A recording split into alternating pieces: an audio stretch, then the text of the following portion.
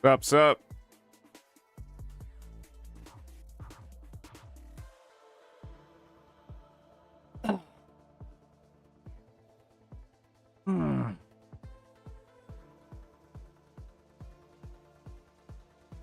Ooh, let me go ping the Discord. Let me go ping the Discord.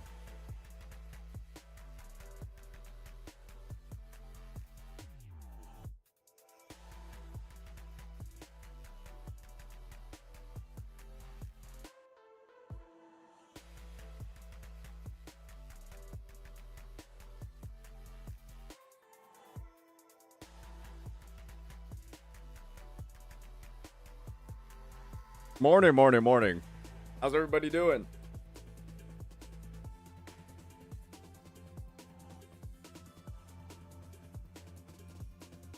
How is everybody doing?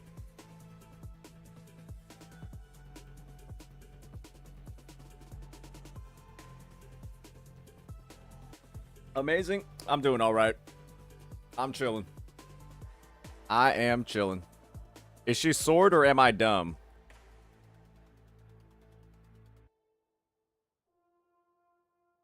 I've got something unfortunate to tell you. If you don't know that she's sword, you might be dumb. You might be dumb.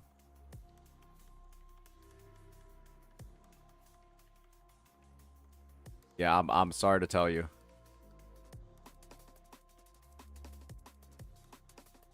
Looks like a gun user, to be honest. All right.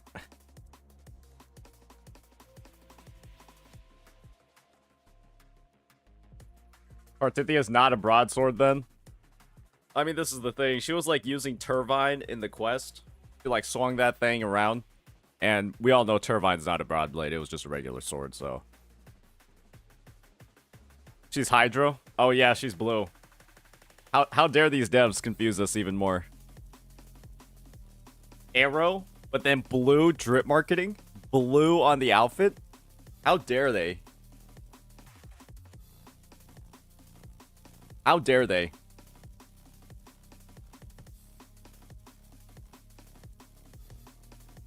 Hopefully this age rating thing stops. Hopefully it does. Yeah. I'm just hoping that there's not too much trouble that occurs from the recent wave of mass reports. You already know they're happening. You already know what's going on, so yeah.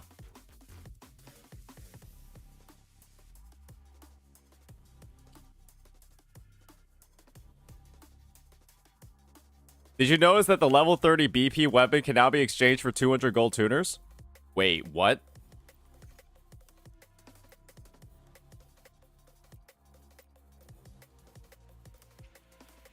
No, it can't.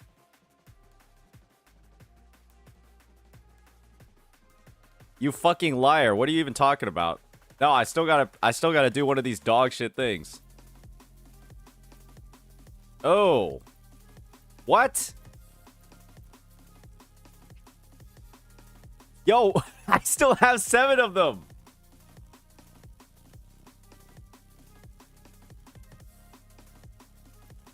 I'm kind of mad.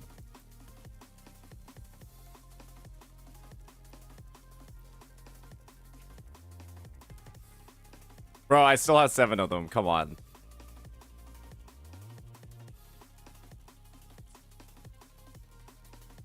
Well, all I know for sure is that I'm like definitely about to do this.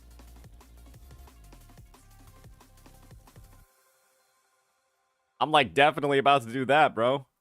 Oh shit. Hell yeah, brother. Hell yeah, brother. Give me that shit. All right, all right, all right. Before we get into some of the drip. Is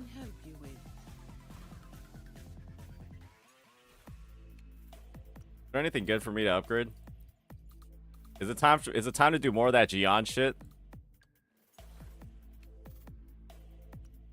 Surely I get a god tier 1 right now. Oh, wait, no, this was all garbage. Oh, I remember upgrading this shit yesterday. This was one of the worst experiences of my life, yeah. Oh, I remember that, yeah. How's that for a magic trick?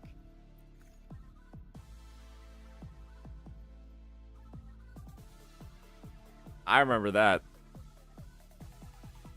Are you going to the Wuwa event on the 24th? It's in Cali. Probably not.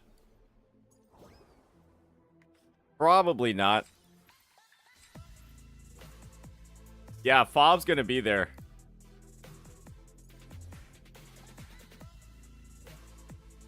Yeah, that's why I'm avoiding it. Because Fob's gonna be there. I don't want to see that guy in the flesh. He gives me creepy vibes. How's that for a magic trick? Good evening, Unk. Hope you're ready to farm the shit out of HSR 3.3 livestream. HSR 3.3 livestream? How was that one? Ooh. You know what? That actually might be a good idea.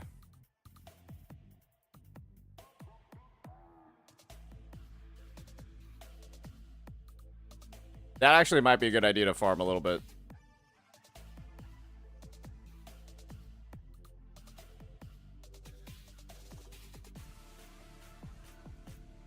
There we go. Title updated. Good call. Good call, viewer. Excellent call.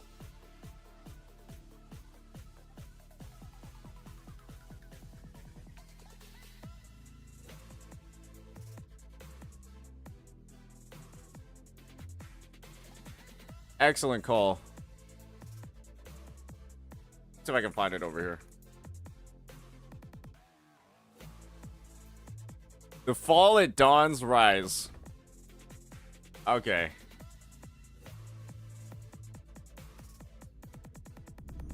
That might be something good for us to take a look at.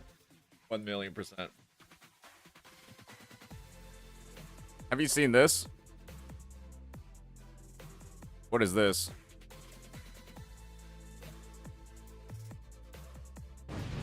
Lupa. Yeah, I'm not watching. I don't watch Gacha Enjoyer stuff, guys. Stop. You guys need to stop. You guys need to just stop watching Gacha Enjoyer stuff too. It's completely trash. Like, bro's main purpose is just rage bait random shit in the stupidest way possible. That's literally all it is. It's actually the worst content on the worst content you've possibly ever seen.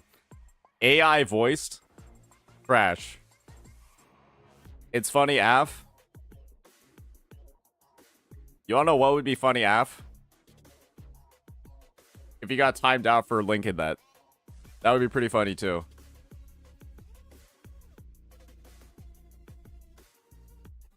Yeah, that'd be pretty funny, I think, too.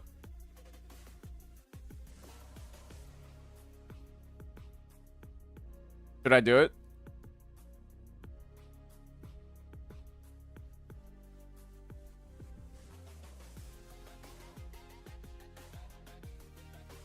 Japan's event details. This is in Japanese.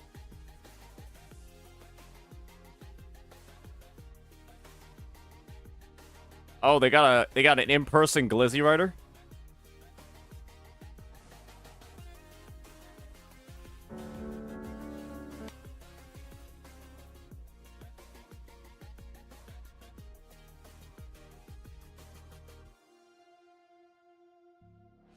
Go back.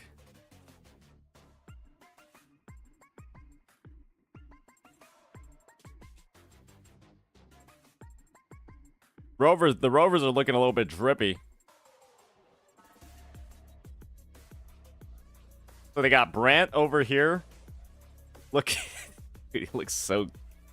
Brant looks so gay. Yes. Like, why did they, even in the collab outfits, they make him look gay, bro? That's crazy.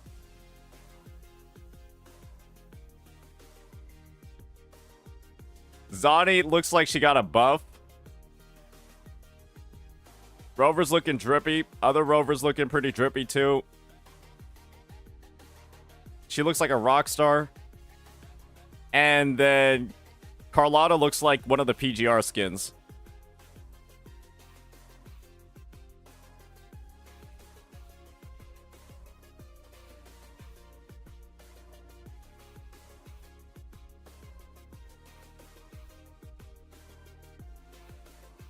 Kachona looks bland. She looks okay. Nothing too crazy.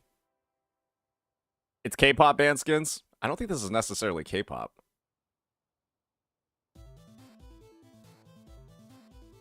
All right. All right. I think it's time for us to talk a little bit about what's going on in the game currently.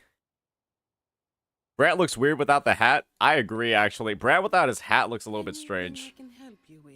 Oh, man. Was I just running around with this fucked up Zani who has like 78% crit rate? The experiment begins. Yeah, we can mess around with this sort of stuff later. All right, let me just get my weapon menu open. Because I think this is going to be relevant for the discussion over here. Because all we know is that one thing that's very important about every single new character releasing is their weapon type. And so I think we can go ahead. We can make like a short little video on this. Or maybe it'll be longer. Who knows? Just going over all of the stuff that's come out with the news. And I'm pretty sure most people knew. It was pretty clear what the attribute and the weapon types were going to be for every single unit. But I guess there was some confusion about Cartethyia, especially because, well, her sword is really fucking big when Fleur de Lis is using it. So, yeah, maybe the sword will get bigger when Cartethyia goes into the second form. Alrighty. Let's get right on into it, guys. All right, ladies and gentlemen, Kuro Games has come out with some news recently, and while it might not be news that's a huge surprise to you, I think that having confirmation on both the attribute and the weapon type of the two newest characters coming in version 2.4 is going to be a great discussion for us to have, specifically when it comes to, if you're going to be pulling these characters and maybe deciding whether or not to actually pull their weapons. I think it's always a great discussion, even when we don't know necessarily what their kits are going to provide.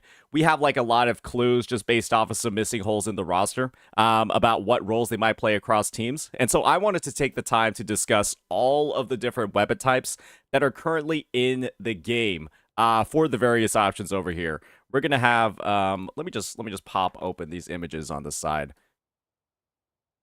We have Cartethyia and Lupa's official details over here. And so why not take some of that time to actually discuss, based off their attribute of Fusion and Broadblade and Arrow and Sword. Take some of that time to talk about their options. So with that, the first character up and the first character that's going to be on banner in version 2.4 is, of course, going to be Cartethyia. She is sort of the Sentinel's Resonator of the region, and as we're familiar, right, when it comes to a dynamic like that, those are typically some of the strongest characters. Those are typically some of the strongest characters that are going to release in the region. We've got Jinxie over here kind of representing Jin Joe, and, she released in version 1.1 as one of the stronger characters in the game, for certain.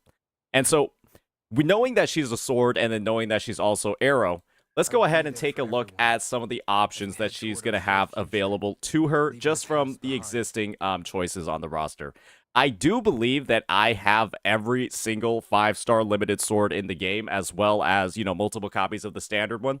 And so with that in mind, I'm going to be real here. Cartethyia is one of those units where I highly recommend you wait a little bit to decide whether or not to pull her weapon. She has one of the best options in the game. This is called Emerald of Genesis. It's the standard 5-star sword. If you don't have a copy of this weapon, you didn't get it from your UL45 box, I highly recommend you do. Because let's just be honest about one thing in particular. This weapon, as a standard sword, is probably one of the best ones in the game. Because it provides that great 587 base attack, and it also provides a whopping 24.3% crit rate. You'll notice that it actually has a similar identical stat profile to other 5-star signatures that are in the game. This is Camellia's that's popping up on the side. And the great thing about this weapon is that while it doesn't have the same attribute damage effect, like a lot of weapons will have like a baseline bonus of like 12% attack and then a more damaging bonus on top of it. This weapon essentially makes your characters super, super easy to build in exchange for losing a little bit of damage most of the time. Because what this weapon does is it provides ER, and the more synchronization ranks you get of it, you know, as you sort of like build up, you start spending your standard pulls on the weapon banner, you'll be able to get multiple copies of it. And then that ER effect is actually going to increase as well.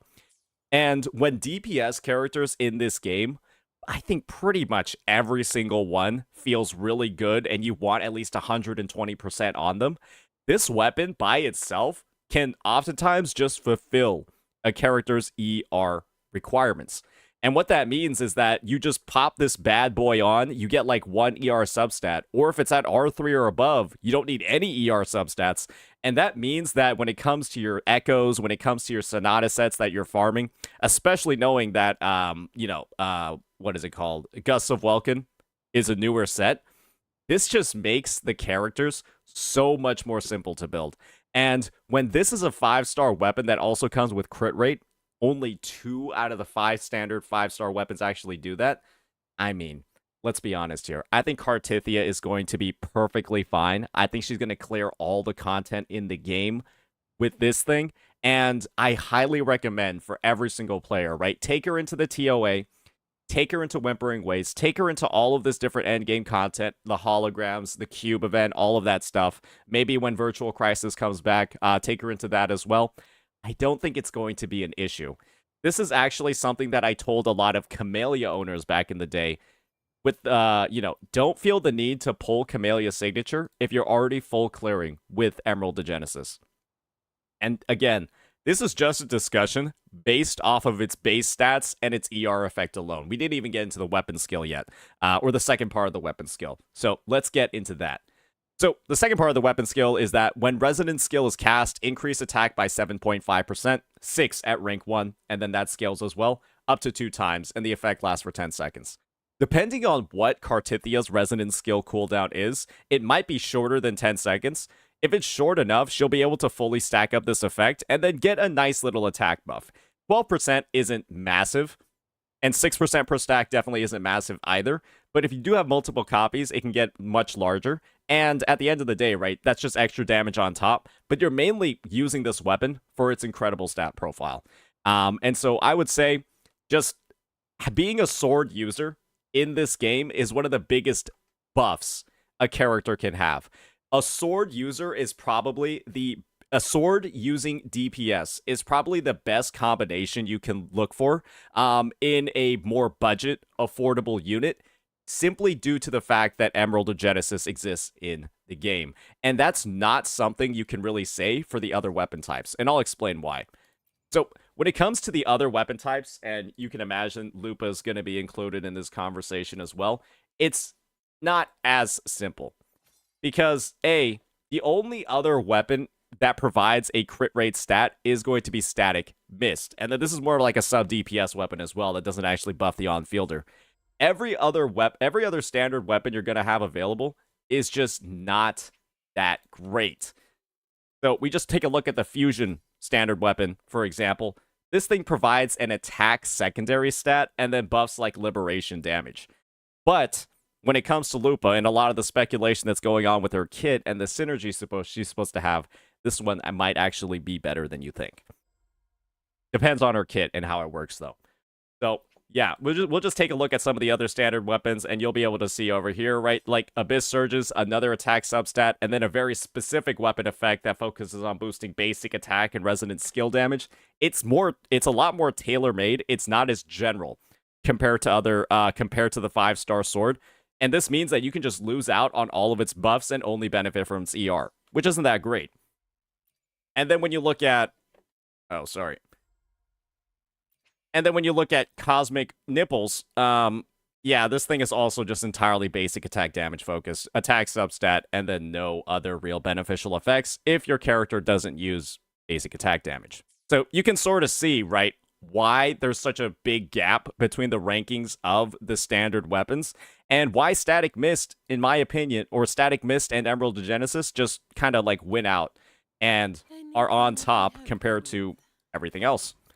So, now that we talked about the standard choice, now let's start getting into some more of the premium options and how they're going to work. We're going to start off with the second free sword that everyone gets just from playing the 2.2 story. I don't think this is going to be very good at all. I think this thing is going to be dog shit. Primarily due to the fact that while it does have a high base attack, it's got an ER secondary stat, and you'll need to provide healing to get a resonant skill damage bonus. I don't think that Cartethyia is going to heal. Maybe she does, but it's pretty clear that she's intended to be used with Arrow Rover. And Arrow Rover is going to be the one doing the healing, and this is the weapon that Arrow Rover uses in their teams. So I don't really think this is going to be anything, and you can't even use the effect because Rover is required to use the secondary effect. So I think this one's just a wash. Don't even think about it. Next up, we'll talk about Camellias. This weapon is actually one of the most unusable in the game for most members of the cast, because at a baseline, unless the character does a shit ton of basic attack damage, which Cartethyia and Fleur-de-Lis, they might, the weapon almost has no effect at all because it buffs basic attack damage, and if they don't do it, it doesn't really matter. And the concerto energy function over here, it can only be used by Camellia. It's a very specific weapon, and then most of the time it just ends up being a stat stick that increases attack and then provides its base stats of crit. That's what it is most of the time. And in a lot of situations, Emerald of Genesis is just straight up better than Camellia's signature on most units. Surprising, I know, but it kind of just, it is what it is. I think the only characters where this is actually better than EOG is on a DPS Brant that's not building that much ER, and of course, Camellia herself. Next, let's get into probably, potentially, a better option than Emerald of Genesis, depending on the types of damage that Cartethyia is going to deal. We've got Blazing Brilliance over here, and I do believe that this is probably the best overall sword in the game for most of the cast. Emerald of Genesis, in my opinion, is either like a first, second, or third place option, and this is usually the first or second option for most units, because of the fact that most characters end up dealing resonant skill damage at some point throughout their kit. And with this weapon also giving a very, very impressive 48.6% crit, and also being the only sword in the game that gives crit, it's also got that 12% attack boost, and then a stacking buff that ends up becoming like, what is this? 56% resonant skill damage that lasts up to 12 seconds when you fully stack it all up. Every character in the game can stack up this effect, but not every character in the game can benefit from the resonant skill damage bonus in the first place. Camellia being one of them, and Brant kind of like being the other, because they deal very low or little resonant skill damage. And so this weapon, if Cartethyia does end up having some decent motion values on a resonant skill and it isn't converted like Camellia's resonant skill is converted to basic attack damage, this could also be a solid option as well. This also lets you, of course, reach the highest possible crit damage values in the game currently, but who knows, Cartethia's sword might also be critical damage as well when her signature comes out. I think it would probably be a good idea for her sword to be critical damage because, well, we don't have any other critical damage swords in the game. So it would be nice to see a bit more maybe of like a rounding out of the stat portfolio over there. So yeah, you can usually maintain very good uptime on this ability. And so its usefulness and how much better it is compared to EOG, if it even is better, will depend on how much resonant skill damage Cartethyia deals. So do keep that in mind. I would say overall, EOG is probably just going to serve you just fine. And in 99% of situations, because its effect is so general, most people will at minimum be able to get up one stack of this ability. And so you'll benefit from it in one way or another. And I don't think it's going to be like that much of an issue. I think she's just going to be... I think you should just wait on pulling her signature, see how she performs on EOG, and then from there, if you decide you want more damage or you just want, the aesthetic, then you end up pulling it. But let's be honest over here. With how this thing looks like blue and gold, isn't it just going to match perfectly? Like, imagine her using this weapon. It's going to be like, it's going to fit her aesthetic perfectly. So, I mean, it's Like, even if you're going from, like, the aesthetic angle, I mean, she's blue and gold. This thing's blue and gold. So I wouldn't freak out too much. Try her out on this weapon and then see where it goes from there.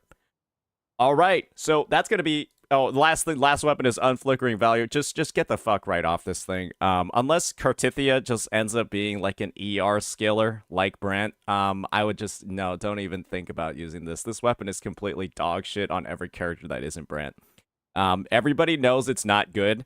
Don't even think about it. This weapon is for Brant and Brant only. Just don't grief yourself.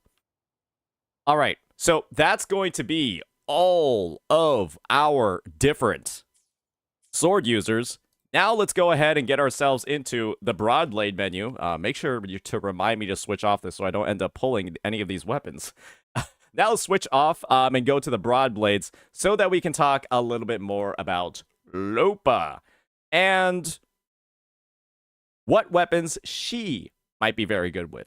So as we all know, she's going to be fusion, and she's also going to be a broad blade user. And based off the fact that, you know, we just look at some of the kits in the game, it's pretty clear that Chang Li, we'll just do another review of it. It's pretty clear that Chang Li, a character released in version 1.1 of the game, still does not have a recipient for... We'll just move the chat over here. Still does not have a recipient for her outro skill, which buffs fusion damage and resonance liberation damage. And so what this means is that a lot of people, let's be honest here, are pretty much in full belief that Lupa is going to be that mythical fusion liberation damage dealer. And so that's kind of like the tone that we're going to be going for in this in this preview, because it would just be such a massive fucking shame. It would be such a massive shame if Chang Li has to wait maybe another 2, 3, 4, 5 months just to have somebody that can fully leverage all of the different parts of this ability. Because I'm going to be real here. She's waited long enough. It's almost going to be a year since her release. She was released in the second half of version 1.1. We're coming up onto 10 months, and she doesn't have anybody that actually uses this damn thing well. So with that in mind, as a hopefully liberation-based damage dealer that's also a broad blade, we're going to explore the standard one. And you might be surprised at what this thing provides. I just talked about how all of the other standard weapons, right, aside from Emerald and Genesis and Static Mist, which provide that 24.3% crit, I just talked about how absolutely dookie dog water they are. However, if Lupa deals liberation damage, this thing might actually not be bad. It's not going to be good, but it might not be completely garbage. And the reason for that is it provides that same exact ER. That same exact ER that we were just talking about, and ER is always good on a DPS character. I think the only DPS that doesn't really need ER that much is Jinxie, but she still likes it. And when you cast a Resonance skill, you'll increase your Resonance Liberation damage bonus by 7%, and that can stack up to 3 times. However, this also requires a kit to fully leverage its buff of 21%. This also requires a kit that can cast 3 Resonance skills within 12 seconds. And I'm not entirely sure if that's the sort of design that Kuro's going to go for when it comes to Lupa. They might make her, you know, very similar to Calcharo, who can actually do that, cast those 3 resonance skills. But if she can't, and she only has like 1 or 2 casts, she'll never actually be able to fully leverage this weapon. And this is what it looks like at R5. So the bonus goes the bonus doesn't even get up to like a standard 5-star weapon. Do keep in mind, guys, a limited 5-star weapon. Do keep in mind when it comes to limited 5-star weapons, their bonuses start at 48% to a damage type. This thing, even at R5 with 5 dupes, right, it only goes up to 42. And every single signature weapon starts out at 48. And so, you know, at R5, I'm pretty sure this will be a fine option regardless, because, you know, 14% is still pretty decent, and 25.6% ER is also pretty good. But at the end of the day, right, it'll work. It'll probably work better on Lupa if she is Resonance Liberation damage dealer. it probably work better on her than it works on every other character. Because let's just Razor, for pretty much every Broadblade user that isn't Calcaro, it kind of sucks. This thing kind of sucks on Gion. It kind of sucks on Jinsei. And, it sucks on Lumi. It sucks on Tauchi. It's just not really that good. And that's why nobody ever really recommends that you pull this one. And that you should instead just pull multiple copies of Emerald of Genesis and Static Mist instead. So, we've covered that standard weapon. You'll notice I don't have it on my account because I do think it's a little bit dog shit. So now let's get into the other Broadblade options. And I've got quite a few. Not really quite a few. I've got the only 2 that exist in the signature weapon category. I don't think that there's the third one. Lupa is going to be bringing the third. And so with that, let's just start off with Jinsei's, because Jinsei's is, I kind of view Jinsei's signature as the, Emerald of Genesis of Broadblades. And the reason for that is that it gives a very, very nice 12% attribute damage bonus, which again, ladies and gentlemen, if you have a 12% attribute damage bonus, that's actually better than the 12% attack that we saw on weapons like Camellia's signature or weapons like, Chang Li's signature. Because the 12% attribute damage bonus is essentially the same exact thing as having 12% damage in basic, heavy, liberation, and skill. It's like getting 12% rolls. It's like 4 echo rolls in 1. Because it applies to all those different damage types. While a 12% attack, that's just equal to a singular substat that you can roll on an echo. And so you can kind of view from a weapon's power budget, if it has 12% attribute damage bonus, that's kind of just better than 12% attack. That's actually why when you look at some weapons that have the 12% or that 12% attack, their weapon skills are typically actually stronger. Like Chang Li's, that goes up to 56% skill damage, while other weapons with the 12% attribute damage bonus, they only go up to 48. So that's kind of like the trade-off over there. And so when it comes to all of these different, all these different signature Broadblades, the reason why I say Jinsei's is the Emerald of Genesis of the Broadblade class is because it buffs resident skill damage. And it's quite easy to actually activate it. All you need to do is intro skill, which grants the first half 24%, and then simply cast a resonance skill, which gives you the other 24% for a total of 48. Every single character in the game can activate its full effect and benefit from it as long as the resonance skill deals resonance skill damage. And so the only way that this thing is bad on Lupa and not good on her is if her resonance skill damage is converted to a different type. There are a lot of characters in the game that will fully convert a ability's damage type to a different one, like how Gion's Liberation is heavy attack damage, or how Camellia's skill is basic attack damage. And so, unless Lupa has a similar sort of dynamic in line with her resonance skill, this thing, she'll be able to at least get some sort of benefit from it. And it also comes with that very, very nice 24.3% crit rate, which is going to make your Echo builds a lot easier. So that's why I say this thing is probably the most general of all, because we haven't had a single Broadblade user that fully converts their resident skill damage into a different type. But if that is the case for Lupa, this thing is just going to be a 12% attribute damage bonus and then 24.3% crit rate stat stick for her. You might as well not have the weapon effect if that is the case. So do keep that in mind. The next 5-star limited weapon that we're going to be looking at over here is Verdant Summit.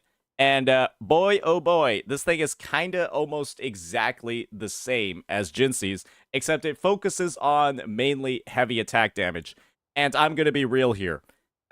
This thing, it's got nice stats. It's got the attribute damage bonus to 12%. It's also got the 48.6% crit damage.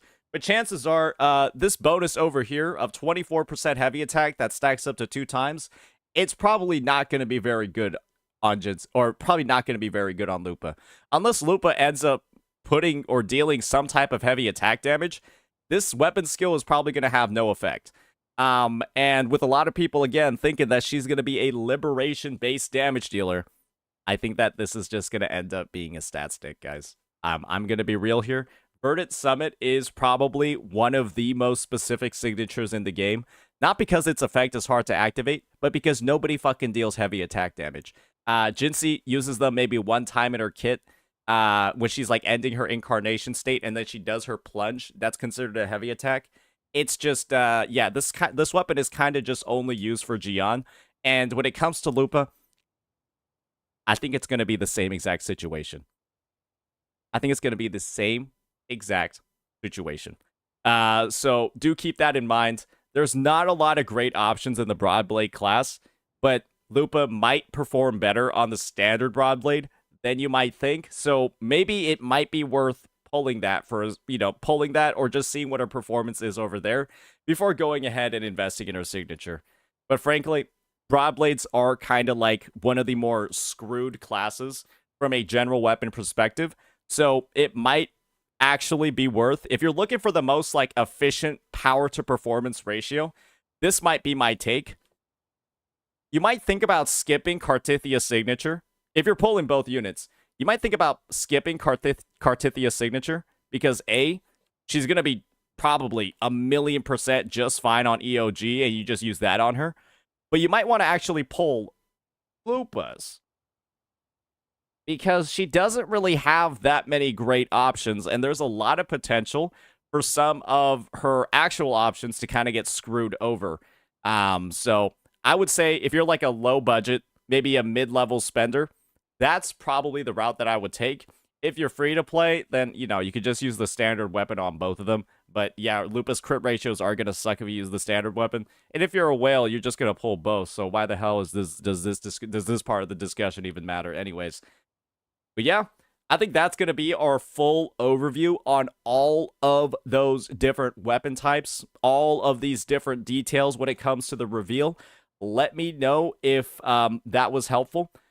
I guess the last thing that we'll look at is the 4-star. Okay, they all suck. We're not going to do that. So yeah, hopefully this overview was helpful and kind of painted a bit of a brighter, a bit of a more educated picture about how you want to spend your astrites, how you want to spend some of your Forging Tides.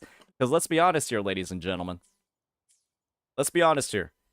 With Kuro separating out Forging Tides from Radiant Tides, a lot of people have built up a lot of these over time. If you've been a day one player, I think with the shop resets and then the anniversary rewards as well, that gave you 10, you kind of have, even if you're free to play, I think you literally have enough to just pull a weapon based off of all of like the rewards or based off of all of like the Coral Shop things.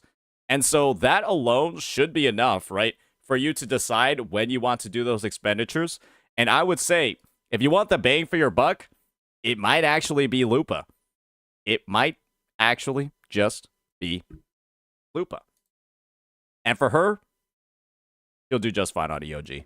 So with that, let me know what you all think. Peace out. Alrighty. Very nice.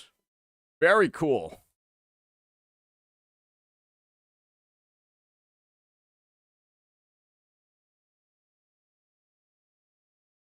Alrighty, Lupa Carti Weapon Guide.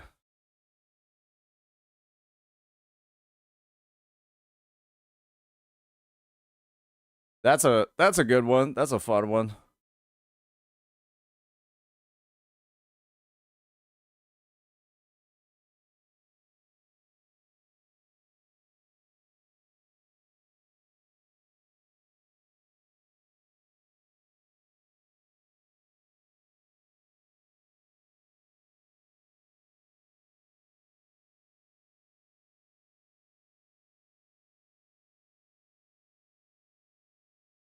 All right. Yeah, we'll probably get that out tonight or tomorrow. That's a good one. Did they show their weapons? They're not going to be showing their weapons for a long fucking time. Yeah, their weapons are not going to be shown for a long time. We still got at least like 4 weeks until their weapons are going to be shown.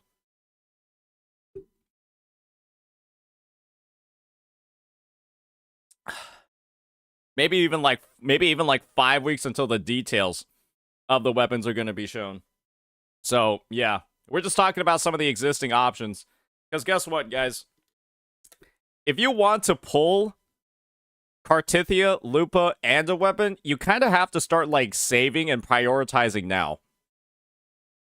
You kind of have to start, like, the planning and the allocation of your pulls, like, now. And so you might decide not to pull in the next phase. Maybe you're like, huh, maybe I don't pull. I don't know who's coming in the fucking second phase. Like, maybe I don't pull Carlotta. Maybe I don't pull Carlotta and her weapon because Lupa's weapon is probably going to be a lot more important. Or maybe it's like, oh, I was saving for Cartethia's weapon, but I guess I'm really not going to need it that much. So maybe I can, like, allocate that to, like, actually pull now. I'll skip Cartethia's weapon for now because it's not that important, and so I'll pull on the Phase 2 banners for the anniversary.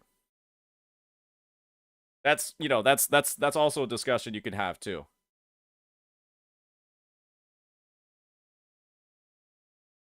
So, yeah, that's one of them.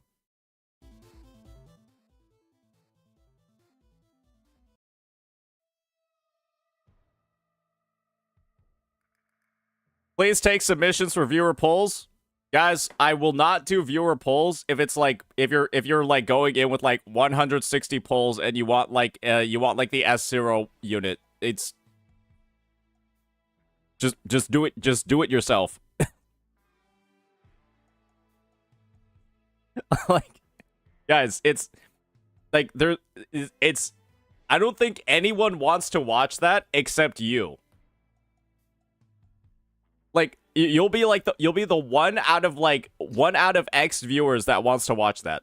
But if you want to go for like S6, if you want to go for like R5, then yeah, like that's actually like stuff that people want to watch. But if you're just going in with like, yeah, oh, I have 240 pulls and I want S0R1, it's like, well, everything it's fully guaranteed. So like there's no like skin in the game there. Like everyone knows that you're just going to get it. So like it's kind of like, okay, like what's the point?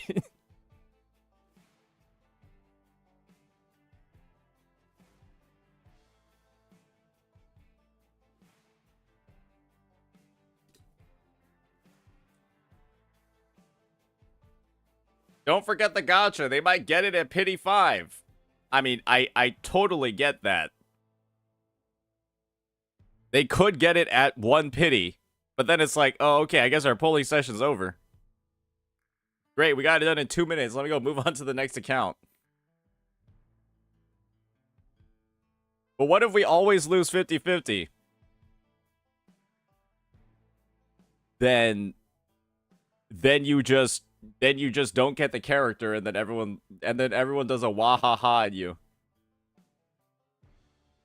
I'm pretty sure you'd rather that happen off stream.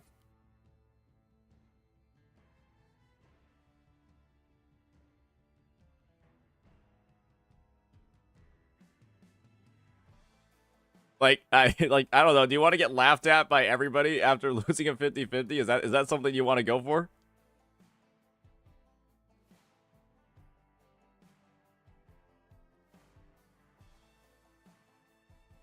All right. Alrighty. Let's see over here. We've got the Honkai Star Rail livestream. All right, guys. How was this thing? How was it? It's ass. Are we really watching this? Guys, we've never actually watched a full live stream before. We've never done it. We've only looked at various parts of it, and I've been able to get a pretty decent experience out of the whole thing just looking at different parts. All right, anyone got like some timestamps about like the situation? Maybe like some of the best parts to watch to just get like a summary of it.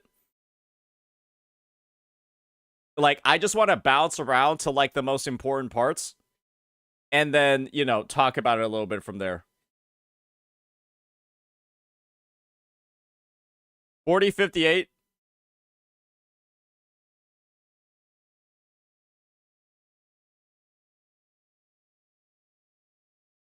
Guys, isn't this the Fate collab?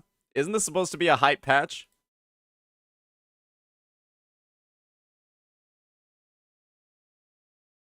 Wait, this isn't the Fate collab patch? That's 3.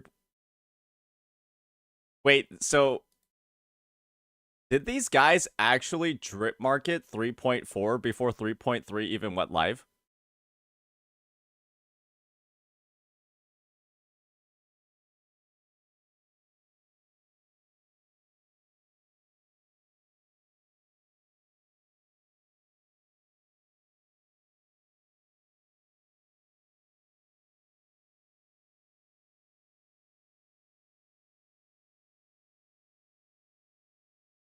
Wait, that's I find that hilarious that they dripped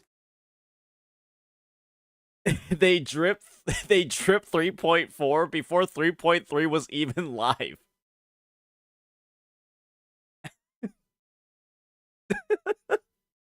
What? Wait, that's crazy. Wait, wait, that's crazy. Oh, wait, I need to pull that up. Sorry. That's fucking hilarious. That's actually funny, bro. That's goofy as shit. All right, we'll probably watch the trailer and get into the reaction and then probably just look at like some other stuff that's going to be in here. Let me pull up that actual drip marketing that they've done. All right, here we go. Here we go. Boom. We got Archer and Saber. And we've got Panani.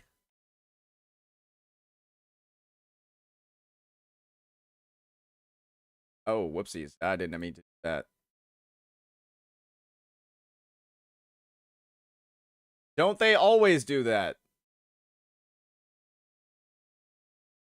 Have they always drip marketed the characters coming out 2 patches?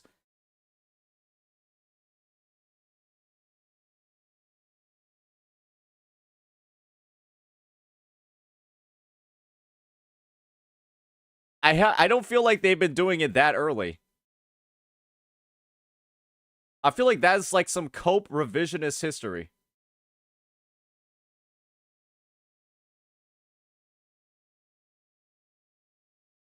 Like, did you guys know that Castorus was coming out in version... Did we know that Castorus was coming out in version 3.0?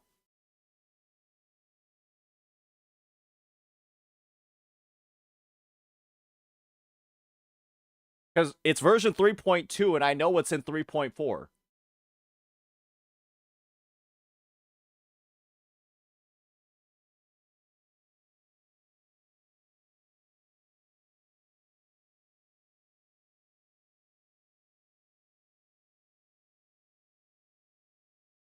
Guys, I feel like it's literally revisionist history.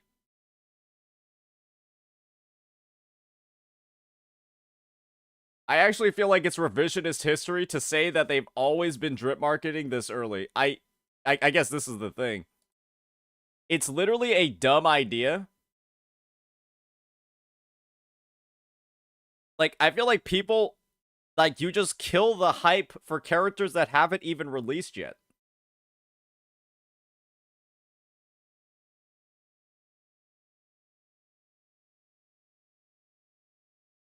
All right, well, we gotta see over here. Now I gotta double check. I gotta double check now. Yeah, I gotta go actually search because I feel like there are some people lying in here. I feel like there are some people lying in here. Huh. Huh. Interesting. So, guys, if that was the case, why did they drip market My Day on December 28th?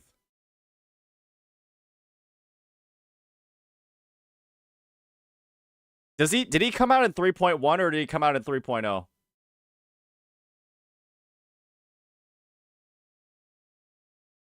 And was 2.8? Was that in was this 2.7 December 28th, or was this already 3.0?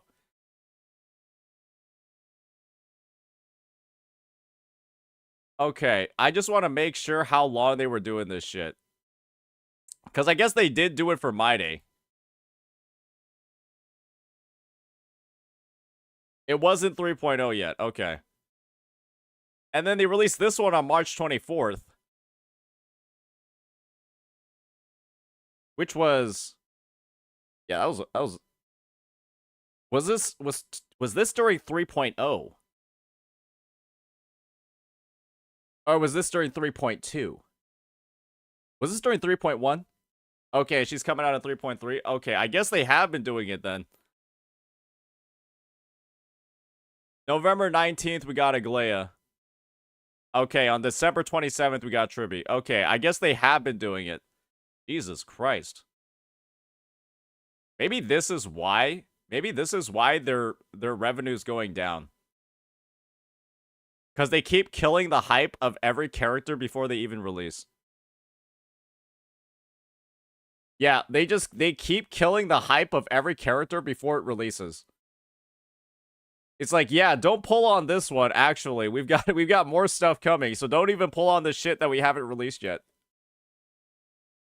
Okay. Alright. Well, that's I guess they're free to do whatever they want.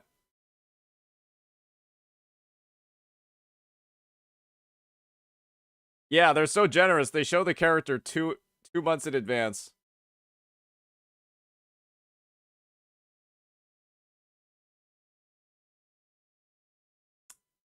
Alrighty.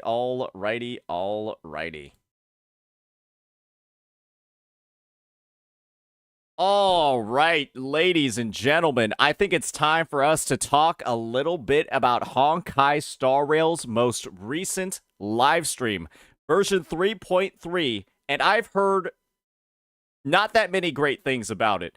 I decided not to wake up for this live stream, probably like 90% of the player base, because every single live stream that we've had for version 3 as a whole, 3.0 to 3.3, essentially has been super goddamn disappointing with not a lot of stuff to be excited for. And I've heard that this live stream in particular was really bad, considering that there's only like 2 events. The only thing this patch seems to do is just sell the newest units. Cypher and Hyacinth, or Hyacinth, or however the fuck you pronounce her name. Right? It seems like this patch is entirely tailored around just marketing those units, and there's a lot of people saying that it's just entirely filler. And I pretty much know the exact reason why. Because, well, they've got their collab releasing that's going to be centered around the Fate franchise with Saber and Archer. You know, I know a lot of Honkai Star Rail CCs are just starting to watch this series right now. And they've also got Finon, who I'm sure is supposed to be popular because, I mean, he's got like the whole like angel, biblical, whatever stuff going on over there. So with that in mind, I wanted to take a look at some of the stuff in this trailer, maybe the version live stream, and, you know, just give my thoughts on it as a whole. Because I used to be one of Honkai Star Rail's most avid players. I used to be somebody that was logging into this game daily, tackling all of the content possible. I think I really fit like the archetype of the traditional player that has now quit the fucking game, because it's gone down a steep decline ever since Penacony ended, or really the decline started in Penacony, and now it's just become not a very fun game. And so with that, let's go ahead and see what they have in store for us. Maybe it's just doom posting. Maybe my chat and every single other person's chat when it comes to this game is actually wrong, and this is a quality patch. So let's go ahead, let's start off the trailer, and let's see if we have been misled by the masses. My ancestor, Seliosi the Day Thunder Knight, raised her spear against the sky and ushered in the flame-chasing era that continues to this day. Okay. Miss Hyacinth! Okay, Hyacinth is how you pronounce it, so I was wrong with every single other one. Gotcha. Little Ika. Oh, let's have a break. Is this a 4-star unit or is this a... Yeah, she looks like the most 4-star unit I've ever fucking seen. Guide with the Rainbow Bridge. May this faint light dispel the gloom, restore the skies. Chrysos Air's flame-chased journey is nearing its end. Friends, let us soar together. I mean, she looks okay. I feel like they said the word flame chasing like 30 times because they're still banking on the success of the Honkai Impact 3rd flame chasing arc. That's what it seems like. Like, why the hell would you say it 2 times within 30 seconds? Like, it's like they almost have to remind people, hey guys, it's gonna get good. Zhao Ji's like, I put that in the trailer. I promise it's going to get good eventually. Don't worry that the first 3 patches were dog shit. It'll get there. It'll be just fine, guys. Please don't quit. I'm sorry. What was that? Was that a boss? For the skies. Wait, listen, that was there for like a second or two. Air's flame-chased journey is nearing its end. Friends, let us soar together. Oh, did they just show the boss? Okay, cool. It's a scorpion. Seriously, where did they hide that thing? Cat and mouse time! Okay, now they got Cypher. All right. Don't fight so I can leave early. Our cute play session is over. Is she good? Is she strong? Yeah, I can see how they're trying to sell this character. This cat will take it off.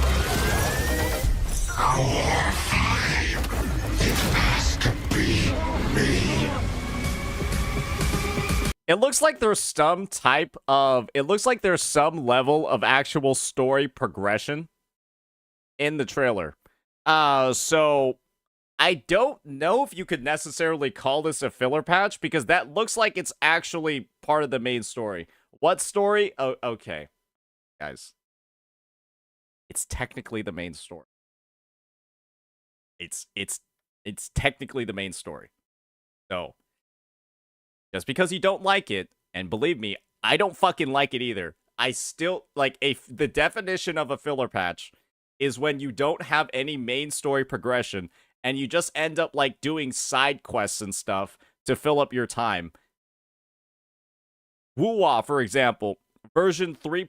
Or version 2.1 and version 2.3 are filler patches from that perspective because the main story actually doesn't go anywhere. You still have stuff to do, but it's not the main story. But it looks like every single patch in Amphorius isn't a filler patch. It has the main story, but the story just sucks cock. So, like, that's why people are calling it a filler patch, because it might be main story, but it's fucking off. It might be the main story, but it's fucking awful.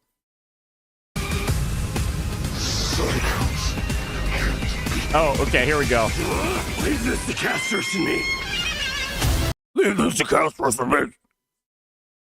Yeah, that Maide VA sounds like he's, like, constantly, like, taking a shit. Awaken, Lady Celios! Witness the will of humanity! I am the blazing sun destined to rise! Oh, so Phaidon's just the main character. Yeah, all I did was all I saw was the odd banner characters getting their ass beat. Wait, let me just play that again real fast. Leave this to casters to me. Wait, was that Dan Hung? Wait, is bro actually gonna do something? Wait, pause. Leave this to casters to me. I need to stop playing that. Is that... Wow! He decided to do something! For the first time in about...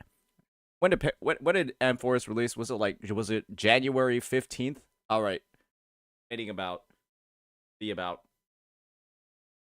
4 months for him to do something.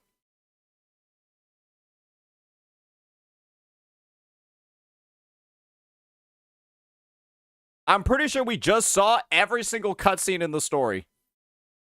Yeah, I'm pretty sure you could just watch the trailer and you know what's gonna happen. All I know is that the Flame Reaver just came in and started beating everybody's ass, and now Dan Hung is about to get him wet, and then probably go deal with him.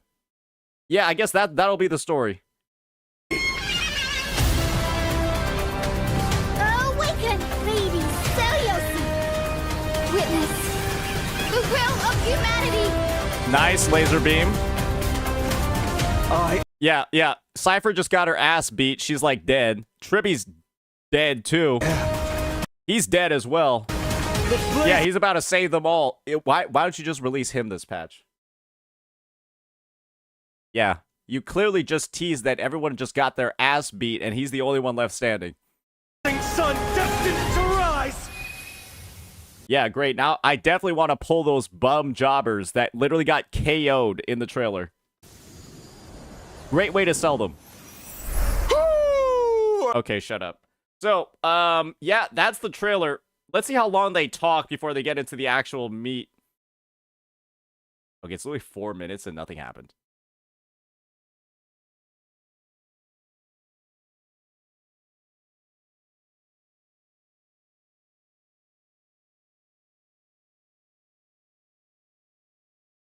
What?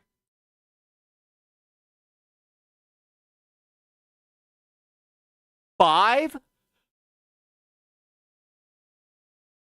6?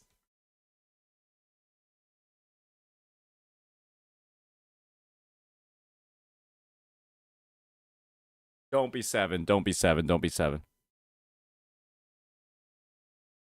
Okay, it's 6 minutes and 30 seconds of just them talking until they move on and show the next graphic. It's just the same photo for 6 minutes and 30 seconds. These guys, these devs hate you. These devs literally fucking hate you. Aquila. Today, the Eye of Twilight has clear weather, low humidity, and a high UV index. Okay, this looks like shitty Avenolium. That's the new area. Okay. Okay, literally shitty Avenolium with no flying. Okay, now they got the new boss. The Avatar of the Sky. Reduce environmental temperature and reduce incoming... Oh, it's got... Okay, Super Break owners, just go fuck yourself, I guess. Oh, well, they had to do it eventually, guys. Hey, all I see over here is a locked break bar. Okay, so yeah, if you pulled Fug You last patch, Fug You just ran. The Super Break Enabler, right? Just ran in version 3.2. The prior patch, which was the anniversary. She's the Super Break Enabler, and now this boss has a Frozen Broke bar. Or Frozen Break bar. These devs literally just said, if you pulled Fug You, fuck you.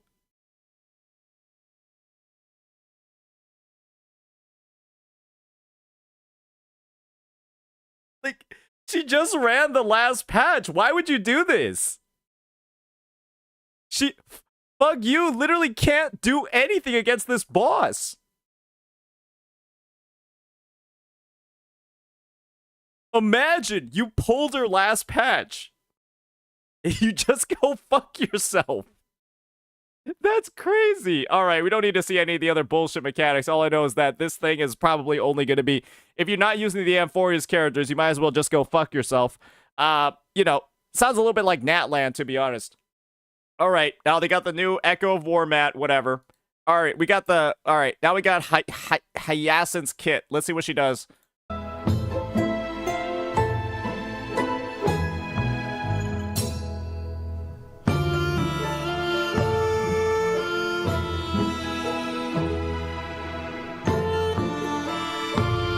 Are they trying to put you to sleep? Like, I literally got sleepy watching this. It's like that violin song that they have in the background, that has to be like the most unfitting music I've ever seen for like a character spotlight.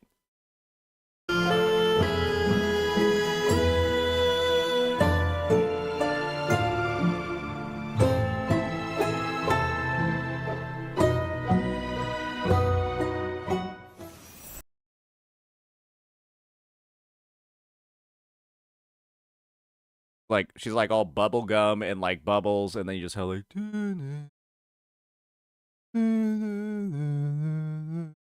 Wait, let's see if we can play that again. I'll provide the music this time.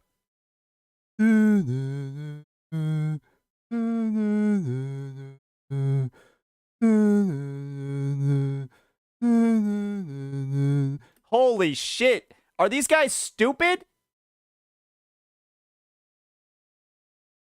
That's how they're selling this character?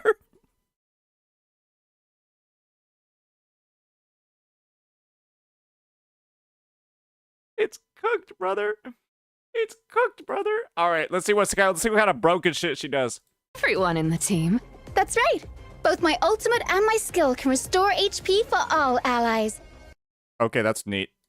Will automatically heal teammates both when they get hit and when they actively consume their own HP. Oh, okay, so you just put all the Amphorius characters together, and now even your Castorici will be even more broken than before. That's good to know. Yeah, totally didn't see that one coming. Great job, devs. Go fuck yourself. Character coming in version 3.3, Cypher. All right, let's see her.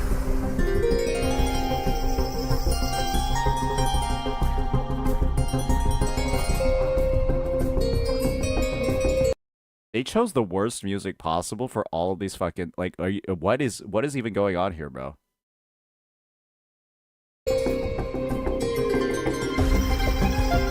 So she sucks.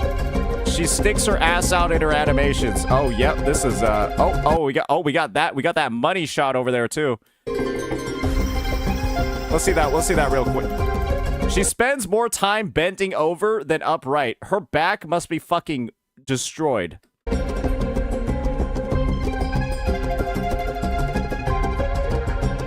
The only time she stands up straight is in the character selection menu.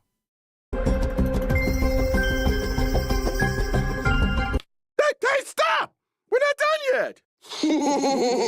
Boss Cypher told me there were treasures in fact. There's no way that thing stays on screen for that long. A full fucking minute of this like little demon just talking around. Okay, great. Yep, I totally didn't want to see the rest of her kit. Let's see how long this motherfucker stays on here.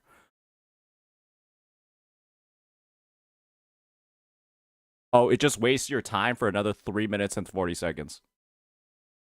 This journey, that'll be for the Trailblazers to find out in version... Shut up. Let's get on with it then. Okay, what I'm does she a do? quantum character following the path of nihility. While in battle, I prioritize inflicting the enemy with the highest max HP on the field, with a special state. When allies attack the enemy in that special state, I record the damage allies dealt to the enemy. Bro, why does she talk like... Why does she talk like... Like... Like, the way she's describing the kit, it sounds like one of those memes. We're like...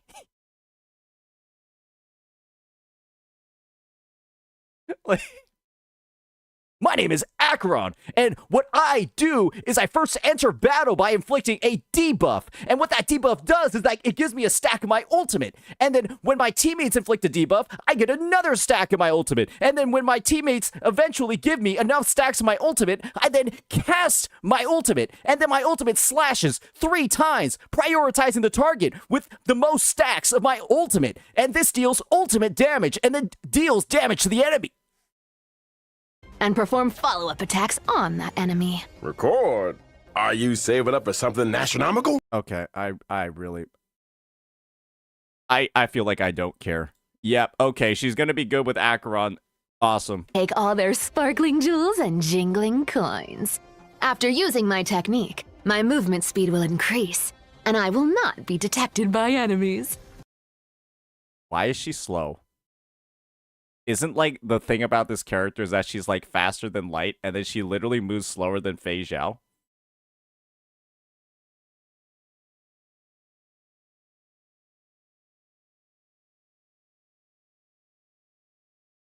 Allies might even get some, extra goods when I get close to an enemy.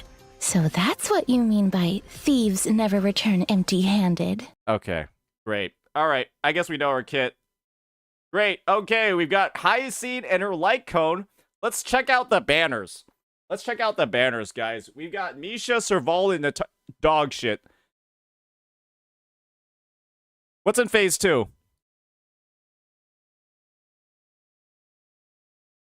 Did they even show phase 2? Oh, they did.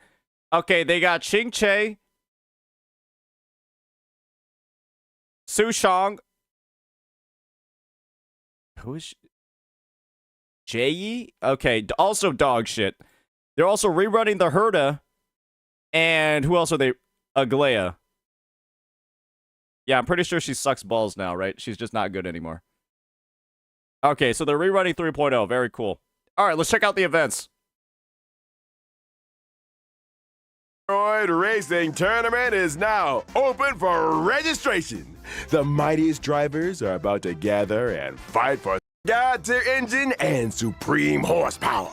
It's the favorite of old-fashioned racers, guaranteed to terrify your opponents. The racetrack is different for each race.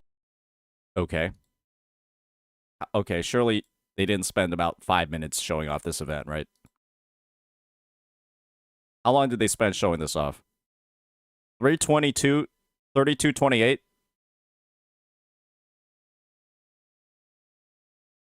Okay, that was about 2 minutes showing that off. Not too bad. Okay, now they got the ZZZ minigames.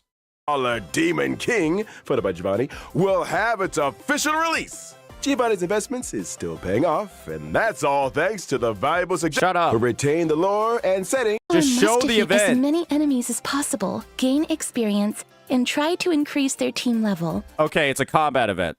Not bad. Not bad. And I guess you get to pick like buffs and debuffs and stuff. Cool. Now they got Divergent Universe, the Protean hero. This looks like the biggest waste of fucking time possible. Oh, God. Oh, God. Who even does this shit anymore? So they have 2 events across the entire 40-something day patch. They have the racing event, they got a battle event, and then they got an expansion to the Divergent Universe. Field effect is pretty interesting. Universe's strategy short break. The show will resume when we're back. Wait, that's Good old friend. okay. Starting The of Plenty temple. events will also return in this version. They got They got the anal fissure. What For else? physical characters upon completing the Okay, they got stuff to upgrade people. Wait, is that it? So they just spent 7 minutes spoiling the entire story, showing off the new area. They then showed off the 2 new characters. The banners. And two events in the Divergent Universe, and that took 40 minutes?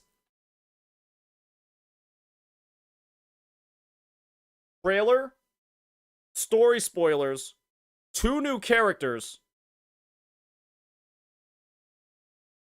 the banners, 2 events, Divergent, the 8 things took 40 minutes?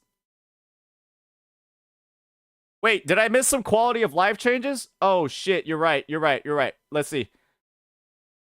The Horde more? repeated Cavern of Corrosion. Whoa! 2 new things for me to farm because the new characters are gonna be useless without them. Woo! Alright. What else we got? Where's the quality of life? Wait, where's the quality of life, guys? Where's it at? Anyone got a timestamp of the quality of life?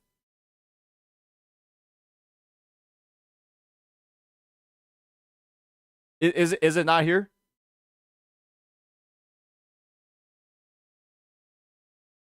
The quality of life is uninstalling. Yeah, I think we're about to do that soon. All right, so yeah, I guess this patch as a whole, this has to be one of the most disappointing patches I've ever seen. And let's keep in mind, guys, that this is coming right off the anniversary of the game. Yeah, they just had a time of like celebration. They just talked about, they just made a fuck ton of money from Caceres and her global passive and a spending event, and this is what they give you. One of the worst patches the game has ever fucking had. With almost no content, no events, and they did this after extracting a fuck ton of money out of you. Where do they take all of that spending event money? It's literally being used to wipe Dewey's ass. It's not being put into the game for certain. For certain, it's not being put into the fucking game. Are you serious? You want to know what Wuwa's putting in after their anniversary? They're putting in an entire new fucking region expansion in fucking Septimont.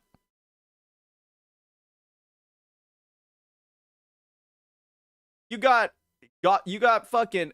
I guess this technically counts. You have shitty Avenolium, but everyone knows that like region expansions in HSR are like a chore, a literal chore. Quality of life starts at 4012. All right, let's check it out. In terms of system optimization, the relic storage limit will be increased to 3,000 in version 3.3. Go fuck yourself. That's... Yay, to a bigger backpack! Now I can hoard more treasures and relics in there. The red notification reminder in the game will also be optimized. The repeated red notification dots that trailblazers see when switching devices will be significantly reduced, and the logic behind some counterintuitive notifications will also be optimized. So it's a backpack expansion and notification updates? Yes. Why are you this excited? Nobody is getting excited for that. Nobody saw this live and was like, "Oh my god, it's the best thing ever." No, but nobody was doing that. All right, that brings us to the end of the version 3.3 special program.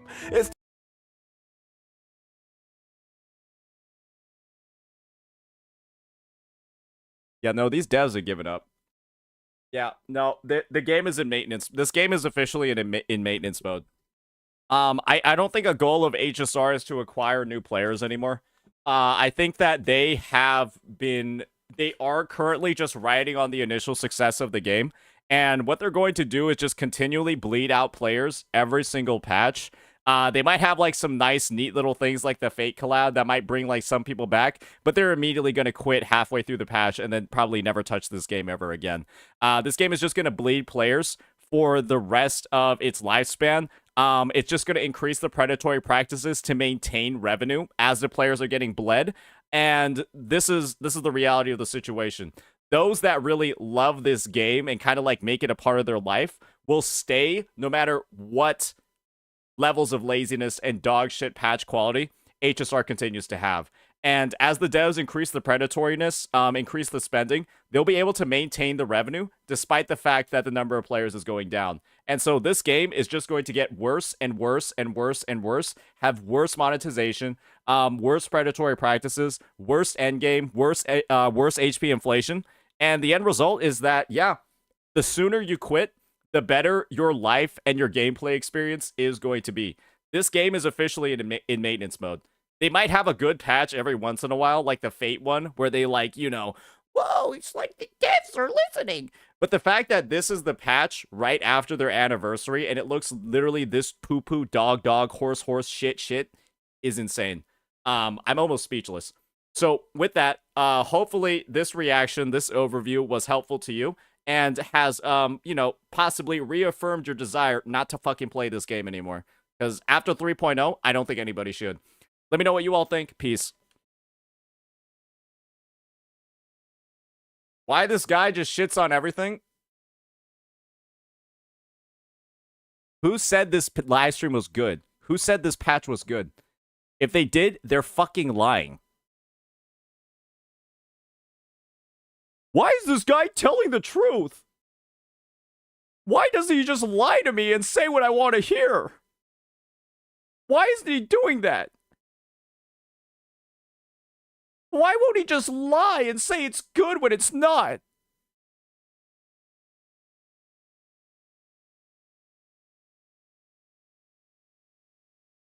I want him to lie to me. The truth is too painful.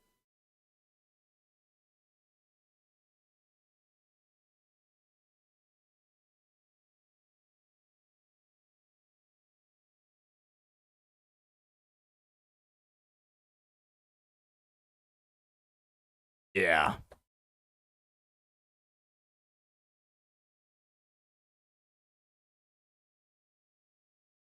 Wait, where's number one AstroTurfer?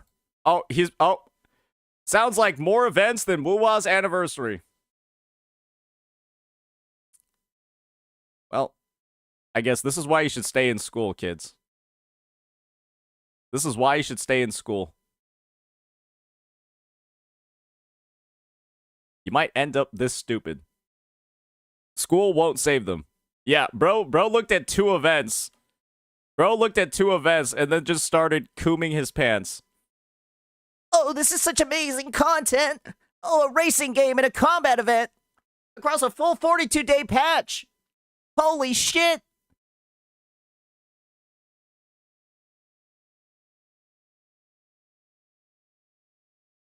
Wuwa has one event, which is the cube event. What else? Look at me, I can't count. I look at all the events in just phase 1 and I assume that that applies to the rest of the patch even though it's only phase 1.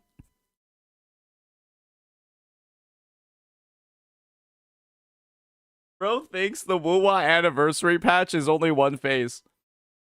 What do you think happens when the second phase of the anniversary banners come out? Hey, it's okay. So this is the thing. You're still playing HSR after version 3.0. And so everybody knows if you're still playing HSR after version 3.0, that's kind of like a self-report that you're stupid.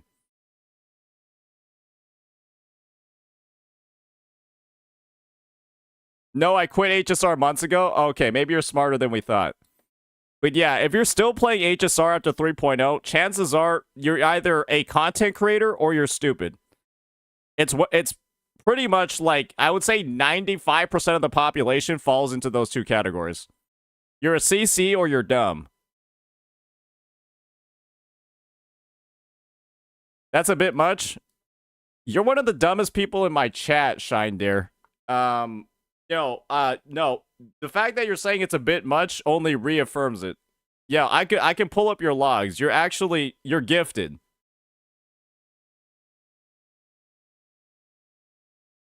With extra chromosomes. Okay, let's keep going. What else we got?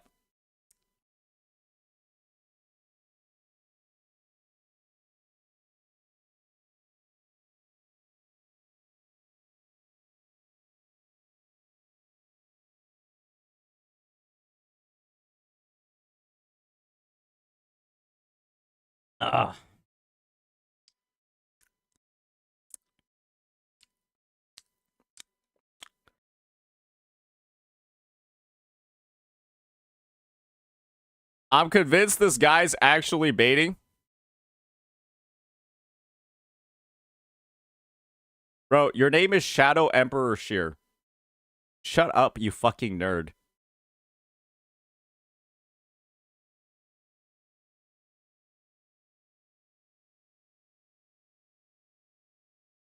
Like, Jesus Christ, why the fuck would I listen to what XX Demon Slayer is saying? You fucking nerd. Holy shit. Like, non-sarcastically having that as your name on Twitch? What the fuck? You just... Bro didn't even have an argument? There's no argument that needs to be made. Your name is Shadow Emperor Sheer.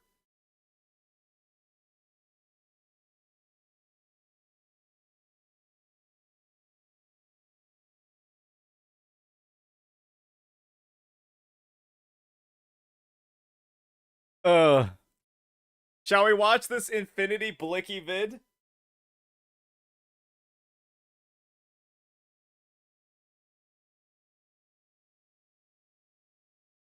I've heard a lot of good things about...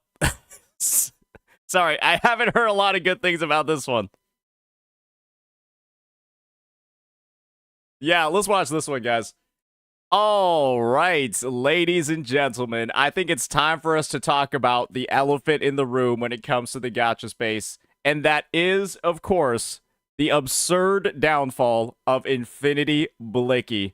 Because boy, oh boy, I've heard a lot of people talking about how this game is now in the gutter because the Infinity Nikki execs apparently got into a car accident or something the other day and suffered immense brain damage with all of the updates that they've made to the game.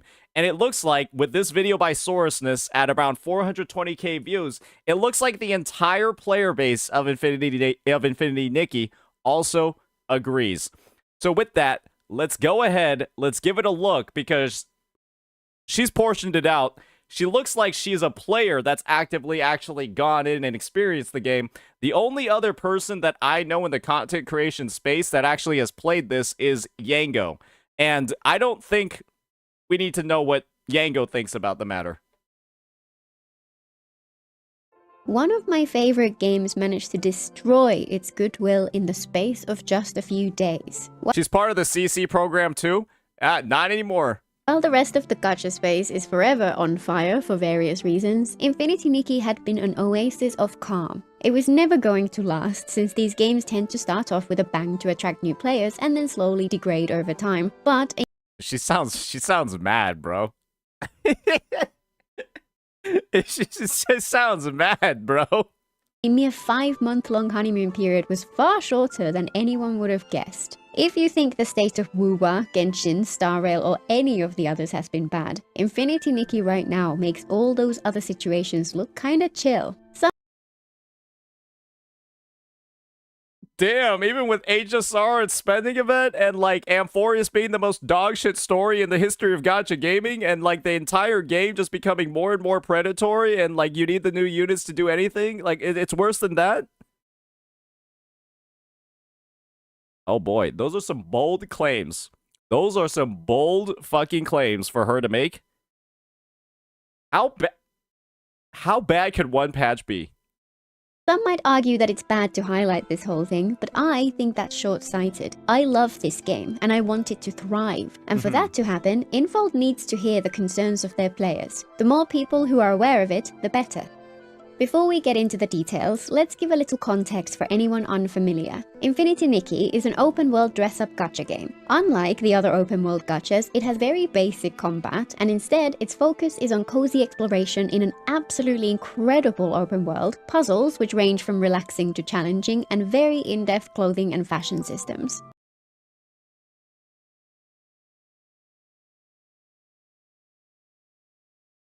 Yeah, I don't know if that one's for me, dog. You don't pull for characters or weapons, you pull for dresses, hats, jackets, skirts, jeans, you get the idea. It has a story, and the setup was appropriately whimsical. It started with Nikki and her companion Momo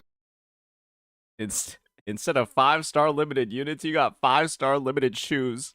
Searching for clothes in her attic. She finds one of her mother's dresses, but it comes to life and pulls the two of them into a portal in a cupboard. They wake up in an alternate universe where clothes have magical powers and people with a sense of style are respected and revered. This was very Narnia coded, and it perfectly set the tone right from the opening scene. Everything about the game was chill, beautiful, and just an absolute delight to spend your time in.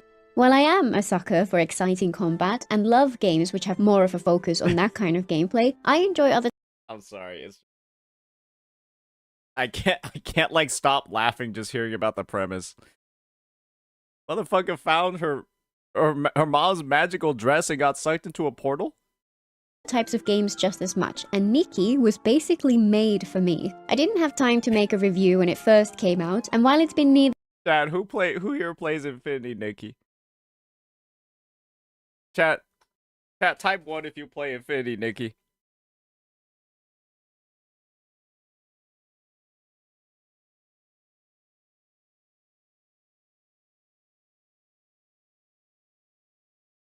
Nah, y'all lying.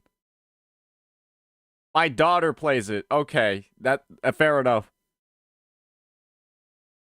All right, chat. If you typed 1, what's the main character's name?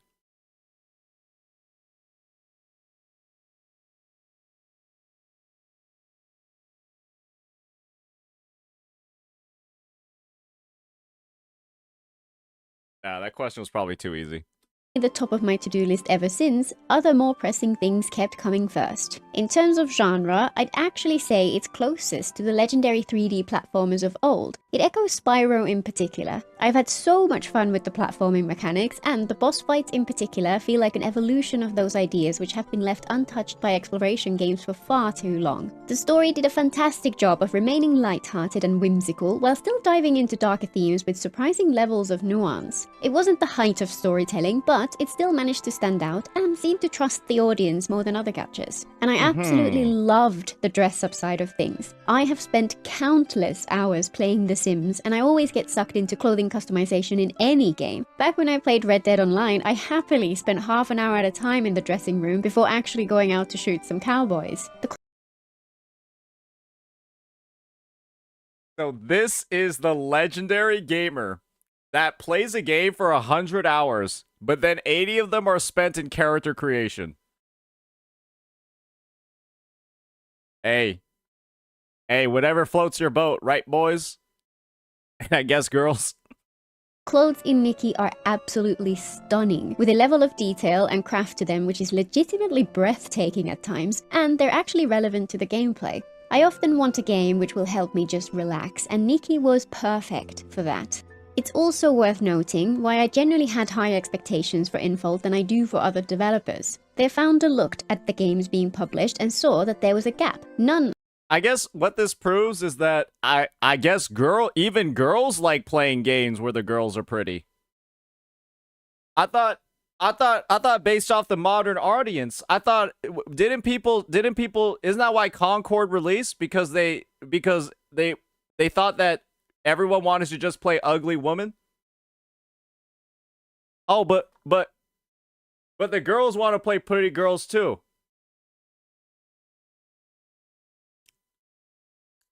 Why in the United States, in the West, are they making all the women ugly? They're so ugly.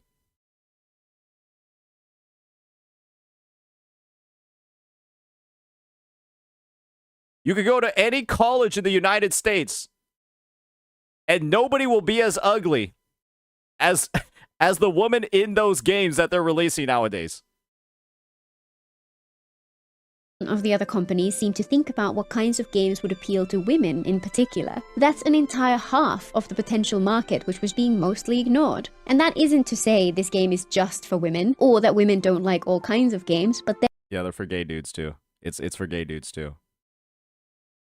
There was a huge or like you're either a gay dude or you're like one of the most gooner people on the planet. Like, if you're playing Infinity Nikki to Goon, I'm gonna be real, man. Like, that's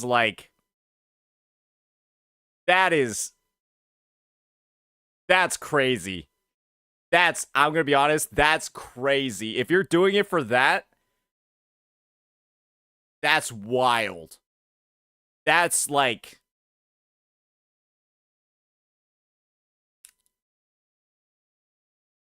That's a lot. Huge gap in the market for exactly this sort of game. And he was humble enough to recognize that the best people to design games to appeal to women would be women themselves, and he built his company with that in mind, to the point that right now, over 70% of the employees at the company are women. This was a logical and calculated strategy, and it worked. I still expected them to act like any corporation. Their gachas do have a reputation for being on the predatory side after all, likely because they don't really have much competition. But since its founder was able to look past his bias and apply rational, objective logic to the state of the industry at large in order to find a niche which was underserved, I kinda expected the company to continue to be more rational and objective than average. So... Oh, just because they were a woman? You thought you'd be safe? You thought you'd be safe from the greed of Gacha just because the executive team had women on it? Well, looks like the opposite is what took place. I think... I'm not gonna say it, but it is a little bit ironic, right? That they make up this team, it's like 70% woman, and then also this game then proceeds to do like the dumbest shit possible. I'm not saying it was them that was involved. I'm just saying it's kind of like a... That's like not really a good look for like this type of composition in the future. I'm just trying to be entirely real. That's like not a good look for like this type of like team composition in the future. Yeah, it's almost like greed has nothing to do with gender. Agreed. There might have been one executive, male executive, that was responsible for making all this happen, but like after like advertising that it was like this entire like woman team, and then this shit happens. Oh fuck. We're once 2 steps forward, 20 steps back. Well, what happened? As an appetizer, before the main course, we got a little preview of what was to come a few weeks before the update dropped. Infold announced that they would give everyone 10 free pulls if the game reached 100,000 wishlists on Steam, plus an extra surprise for 200,000 wishlists. Once they reached the goal, they tried to change their minds and sent out only 2 pulls for the 100k, with the 10 pulls saved for the higher target and the surprise forgotten completely. But that was the surprise. Yeah, the surprise was that they were lying. No, the surprise was not forgotten. The surprise is that they were fucking you.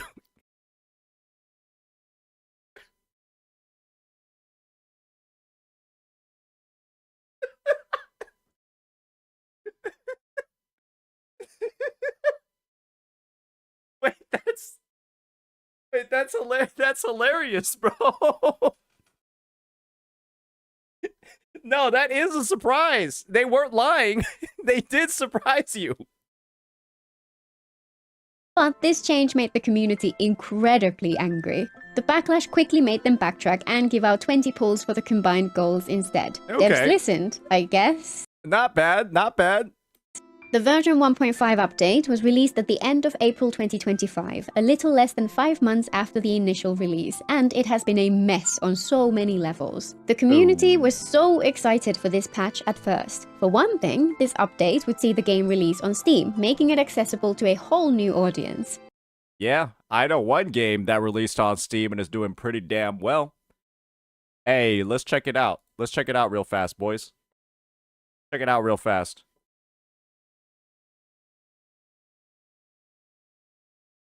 Let's see how Wuthering Waves is doing on Steam charts.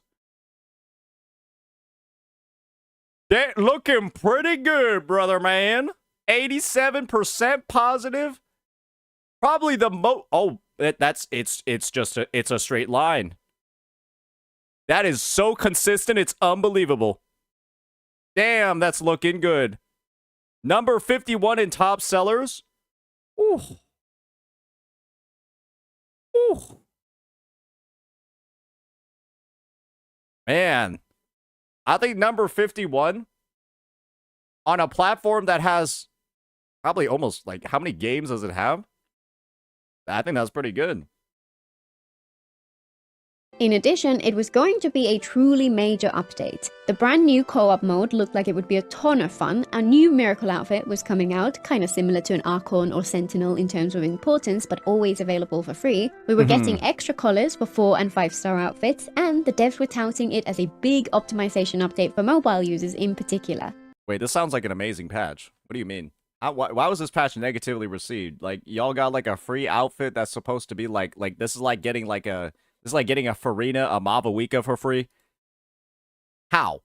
The new feature I was most excited for was the ability to dye outfits. Up until now, most outfits in the game came in 2 to 4 different colors, and you obtained those different colors by pulling duplicates via the Gacha system. The dye system had been trialed in an event in a previous patch, and it provides so much flexibility by letting us recolor any individual item to any of dozens of different colors. It's hard to emphasize to outsiders how awesome that idea is.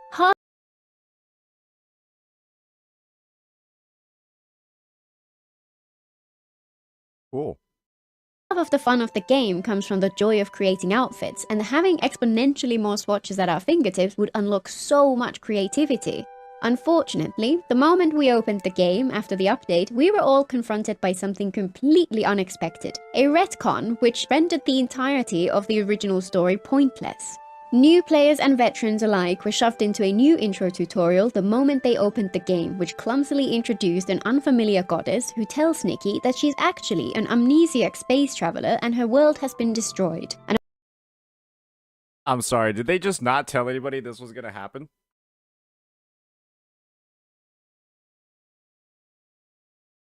Was this... So, maybe this was because they reached 200k. Maybe this was the surprise. Maybe if they didn't reach 200k wishlists on Steam, this part would never have happened. Damn, that's crazy. That's crazy. Amnesiac space traveler whose world got destroyed from Nikki finds her mom's dress in a closet and gets sucked into a magical world. Damn, that's crazy. And of course, everything the original players saw in that OG opening sequence was just wiped from her memory. Worse, the replacement story was disjointed and awkward. It fails to ground itself in anything relatable, it does a poor job of introducing Nikki and her sidekick, and it just fundamentally fails at giving us any reason to care. Why is Bubblegum Melania Blade of fucking Michaela doing over here? Am I the only one that thinks that? This literally just looks like Bubblegum Melania. She inflicts you with the fucking... with the popcorn rot.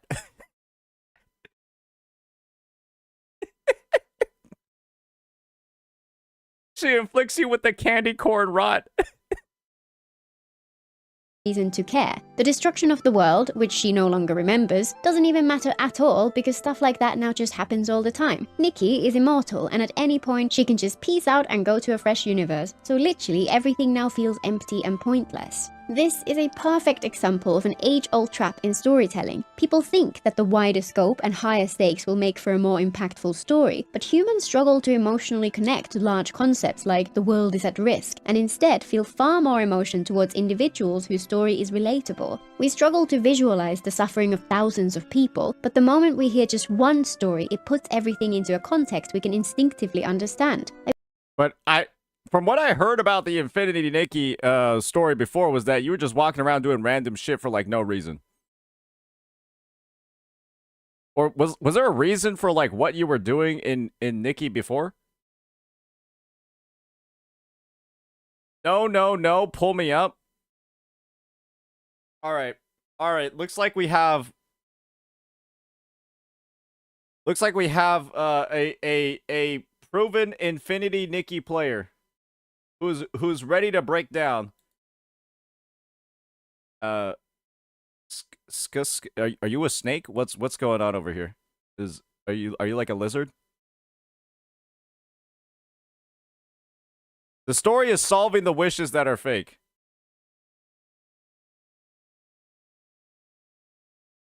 The people in the world are basically being scammed to do fake wishes.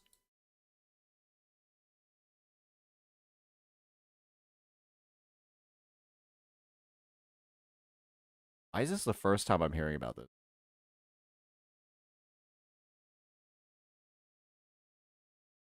And Nikki has to solve them for them by unlocking outfits and outstyling.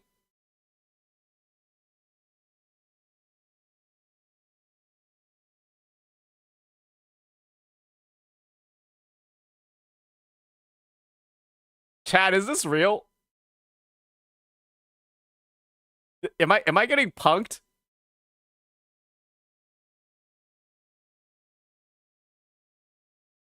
Yeah, it is, Unk. Trust. It's actually true?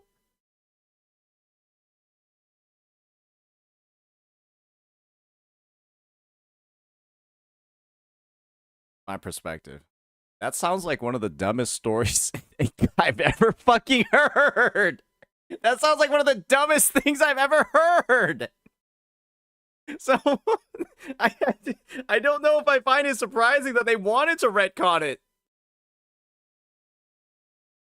Oh, Nikki, if you go ahead and you wear the most stylish and the bestest outfits ever, you'll be able to save everybody from the fake wishes.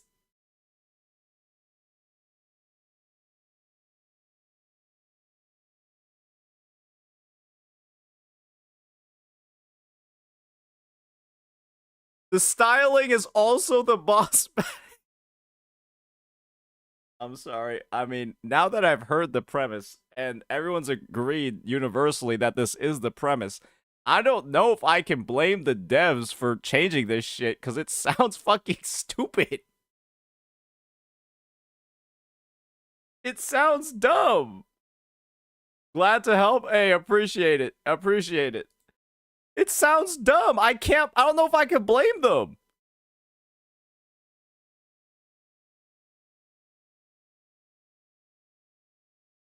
Okay. I wish people would learn this lesson. It even falls flat as a tutorial. The original opening sequence steadily introduced the core gameplay mechanics in a way which felt natural, logical, and tightly integrated into the narrative. The new one is objectively worse. The new opening sequence is at least visually stunning, but So the new story is objectively worse than a game where you save people from making fake wishes by having style. even the graphics are a little glitchy at times with some very obvious clipping, and in the end, the vast majority of fans just despise the fact that it exists. And just think about the idea of a retcon for a minute. These were the same fans that liked that original premise, so I mean, I'm not trying to insult nobody here. This would be like somebody saying that watching paint dry was one of the best media they've ever seen. And so I don't know how much weight you can put into that criticism. That's just me though. Whether you play Genshin, Wuwa, Star Rail, or anything else, how would you feel if you got invested in the story over the course of several months, and then the devs suddenly said, sorry, we're telling a different story now, and none of that stuff you cared about really happened? Well, I think the framing's a little bit different when the original story was that. Like, this would be like Wuwa if the original premise was like, I'm trying to think about what sort of equivalent would like make sense in Wuwa. Okay, I know. This would be like Wuwa, where the original premise is like collecting as many echoes as possible, and to beat Thronodians, you stack all of your echoes up on top of like a giant Jenga tower, and then once it reaches a certain height, the Thronodian explodes. Like, that would be like, it would be like that being retconned, and I don't think I would be that upset by that. Because that sounds stupid.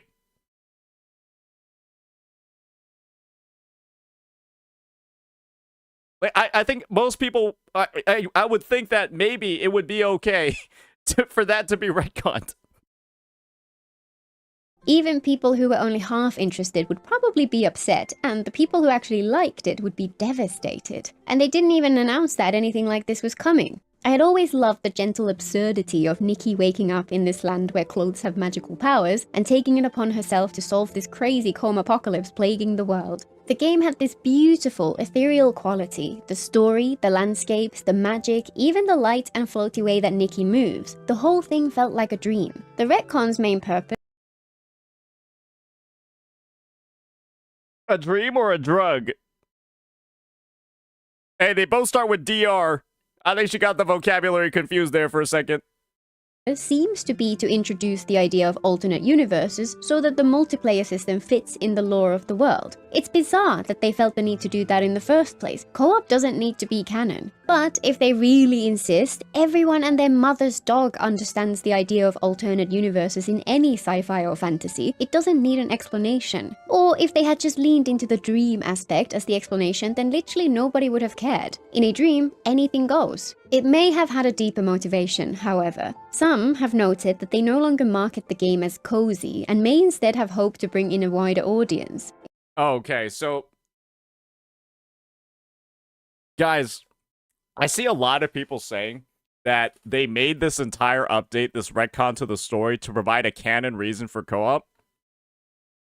I think that the new story just offered a canon reason for co-op. I don't think that's why they did it, because again, the original premise sounds retarded. What do you want me to say? It's we have so many fake wishes. Please generate so much styles so that the wishes can no longer. What do you mean, man? What does that mean, bro? If that's the truth, then whoever made that decision just flat out made a huge mistake. Many in the community legitimately want the devs to roll back the update. If they don't, I would be unsurprised if the game loses so many players that it prematurely reaches end of service. Well, I guess this is the thing.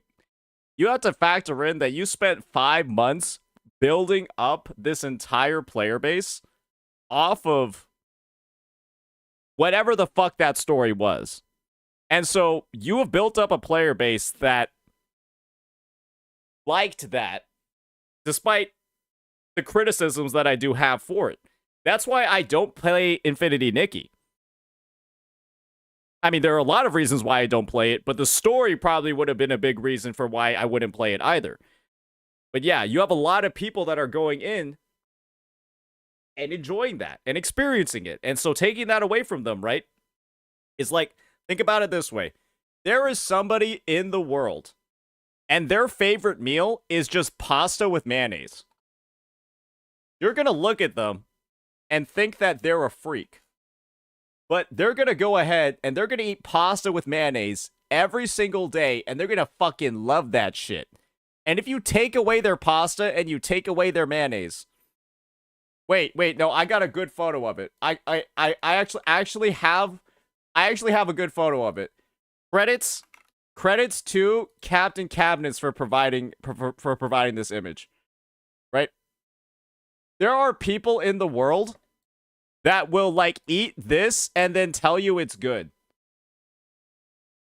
Most people are going to look at this and think this is the most disgusting thing they've ever fucking seen on God's green earth. But there are some people that like this, right? And they want to keep eating this, and they enjoy this.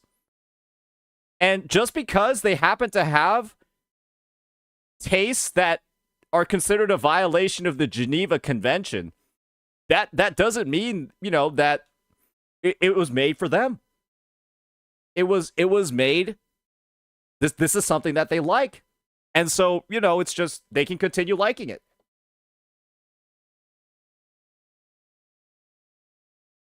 And that was just the beginning. This update also unleashed a biblical plague of bugs into the game. It doesn't look that bad.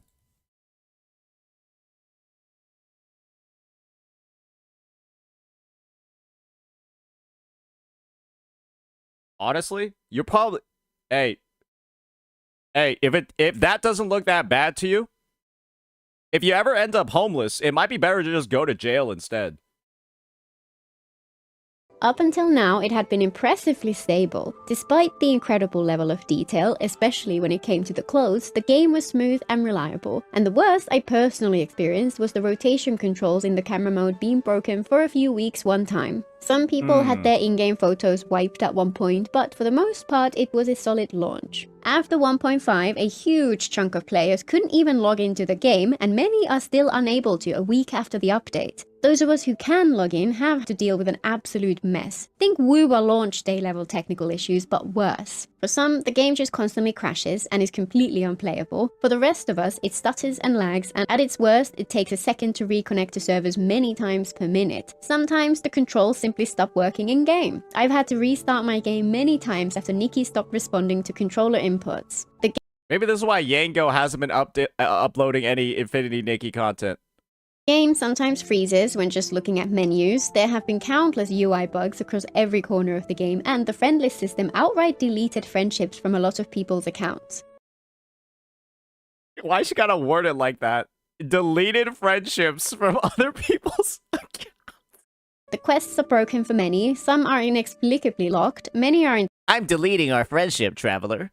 Entirely missing voiceovers which had previously existed, and cutscenes often fail to trigger, preventing people from completing things. For many who had a cutscene fail to load, the game is effectively soft-locked. They can load up and run around, but they can't do anything now because they're stuck in a quest which fails to end. Yo, she's fucking mad, bro. It's like, yo, she really liked this fucking game. Guys, the only way somebody can be this mad and this upset is if they really liked the original game. Holy shit. For some players, the opening tutorial got soft-locked, and since it's completely unskippable, they were effectively unable to even start the game. What a wonderful welcome that must have been for new players excited to finally try it. There's so much venom, bro. And of course, even if you did manage to get into the game, those much hyped co-op features which everyone had been excited for just pretty much did not work at all. And for those of us who played from the start and spent money on the game, I spent £100 on this dress because the game had brought me so much joy and the outfit was just sublime. After the update, Costs more than a dress in real life.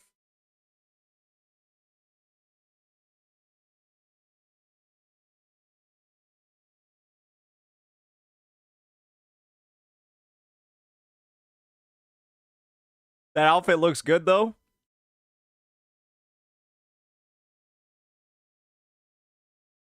Sure, whatever you say, man. the dress is bugged. It no longer looks the way it should. This is a minor issue compared to the dumpster fire that is the rest of the game right now, but it really feels like a punch in the gut. The poor devs have been working hard to fix the issues, and the game has become noticeably more stable for me in the past week, but it's still a far cry from how great it ran before this update, and many people are still experiencing game-breaking issues. It's especially ironic after they hyped up the optimizations they made for this patch. And then there's the monetization. First off, that awesome new dyeing feature that I mentioned, which unlocks so much scope for creativity and customization in the game. In the event, which trialed the mechanic, you unlock dyes by collecting materials from the open world. Now that it's a real thing, the materials are rare and currently not farmable. You get them as a reward for certain events and quests. Or you can buy them with real-world money. Worse, each color palette isn't unlocked per set, it's per item. At this point, a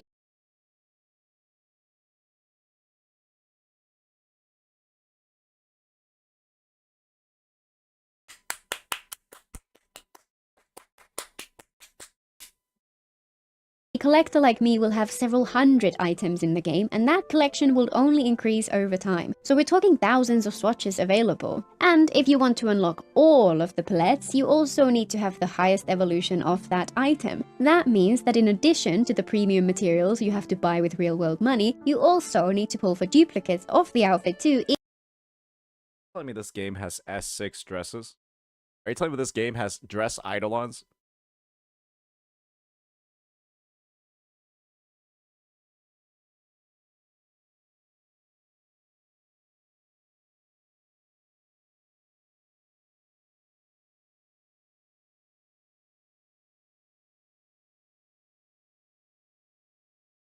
I'm sorry. That's alright. I'm gonna go take a piss. I'll be right back. That's I'm sorry. That's give me 1 second. I'll BRB. This video is more gold than I thought it was gonna be. It's amazing.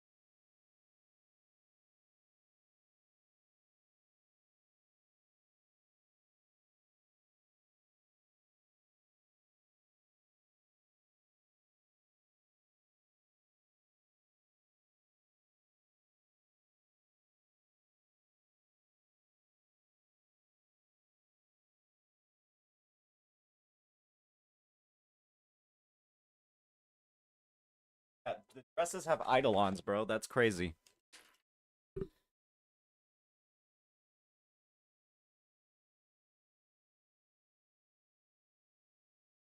If you want to be allowed to buy the pleds at all. That means that if you want to have full use of this feature, you'd have to buy hundreds or even thousands of premium items, and if you're free to play, good luck with that. This feature that everyone was so excited about ended up being insanely expensive. You wanna know what also sucks? Trying to buy outfits and trying to have a lot of outfits in real life if you're free to play there too. Hey, I guess that's one thing that's pretty one-to-one in the real world. Yeah. But that wasn't even the biggest problem people had. To understand the implications of the change that many players are most upset by, we'll have to quickly explain the game's gacha system. Each outfit has a certain number of items: a dress, a necklace, shoes, socks, and so on. Most 5-star outfits have 9 to 10 items, for example. When you pull, you're guaranteed to get one of these items every 20 pulls, and you're also guaranteed to not get any duplicates until you've collected the entire set. Okay. Soft pity is very high. Most of the time it takes around 18 pulls per 5-star item. That means that for every fancy 5-star outfit, it takes up to 200 pulls to get the full set. With soft pity set so high, it was already far less generous than the more popular open world gachas, despite the slightly lower cost of 120 premium currency per pull compared to the usual 160.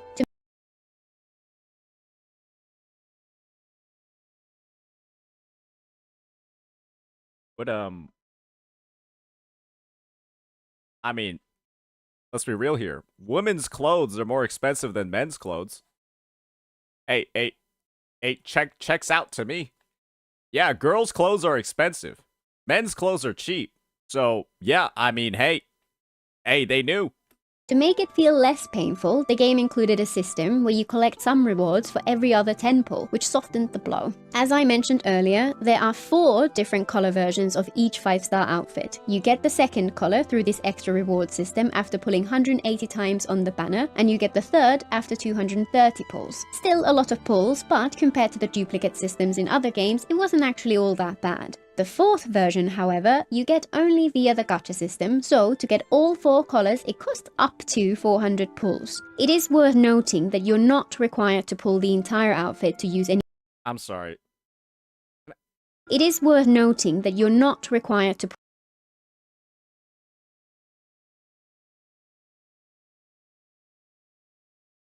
This game has a sexy stat?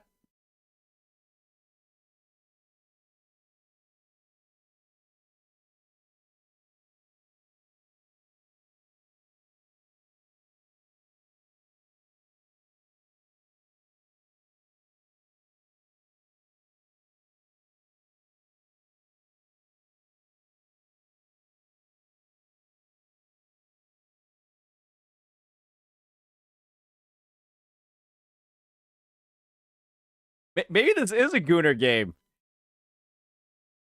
Maybe this is a Gooner game. pull the entire outfit to use any individual piece, but you do need every piece if you want to use any special ability it provides. And you can't unlock the 4th color for individual items, so you need the full 2nd set to get those colors. Also, player statistics have suggested that the pull rates for the most valuable pieces, the hair and the dress for example, may be lower, and you're more likely to get them much later on. So, what did they change in this update? They introduced 2 outfits with 11 items. According to speculation, based on some cinematics that they quietly updated, it was originally going to be 10, but at the last minute they added some extra socks which you can't even see when the dress is equipped. This would be the equivalent of those other games adding a new character who is not any more powerful than the others, but costs an extra 20 pulls to get. Hey. What do the sexy socks look like?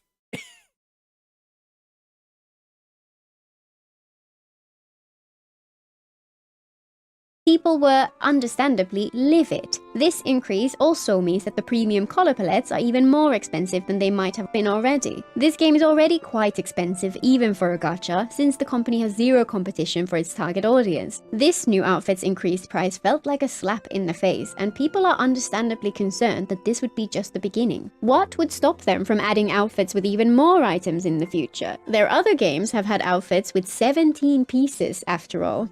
They also added a bathtub, a mostly cosmetic item which costs $10, but with a label saying its original price is $50 and proclaiming an 80% discount.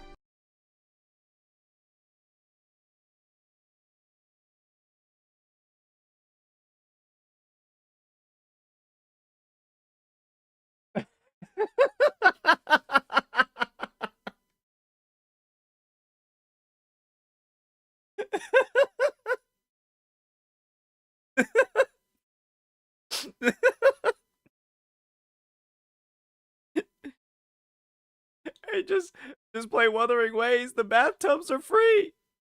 This is illegal where I live. The game doesn't even have a housing system yet, so it's bizarre that they're adding furniture at all, let alone making it cost real-world money, and that fake discount is unacceptable. This detail might sound like a small issue, and they did remove the misleading messaging, but it's jarring to see these kinds of tactics added to the game. It's reminiscent of the worst aspects of the industry, and it sets a very worrying precedent going forward.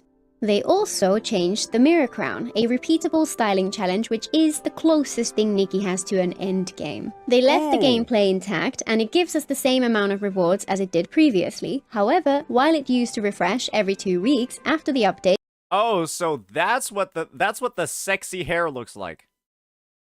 it was set to refresh every 3 weeks instead. Essentially, that Wear a complete glowed up sexy outfit and clear with a perfect rating.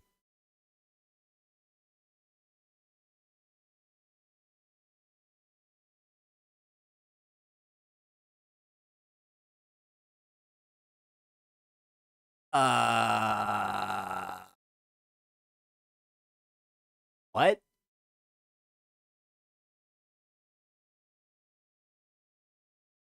What?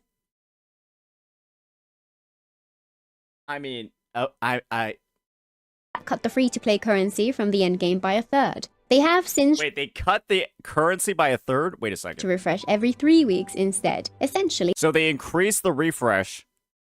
that cut the free-to-play currency from And the that cut the endgame by a currency. third. They have since rolled back this partially so that it now refreshes on the 1st and 16th of every month, but people are still unhappy about this to say the least. It's quite something to see them cut the free-to-play rewards at the same time as they introduce so many things designed to make us reach into our wallets.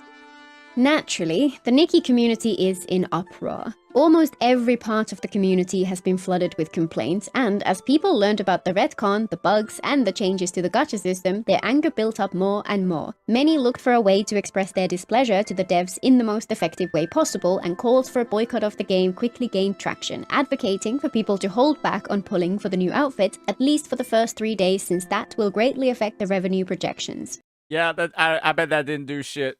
I bet that didn't do shit. Everyone pulled Mavuika and Sit Lolly anyways. Hey, where's the Infinity Nikki version of Brand Online? Where's the Infinity Nikki version of Cheaton? Pulling C6 Mavuika. Where that though? Until they were deleted, of course. On the official Discord and Reddit, as well as in the comments under their official posts on their platforms, any comments or messages or posts which mentioned the boycott immediately disappeared. Players quickly shifted to the term girlcott instead, and the cycle repeated itself. Some people were even getting banned for mentioning it. This is probably the first time I've seen a global gacha community this united for a cause. There are, of course, still people who defend the corporations and call the players entitled, greedy, and spoiled, but for It's greedy and stupid. It's greedy and stupid. the first time we're witnessing real unification and collective effort with all regions completely in agreement. The one place which isn't quite so vocal is the content creator sphere. While each creator in one of the Nikki programs may have signed a unique NDA which could prevent them from speaking out, everyone I've seen for any game is entirely focused on protecting confidential information only and would not prevent sharing of an honest opinion about information which is public. If any company ever tried that, I would just refuse to sign unless it changed. Chances are the creators are keeping quiet on their own accord. Maybe because they haven't experienced bugs nor worry about pull costs, or maybe they're worried about some potential consequences in the future if they do speak out, or maybe they just do not want to cover anything which feels too negative. I'm in one of these programs due to my Twitch streams, and I have also been collecting my thoughts for a review video which would have absolutely glazed the hell out of this game as one of my favorite games, and explained why even people who could not care less about the idea of dress up might have actually enjoyed large parts of the game. But I would have felt uncomfortable covering this game at all anymore without making this video first. Personally, I don't see this as spreading negativity. It's about spreading awareness. It's vital to be unbiased and objective when our favorite games mess up. She was talking a good bit of shit. And it's important to demand better treatment and the respect we deserve. If I end up getting kicked out of the program because of this, or even locked out of future opportunities, then that would speak volumes. After all, if we want the game to survive, they need to fix this. Happy players become happy spenders, if they can. If we care about the future of this game, the last thing we should do is keep silent. As to Infolt's response so far, well, you've seen a little preview of it already in how they handled the calls for boy or girl cut. They posted an apology letter on Twitter, which started off with a statement of their vision for the new direction of the game and an acknowledgement that they fell short of expectations. They recognized the issues with performance and crashes and mentioned that their teams have been working immediately to address the issues. They mentioned fixing over 100 bugs so far, including a list of several important ones, along with another list of others which will be high priority in the next few days. Then, they clarified a few things. The one which many people cared about the most was the increase to the max pity on the banners, and Okay, well, this is a pretty thorough address. I don't know if this is technically an apology. here they started off with a long justification for why they did this, followed by an apology that they didn't announce the change before making it. They guaranteed that new 5-star outfits will not exceed 11 items, and any future changes will be communicated in advance. They then announced the tweak to the Mirror Crown endgame mode, confirming that the mode will now reset on the 1st and 16th of every month. For the dying feature, they simply stated that they're working on a more advanced feature in the future, which includes further customization options and richer visual effects. Oh, so the dying system is just gonna stay there, and they're just gonna make it more expensive. That's what it sounds like. They gave out the traditional Gacha apology reward, 10 limited pulls, 10 standard pulls, and 10 pulls worth of currency, and finished off with a hopeful message asking, Hey, not bad, not bad. Now you'll be able to pick up that additional piece that you need, right? Because you gotta do 20 additional pulls now to complete the 5-star outfit. So, hey, now you can get one of them, boys. And girls. For one more chance. All of this was, You sadly, can get your socks. unsatisfactory. The part about the 5-star outfits was the worst offender. The way they worded it seemed conciliatory, but if you actually read what they said, it confirms that the outfits with 11 items are here to stay, and that if they feel like going further in the future, all they said they'll do is tell us first. They did not reference what people actually want them to do to fix this. Guarantee that regardless of how many items an outfit contains, it will never require more than 180 pulls to complete. Sadly, it looks like this won't happen. The other part skirted the point as well. The Mirror Crown announcement had no acknowledgement that this is a reduction in player rewards compared to how things worked previously, and the dying feature statement is irrelevant to the actual problems people have with the way it's currently structured. This was a non-apology which does not address the actual issues people have. I do not expect much from gacha companies, but even I'm disappointed. I'm still willing to give them another chance, but only if they actually address all of our concerns. It's worth noting that the kinds of decisions which have torpedoed this update are generally not in the hands of the developers, and instead are controlled entirely by executives. The developers, meanwhile, will be working overtime to fix the issues which were likely caused by this gigantic change in direction. They're victims of this as much as the players are. Most of the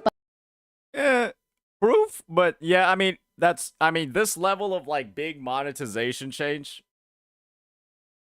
I'm pretty sure the socks were already included in the outfits and now they're separated. Yeah. bugs I've encountered personally have been fixed now that we're a week or so from the update, and from a technical perspective, they're cleaning up the mess. It's now up to the executives to decide whether they care enough to clear up the rest. Alright, now we're gonna find out who's on the Infinity Blicky executive team. How many... What's the gender composition of that one? I love this game with my entire heart. To me, Infinity Nikki has been a perfect game from day one, catering to all my needs for cozy magical world that lets me escape from all the stress and worries of real life, and an outlet for creativity with putting together gorgeous outfits and organizing beautiful photo shoots. I want this game to continue being successful, and it breaks my heart to see them seemingly throw away all that they had built. The question which echoes inside my head is why? Predatory mechanics are par for the course in any gacha game, but the speed at which they're making them worse is shocking. While the bugs are an unfortunate and inexplicable own goal, at least they're fixing those. But why would a company take a successful story with a thriving community who... And the story was... I mean, I still don't think the story was that good, but go off, Queen. Love it and just delete the whole damn thing? So far, I can't even imagine any answers. Until next time. All right, well, I can definitely now see why there are so many people that are not very happy with this Infinity Nikki update. Yeah, I mean, just the sheer fact that there's like the gacha problems, the bugs. I don't think the story retcon is like that big of a deal, but you know, maybe a lot of people really did like the original story. I only got the summary of it, right? Naturally, I didn't play it, and so I think it's a little bit... I didn't view it as like the craziest thing ever, but yeah, maybe it's actually a lot deeper than I thought it was. And so yeah, everything else that they're pointing out, the changes in monetization, the weird fucking bathtub thing, the whole you know, the outfits becoming more expensive, the dyeing, you know, being, or like the dyeing palettes being way more disappointing than it originally was. Yeah, this really does sound like a lot of stuff that just got ruined by greed. A lot of it that just straight up got ruined by greed. And based off of what she's saying, there's not a lot of people actively talking about it. I think the only person I've seen that said this update was bad too was Styx. And I know for sure Styx doesn't play this fucking game. So with that, great to hear from an actual player who's, I mean, I guess clearly played a fucking lot. Great to hear from an actual player what the entire experience actually was. So let me know what you all think. Peace.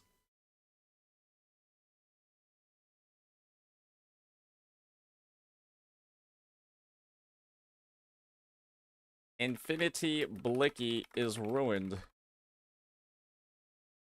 There we go. Okay. Alrighty. Alrighty.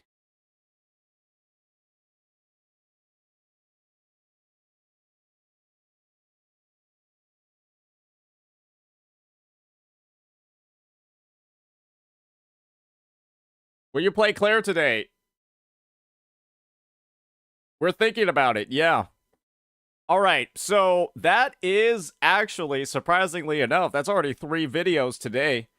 That is already 3 videos today. Shall we, ladies and gentlemen, go on to the next part of our arc when it comes to Gacha gaming? We gotta move on to the next arc, guys. And that is, of course, half of this react was making fun of Nikki players for liking their game when you could have just focused on the scummy exec practices. I don't think half of it was making fun of the game. I think a part of it was making fun of the game, because yeah, we got a summary of the story and it sounds a little bit weird.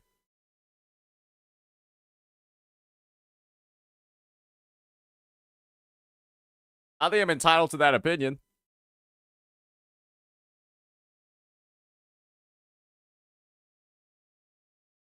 We also mentioned the fucking socks quite a bit.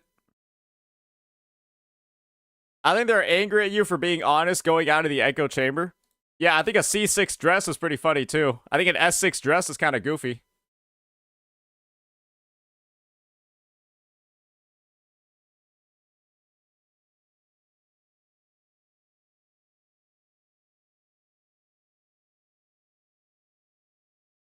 Pretty sure Tuhu Sniper plays this. Yeah, I wonder why. I bet Tuhu really makes sure that I'm not gonna say it.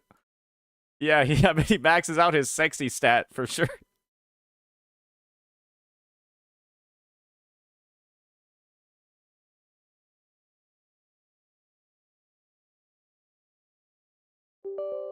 All right, guys, is it time?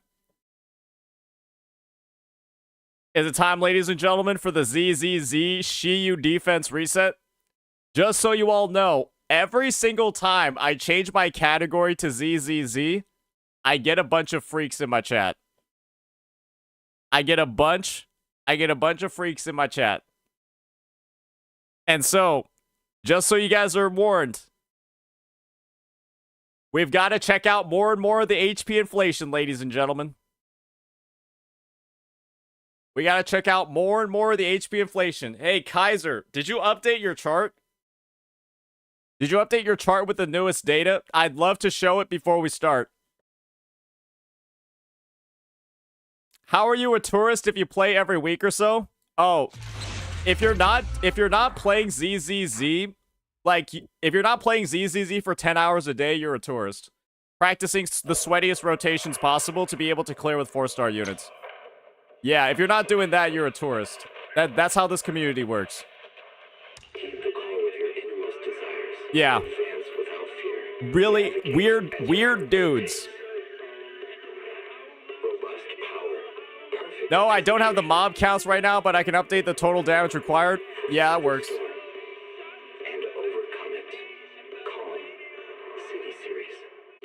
Zane, do you think this is a trend? This seems to be yet another game that has increased monetization. They might be doing it in preparation for restrictions created by new laws. No. Hoyo's already shown what you need to do. You just need to show, like, the average, like, dollar amounts for, like, pull and stuff like that. Yeah, you don't have to actually fundamentally change anything in the game. You just need to add new labels. That's all it is. You just add new labels. You don't change anything. All right, here we go. How much energy do I have?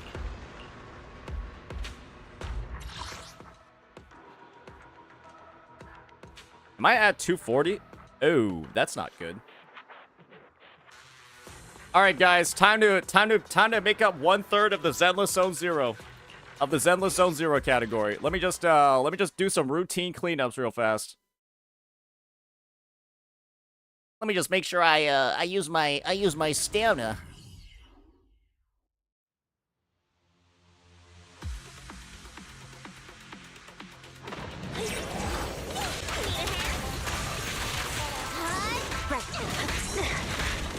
Oh, my ass is getting fucking beat. Press forward.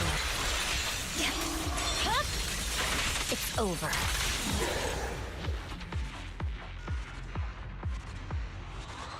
Oh, sorry for showing the better game for a second. My bad.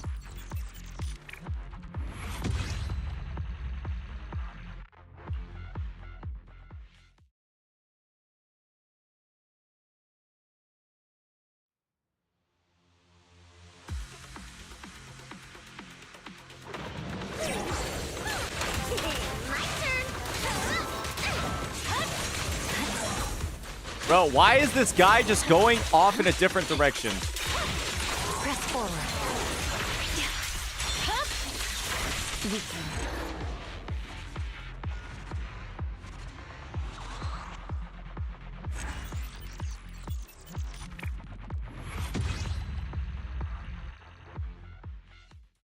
Miyabi is the ultimate quality of life. All of the farming in the game takes about 1/3 of the time that it should.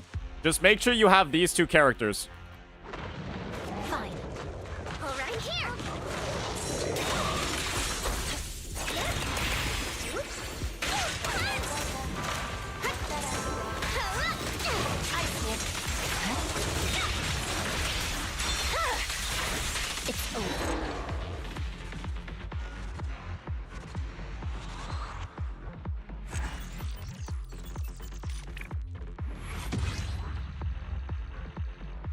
All right, one more. I kind of don't want to quit ZZZ because of the peak characters, but the HP inflation is going crazy. It is. It is. Kaiser, the numbers are looking off. That's not good.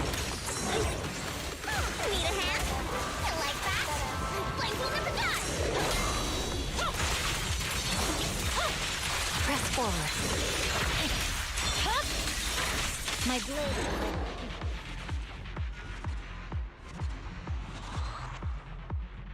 Just pull the Void Hunters. Yeah, just make sure you pull Yi Xuan next patch. I saw that this was HP. I almost got excited for a second there.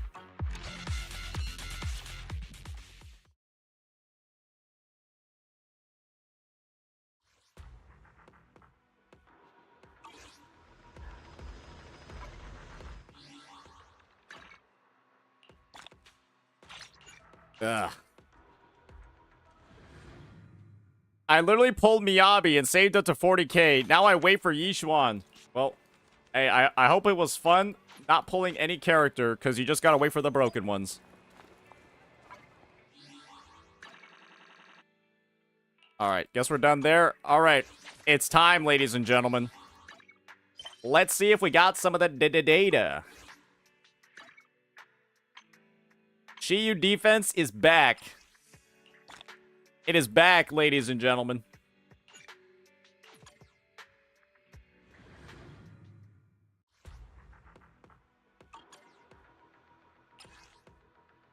Okay, we got Fire Week, we got Ice and Physical. Damn, I can't see what the later ones are. I can't see what the later ones are. The Shiyu defense has the electric shield boss? Oh. Oh, I might as well just call it. Might as well just call it quits here then. So the HP went up and it has the electric shield boss.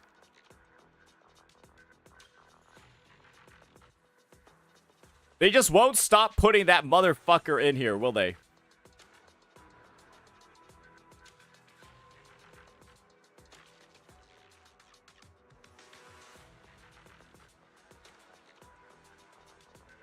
They just won't stop putting that motherfucker. All right, let's just go ahead. Let's start clearing. Let's start clearing like the early ones then. All right, what is everything resistant to? This is the path I follow. Let's get started on the earlier ones and then maybe get to 6 and 7 because that's where everybody said it starts going to shit. 6 and 7. Let's take a break. Eradicate all Let's do a bit of those. This is the path I follow. You didn't pull Chingy or Yanagi, go fuck yourself? That's what it seems like.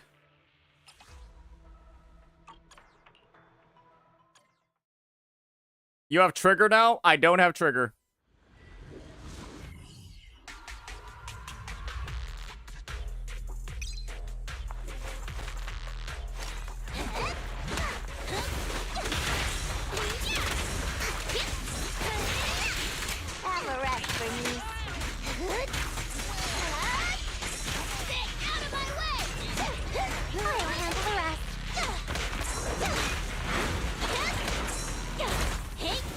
Okay.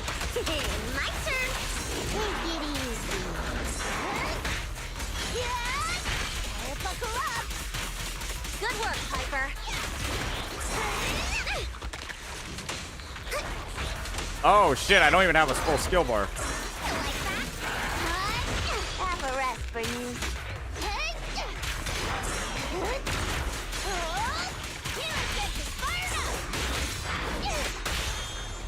Flames follow my flow.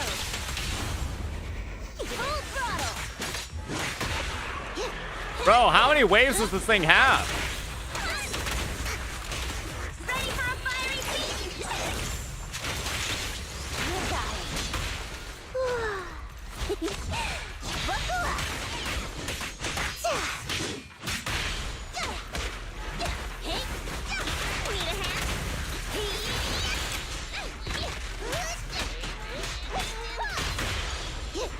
Holy waves, bro. A beautiful shooting star.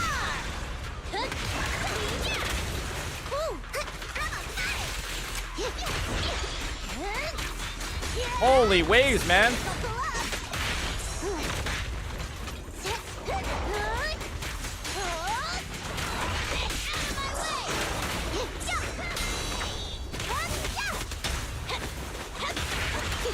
My turn. Isn't it pretty? 10-4. All right, that wiped him. I figured out how to play Piper without dying. That's been an issue I've had.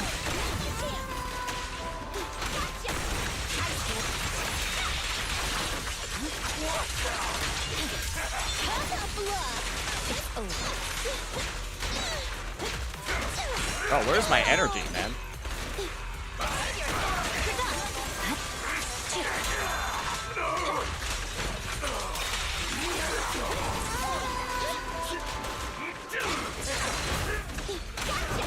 There's no time to lose.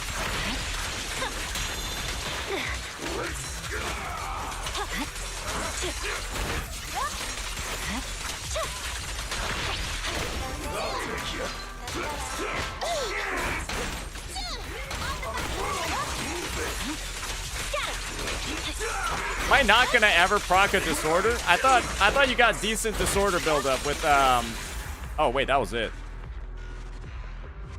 The way with Miyabi is always always so much faster and easier. Every time. All right, we got the 5th frontier, ether and ice. Okay.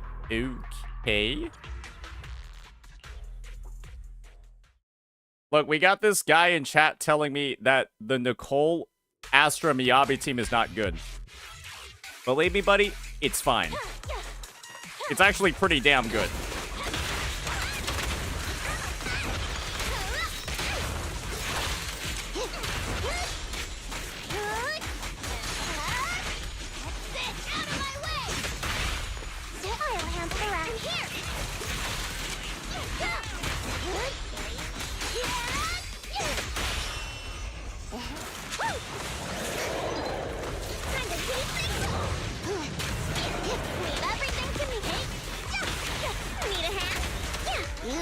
Their burst.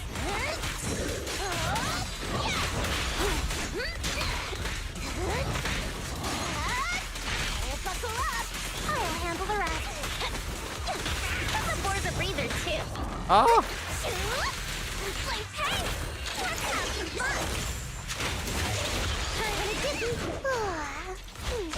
I'm cruising now. And the winner is me. Take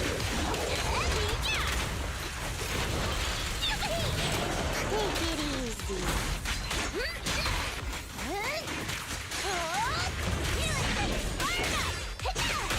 Where's the rapid? All right, bro's getting incinerated. There's another wave?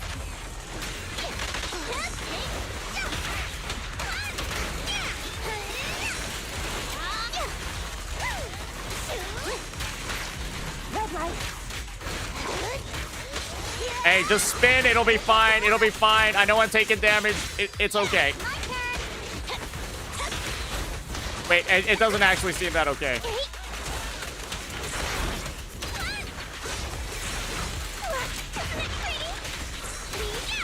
Have a rest, Brittany. Good work, Piper. This party is just getting started.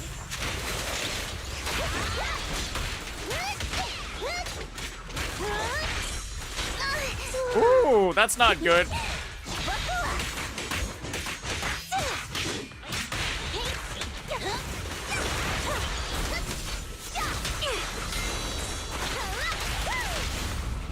Quit dating. You left for it. Oh, wow, she got cooked. I think we can finish it with these two. It'll be fine. Hey, you got some.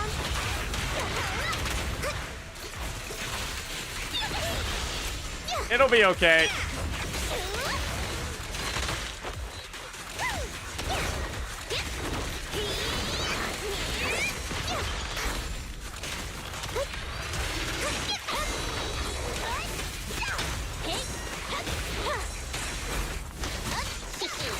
Whoa, that's scary. Bro, these guys are menaces.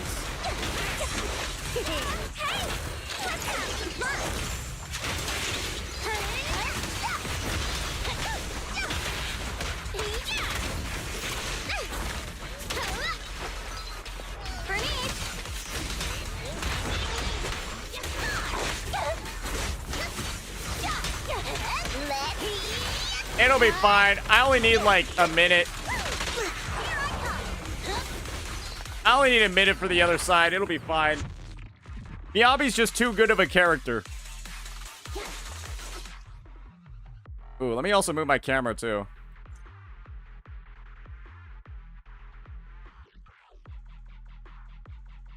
Yeah, Miyabi's just too good of a character for this to be an issue.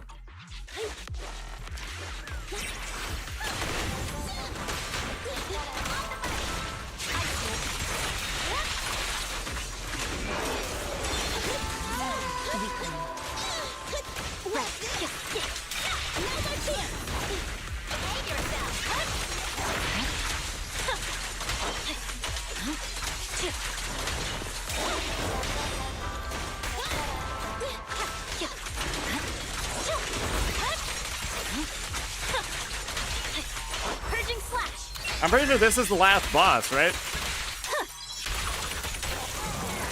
Oh, no, there's another one. Remember to smile. Whoopsies.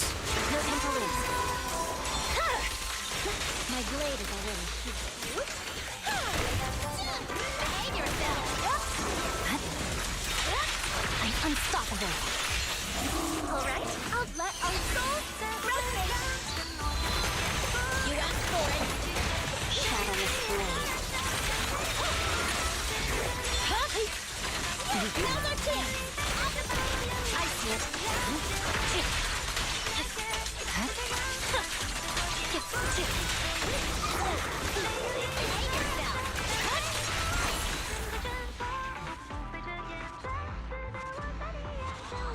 Yeah, just use Miyabi, bro. Yeah, see, easy S. So easy.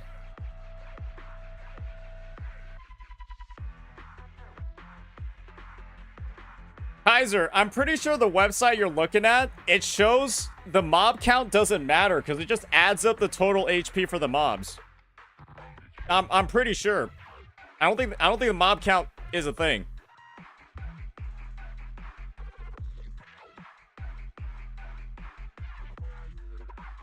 All right. Now we got 6. Oh dear, is this my worst enemy? Is this my worst enemy? Bro has a fire resistance too?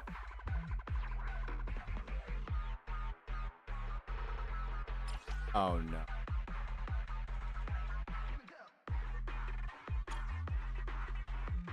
Yeah, I'm pretty sure that's how it works, Kaiser.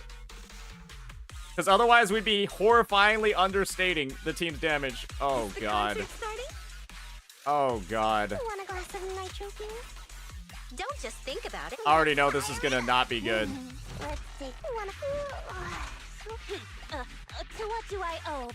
Good day, Proxy. Pick me, and I promise you'll... Huh? Is something the matter? Oh, I'm already scared. Let's light this hollow up. Oh no.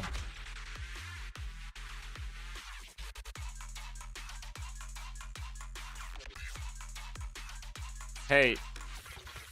You remember how I said every time you go into the ZZZ category, you end up with people that will just give unsolicited advice that is literally not asked for?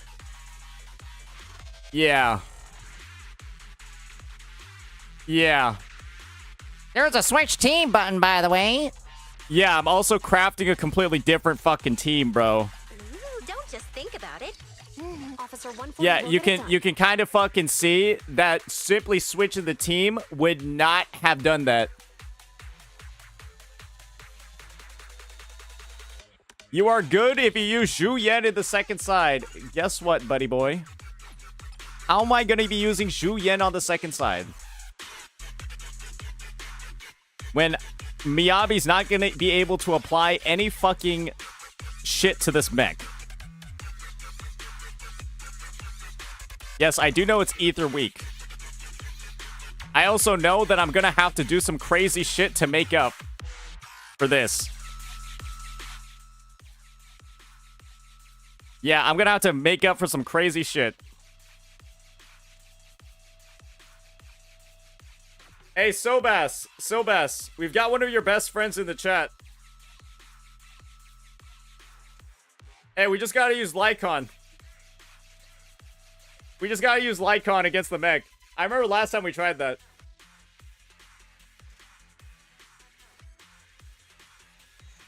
That's why Sobas is currently subbed, by the way.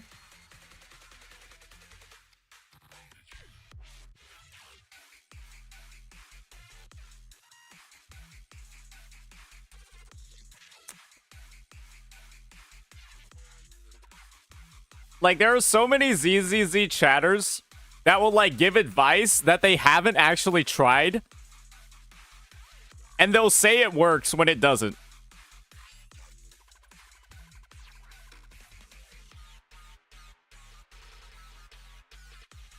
Use Chinese Miyabi. You guys do realize I'm using 2 fire units over here on the Miyabi team? Because the enemy has a resistance to fire on this half.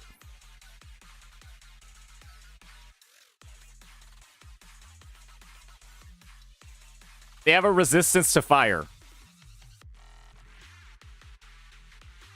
Alright, Kaiser, can you link me the sheet again? Oh, you do have it, okay. Let me see over here. What do we got?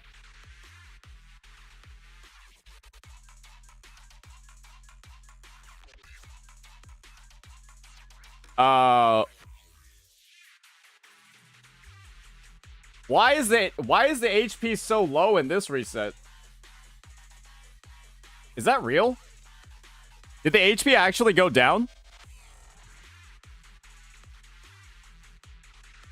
Is this real data?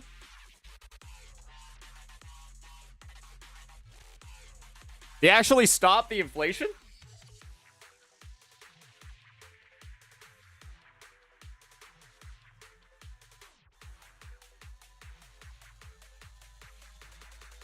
Did the devs actually listen?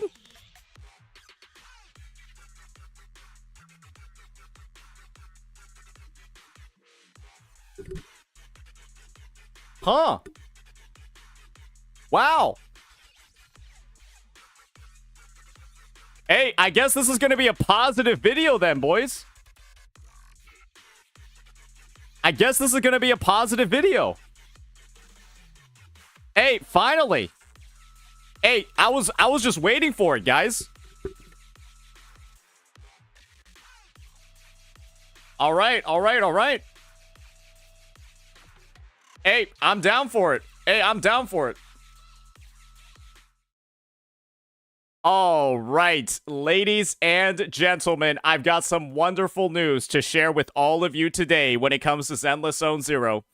Apparently, the developers have actually listened, and they've started toning down the HP totals in the Shiyu Defense game mode, where they're going ahead and apparently, with the most recent reset of the Shiyu Defense, they're reaching HP levels that haven't been seen since a patch ago, coming off of one of the biggest increases they've ever had in the history of the game. Because compared to version 1.4, where Miyabi and then the triple ultimates were released, the first half of 1.7 actually had a 58% HP increase. But now, they're going ahead, and it seems like it's dropped down to 31.37%. Matching numbers, or really getting closer to numbers that we saw way back in version 1.6. And so what I wanted to do today was start off at Shiyu Defense 6, go to 7, and then see what my overall thoughts are, given my relatively more casual gameplay that more accurately reflects maybe what the average player is going to be experiencing in these game modes. One thing that I have been really concerned about when it comes to this game is the fact that, well, it's gotten very, very, very inaccessible. Very, very, very inaccessible compared to, some of the prior resets. Use required damage because total damage is still work in progress? Okay. Ooh, okay. So yeah. Same exact story over here using a different tab as well. We can see that the amount of damage that's required to actually clear is going down, especially compared to that most prior reset, where it was close to around 65% increase from 1.4. Now it's only down to 40%. And so you can kind of see over here, well, it's still close to the highest levels it's been. So maybe they'll keep lowering it in the future. We'll just have to see. All right, so with that, let's go ahead. Let's get right on into it. I might record a different intro for that later. But yeah, we can just start the gameplay.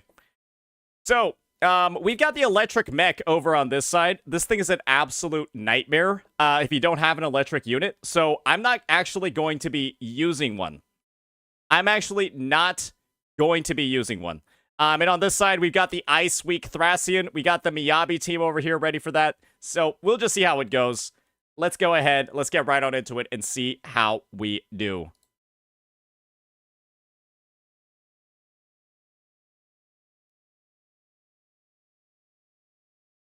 Remember, this is 6. Some people have said 6 is harder than 7 this time. We'll just have to see. And we won't have anything to really break this guy. It's going to be a little bit annoying.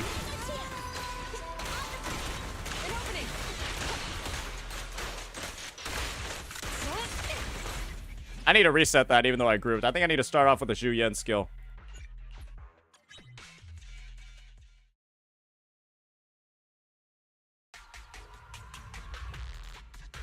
I forgot to swap the Bang Boos, but it's not a big deal. I don't think it matters that much. Actually, let's swap the Bang Boos. I feel like it's going to matter because I need the Ether Bang Boo for this team. Because that guy's got grouping. Yeah, the Ether Bang Boo's got some grouping, so... Yeah, let me... He's going to be useful. Okay, why did that not do anything?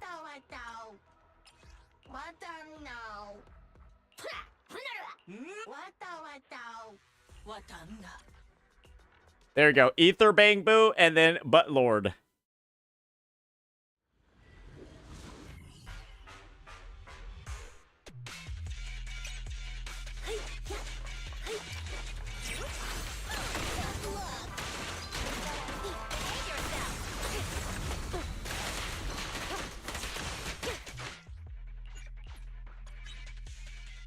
I love doing that. I love trying this for about 3 seconds, failing the group up, and then I gotta reset.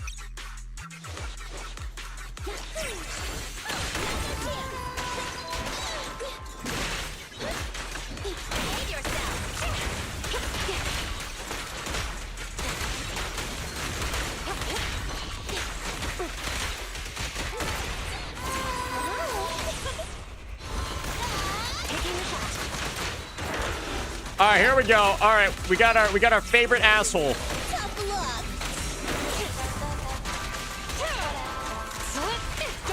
Wait, hopefully he doesn't shield.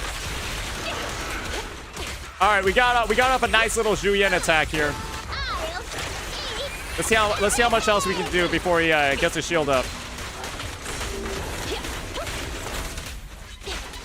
Honestly, a decent amount of damage before his shield comes up.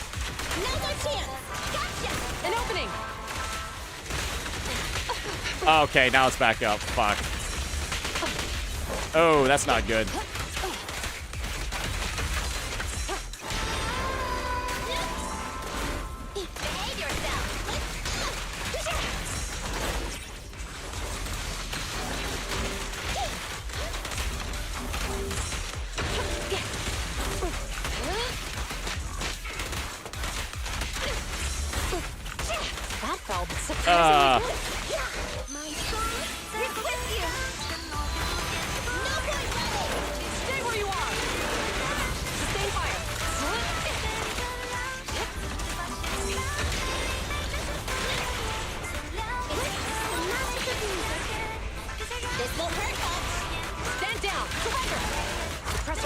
Boom. All right.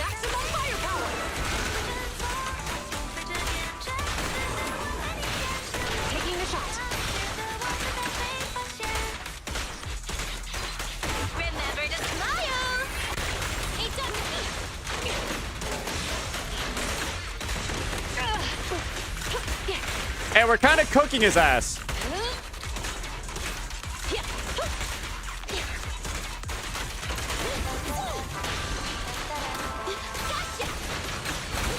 An opening.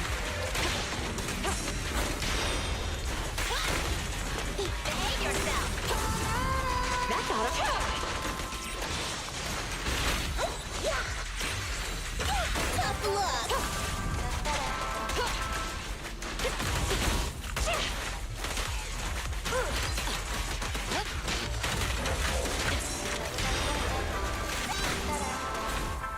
Okay, we're running a little bit short on time.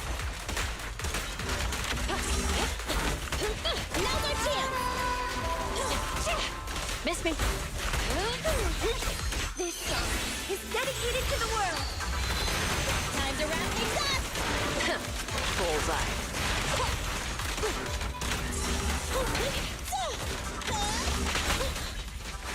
Tough luck. Oh, this is gonna be rough. You asked for it.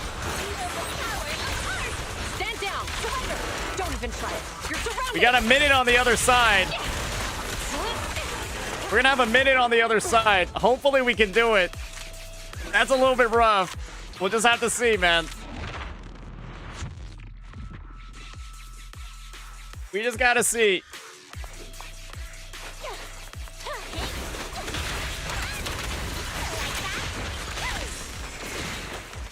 Okay, I feel like we already got to restart there. Why are these guys so far apart? Yeah, side 6 is not feeling pretty good right now. It's feeling a little bit rough.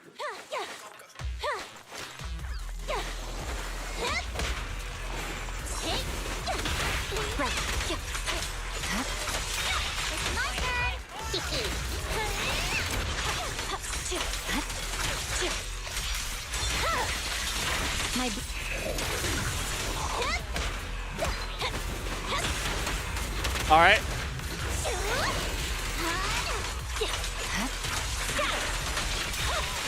Press forward.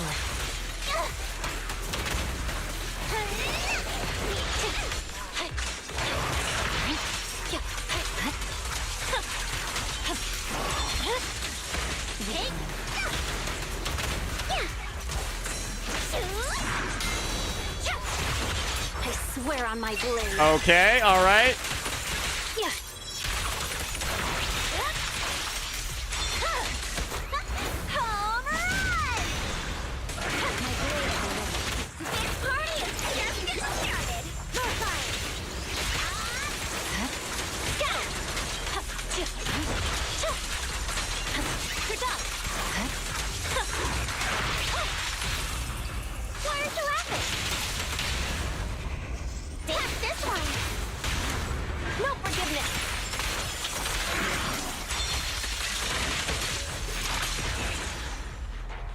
All right, we got it. We got it. We got it. Okay, the Thracian was not that bad.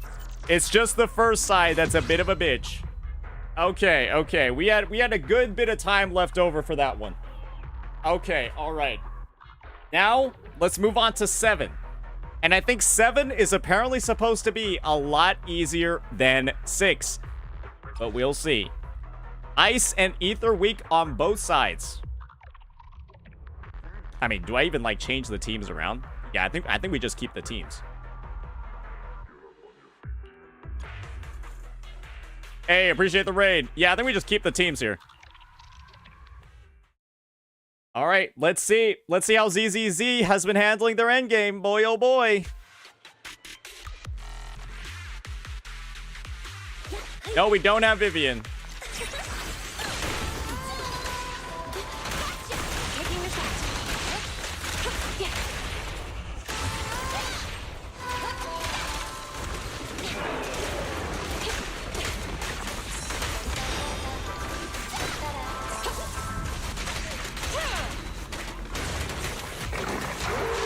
We gotta parry this guy to break his shell.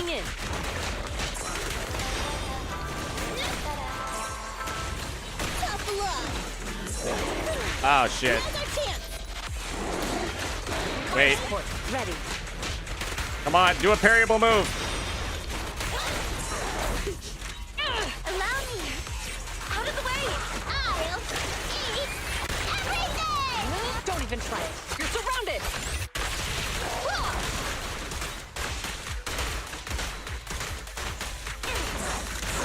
Tough luck. An opening.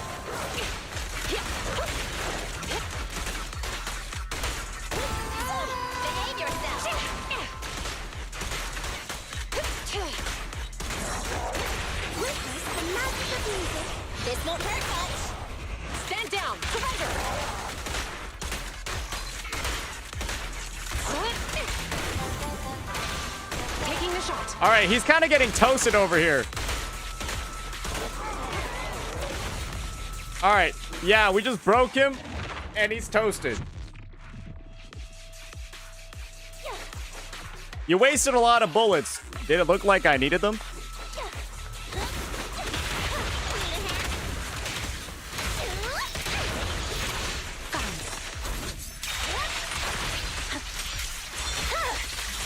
My blade is already sheathed.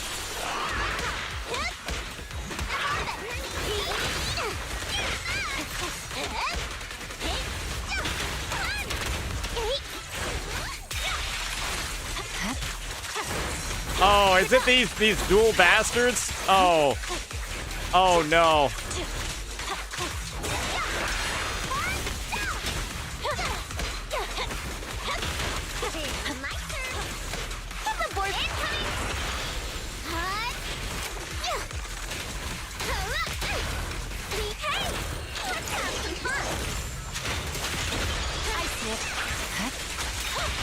Bro, why are they so far apart?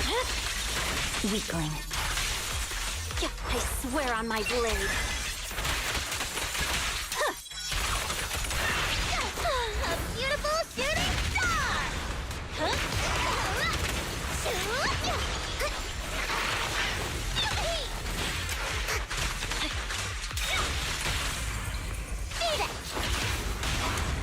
Restore order.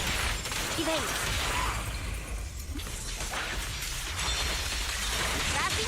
Are these guys just designed to be the most cancerous duo in the game? An opening. You should know. You're done. You're done. Eyes on me.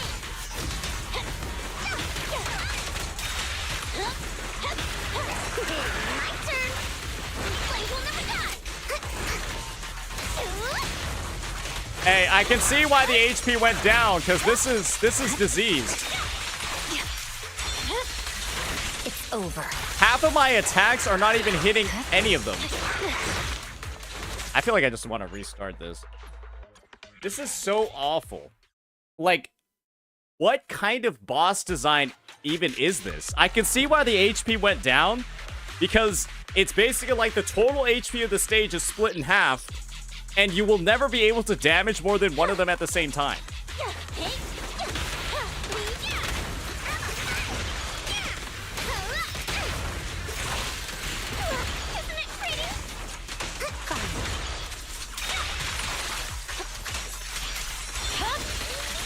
Weakling.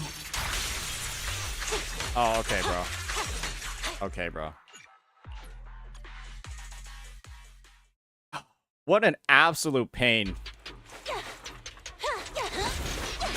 Let's do this, Lucy. Time to heat things up.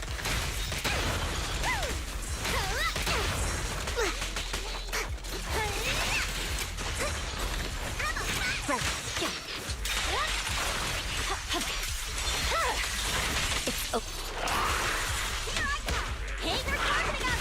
Need a hand?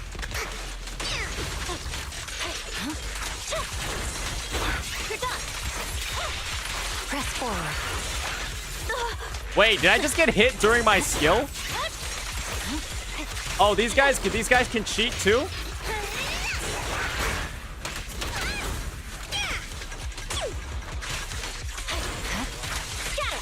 So these guys are hackers as well. Weakling.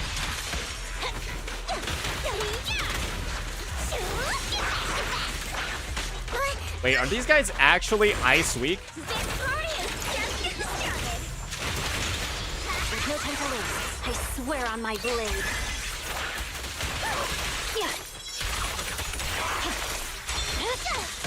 A beautiful shooting star. My blade is already my turn.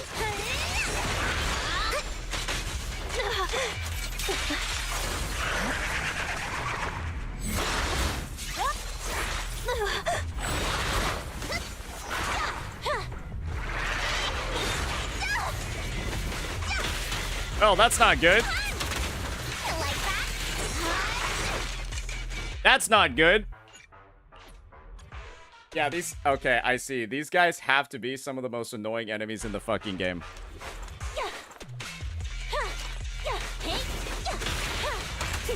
My turn.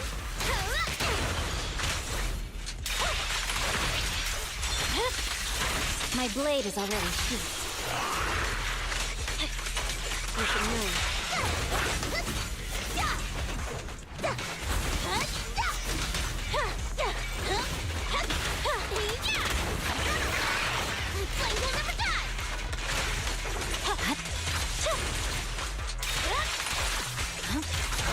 Watch out.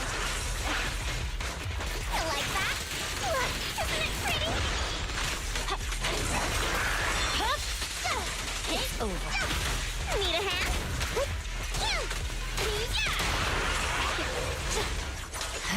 Okay. I swear on my blade.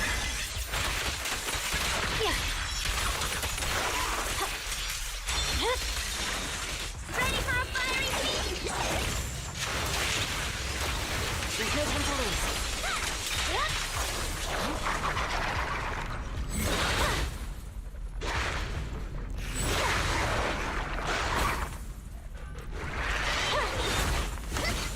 A beautiful shooting star!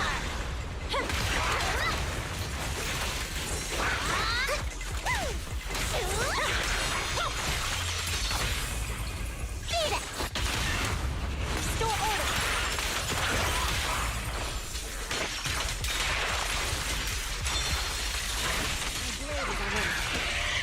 Yeah, I'm not gonna lie, man. No, this is... Did he just go into 2 iframe stages in a row? Yeah, I hope there's no HP inflation when this happens.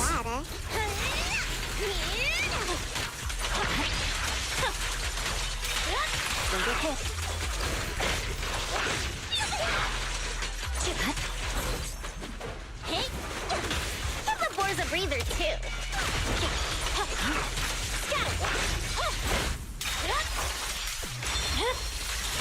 Weakling. Victory, the only option.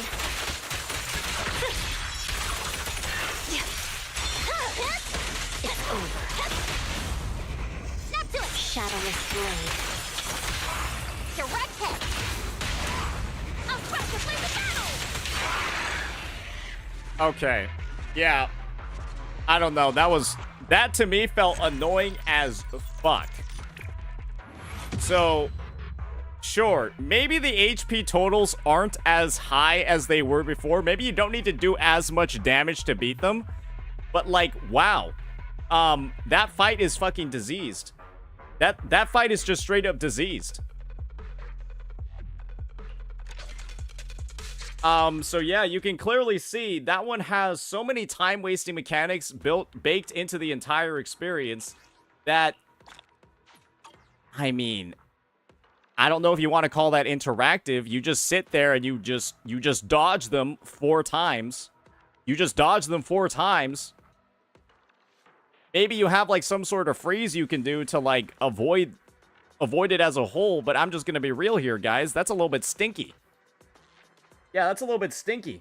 And with the HP numbers still being relatively high, I will say, though, that this side one boss, the armored dog, this thing's super easy, right? If you know how to deal with this thing and you stun it 3 times and you run, you know, an ether or whatever, ice team, right? I don't think you're going to have much of a problem with this. However, this other side over here, what the fuck, bro? Like, what? This is some dog shit, bro. It's some actual dog shit. And so, yeah, you can make up for a lot of time saving on this side by dealing with the armored dog. And I think that's why a lot of people are calling it easy, because this boss is a bit of a pushover, right? I actually expected there to be a 3rd stage boss after we beat this one, but that was kind of like it. But this shit, on the other hand, I don't know, man. I don't know about this one. Yeah, I think these two kind of like... These two being like the little dynamic duo of like iframes and dog ass installing mechanics, not really a thing. Not really a thing. If you could damage them during their little showdown, maybe. But the fact that they're completely invulnerable, that doesn't feel that good. I would love to see like some sort of ability I would some sort of I would love to see like some sort of way to counter that. Maybe you can parry all 4 of them. Like, I don't know, have it be like Clair Obscure, where if you parry all 4 of the attacks, then I don't know, you get like, you can just like stun them and do a counter attack. Otherwise, it's just like you just sit there and dodge 4 times. It's not really a thing. It's kind of bullshit, if I'm going to be entirely honest. Yeah, maybe you should be able to hit them with the dodge counters. You can kill them before they enter it. Yeah. Okay, sure, bro. Yeah, that's definitely something that I should just kill them before they enter in their invulnerability phase. That sounds like M6 owner advice. Very relatable. All right, but yeah, that's going to be my take. I think that the numbers and the HP totals have gone down, especially as you can see on this first side, but yeah, this whole experience over here, I'm playing Miyabi and it took double the time. Like, I took 1 minute, 16 seconds on this side. That's why the second side was manageable. I'm going to be real, we almost exceeded 230 on this side. And you have 5 minutes total. It's just because we fucking absolutely destroyed this side so quickly that it wasn't a big concern. But just pair this. Imagine if it was the Electro Mech on this side. Imagine the Electro Mech on this side and then these bros on the other side. That's game Oba right there. That is game Oba right there. Yeah. I don't think many people are getting S if it's Electro Mech this side and then the Palacus is on this one. So yeah, that'll be that. Let me know what you all think. Peace. Yeah.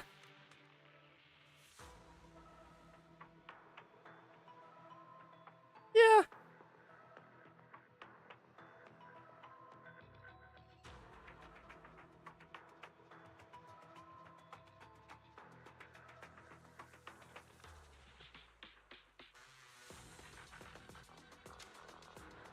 All right, let me just go check in with my editors real fast.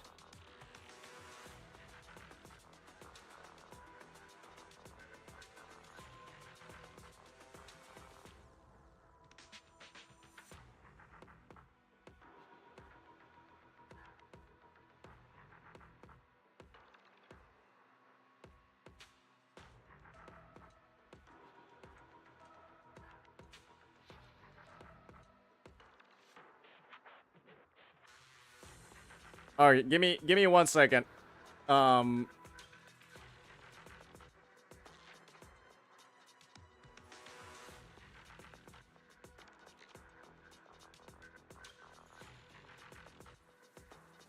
Wait, we got a video by EO. Oh shit, what is this one? The Casual Lions Endless Zone Zero. Are you really playing casually? Oh man. Oh man. Oh boy. So everybody in ZZZ sweaty. Oh boy. I heard that this was a vid, bro. The topic right now is HP. Because it's about HP inflation, bro. Damn, look at me. I'm creating content for ZZZ as well. I saved Zenless Zone Zero. Look at me. I am a true content creator.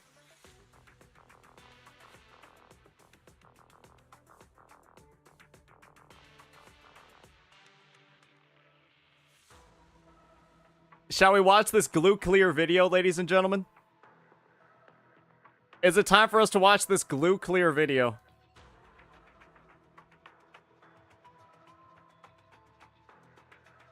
I feel like we gotta watch this one now.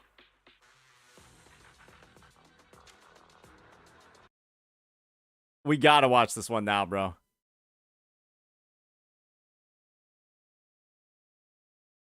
Awesome. Okay. All right. Cool.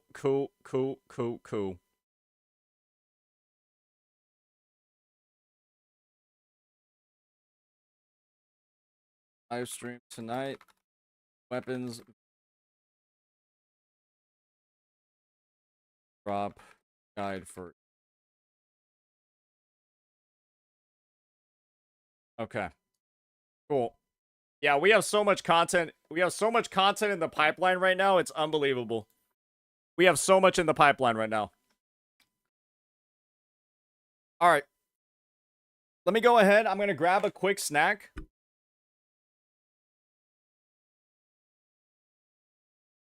And we'll get into the glue clear vid, ladies and gentlemen. There's glue everywhere when it comes to this.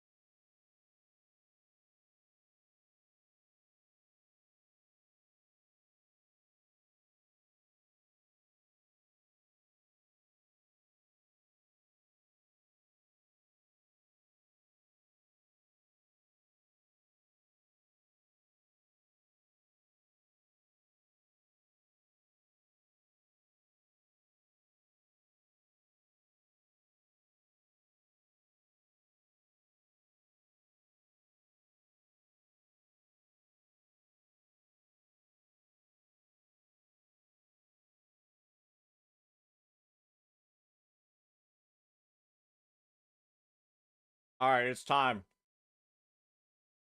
Let's check this bad boy out.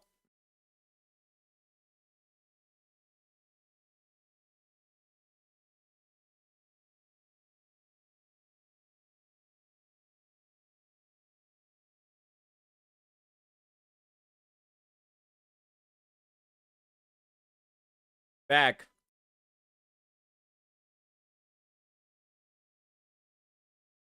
All right, ladies and gentlemen, it looks like Zenless Zone Zero's him is back at it again. And this time, he's going to be talking a bit about HP inflation. He's going to be talking about stuff like the casual lie. Because I'm going to be honest here.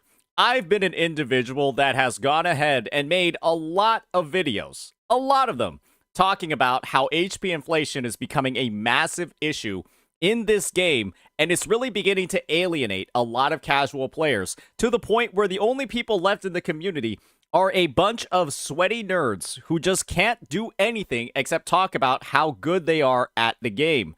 And I'm not saying that EO over here is one of those individuals. I think that he's going ahead, he's playing a lot of defense for the game, because I think ZZZ for him is his main game. And so, you know, as a CC where, you know, you want to be that person that's sort of like representing the community in a positive light, then that's going to lead to a lot of stuff. And so I'm interested in hearing about how this casual thing is a lie in ZZZ and whether or not people are actually playing casually.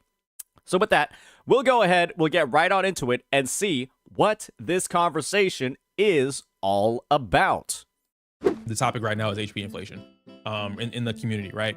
So like, okay, HP inflation bad. Why? And then you base HP inflation bad being off of a game like Star Rail or Genshin Impact, whatever. All the Hoyo games have it, so it's easy to name them. Okay, well, how does that relate to what the direction of the game is, right? Like the game itself is its own thing. Is the HP inflation detrimental to the game? Well, this is the thing. All of those games, all of these games that we're talking about, we talked about HSR and Genshin, they're all under the Hoyo umbrella. And one common thing that's happened is that they release a character that raises the damage ceiling in the game tremendously and then proceed to start HP inflating all the mobs and all the endgames to match that damage output. You saw it happen with Miyabi in ZZZ. You saw it happen with Acheron in Honkai Star Rail, and you're starting to see it, well, you've already seen it, with Mavuika and Sitlali and Escoffier in Genshin Impact. So it's all happening, it's all occurring, and it's because they're releasing broken-ass characters that they want to sell, and then they need to adjust the endgame to account for that. And so, yeah, it's a common trend that you see across all the games, and it's not really like a good look at all. Or was it a necessity? You can't say the same thing, right? It's a necessity because you release the broken characters, yeah. The thing is, most ZZZ CCs that I've seen talking about the HP inflation issue and talking about all this stuff, they never mention Miyabi.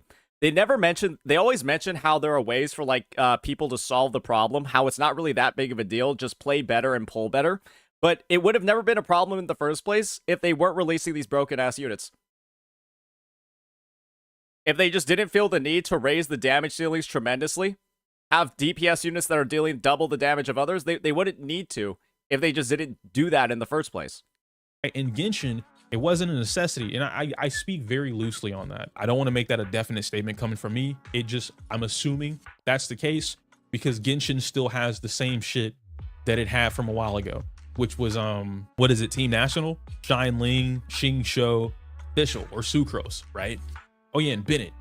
The original 4-star characters are still broken as shit, right? I don't think they're clearing the Abyss anymore. Yeah, unless you're like turbo invested on your national team and you have like the most crispy pixel perfect rotations ever and you're retrying the floor 5 million times, I'm gonna be real. I don't really think you're clearing with a national team. Unless you have another team on the other side that's like full of Natland units carrying that broken team, that dead team across the finish line. Much like Honkai Star Rail, where you have one team full of all the new units doing a 1, 2, 3 cycle, and then the other team is doing a 7 cycle. And then you're saying that the 7 cycle team is still okay. Right? Like they're just OD. You can do everything in the game with just those characters. So in my head, I'm like, well, okay, then the HP. They still clear? Oh, okay. Use national against the racist pillar boss. Can you use national against the racist pillar boss? I don't think that's clearing the second wave of the first side of this Abyss. HP inflation doesn't matter, right? If they're still conquering content, then the HP inflation doesn't matter. Now, again, this is me loosely basing my information or my statement off of well-on dated information, right? Because for all I know, Mavuika is the strongest DPS in the game. Mavuika blows up the entire board, and Mavuika can one-shot bosses. If that's a mechanics issue, not an HP inflation. It's HP inflation and a mechanics issue. Because, guess what? If you don't engage with the mechanic, the boss has 60% resistance. So yeah, it's literally giga HP inflation if you don't engage with the mechanics, and they're intentionally putting in mechanics that older characters have a huge problem with dealing with. That is the case. If in the event that Mavuika literally no effort one-shots bosses with or without her Natlan teams, yes, you need HP inflation. You have to put it in the game. You have. Or they could have just not released Mavuika like that. To. The concept of HP inflation, while I understand it in Star Rail's case, it's literally a self-inflicted issue by the developers that players are giga coping and saying is okay, it's necessary. Just don't release the broken character in the first place, and you don't need to inflate the HP. I'm not defending it. At one point I was, because it made sense, right? And this was early. I'm talking like 1.7, 2.0, 2.2 early. Now it's out of control. I think we can all agree on that. But in Genshin's case, if you introduce characters, because there are more than one, that decimate your game for free, no effort, I close my eyes, jack off, and press a button, and the entire field is deleted. You need to fix it. As a developer, as a game designer, you cannot leave shit like that in your game. If someone were to be a standard gacha game player, and from this point forward, I'm going to reference them as casuals. Another great video, by the way. There's an amazing video by Maximilian that he recently released that I do want to make my own iteration of pertaining to like, or relating it to gacha games. Here we go. What is a casual, right? What the hell is a casual? And in this video, he uses a chart to break down casuals, tourist, novice, intermediate, whatever. And this is in reference to fighting games. It's so well structured, and the way Max explains this can be used for anything. And so maybe at some point I'll go through and I'll watch this with you guys so that you have more information on it. But the TLDR of what's going on here, I can use this exact same graph to explain this for gacha games. In particular, honestly, not even in particular, just straight up for gacha games, right? And so when we talk about casuals, when I'm gonna reference casuals from now on, this blue bar right here, the only people that are casuals in reference to this video. So I understand someone's gonna be like, well, you can't show that casuals are blah, blah, blah, blah. Before anyone argues with me about what my reference is for a casual, you are gonna watch 22 minutes and 30 seconds of What the Hell is a Casual by Maximilian, dude. If you don't do that, whatever the fuck you're saying to me is irrelevant. It's inarguable, it doesn't matter anymore. If you can't watch the video to understand what I'm referencing when I make this statement, you are arguing thin air. It doesn't exist.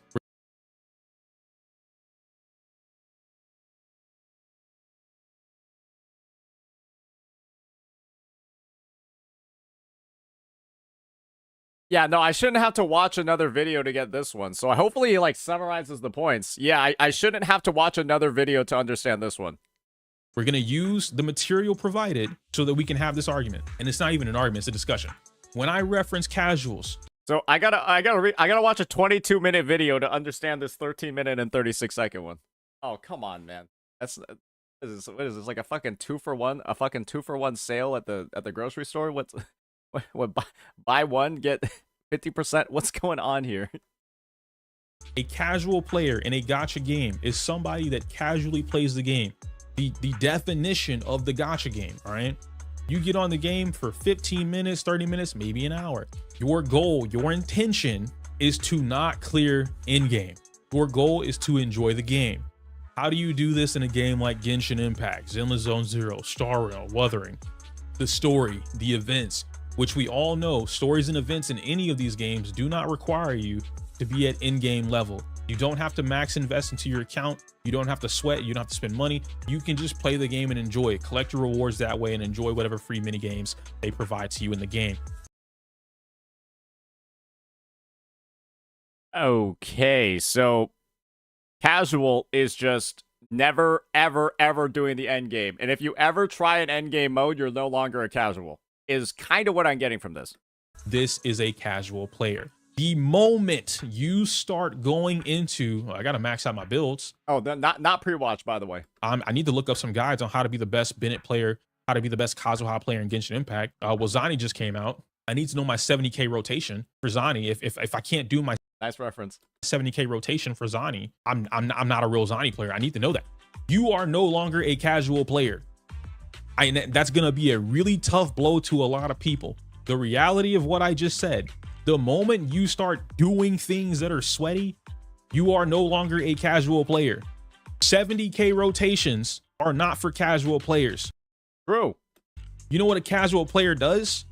Left click, left click, left click, left click, spam, left click, dodge one time, parry, space button. Left click, left click, left click, left click, left click, it's dead. This is what a casual player does. There is nothing that a casual player is doing going into their account. They're min-maxing. Casuals do not min-max. Novice players get into the concept of min-maxing, which is totally fine. This is a-okay, right? But when you start practicing your rotations and you want to get the highest clear and you want a speed run and you want the S rank clear, you are no longer a novice player. So if you get an S rank in Shiyu defense, you're suddenly an advanced player? I feel like that's a little bit. This is the thing. You simply pull the newest unit. You can play like a fucking noob. You can have dog shit investment and you will just fuck up all the endgame.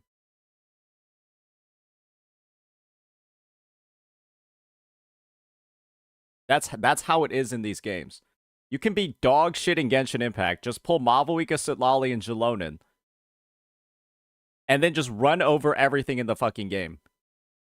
You can play Miyabi.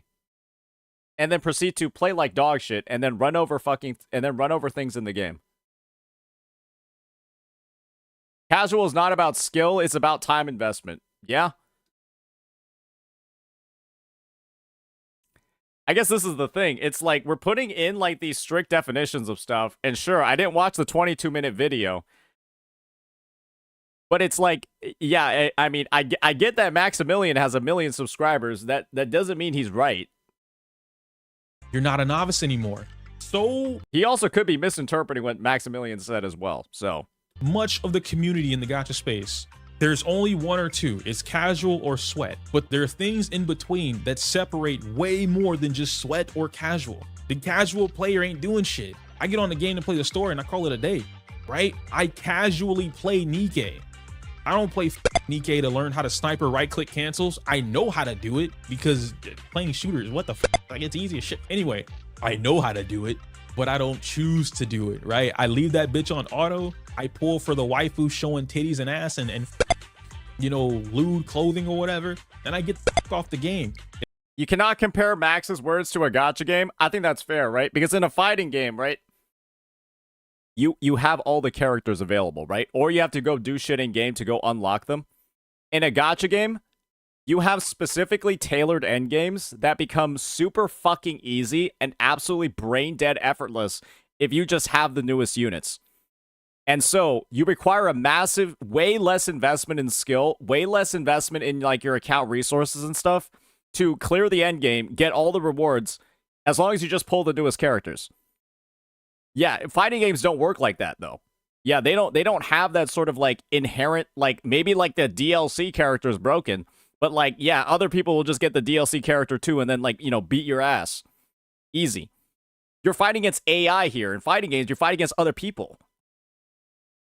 If I don't get the character, I get the fuck off the game. I'll come back when another character gets here.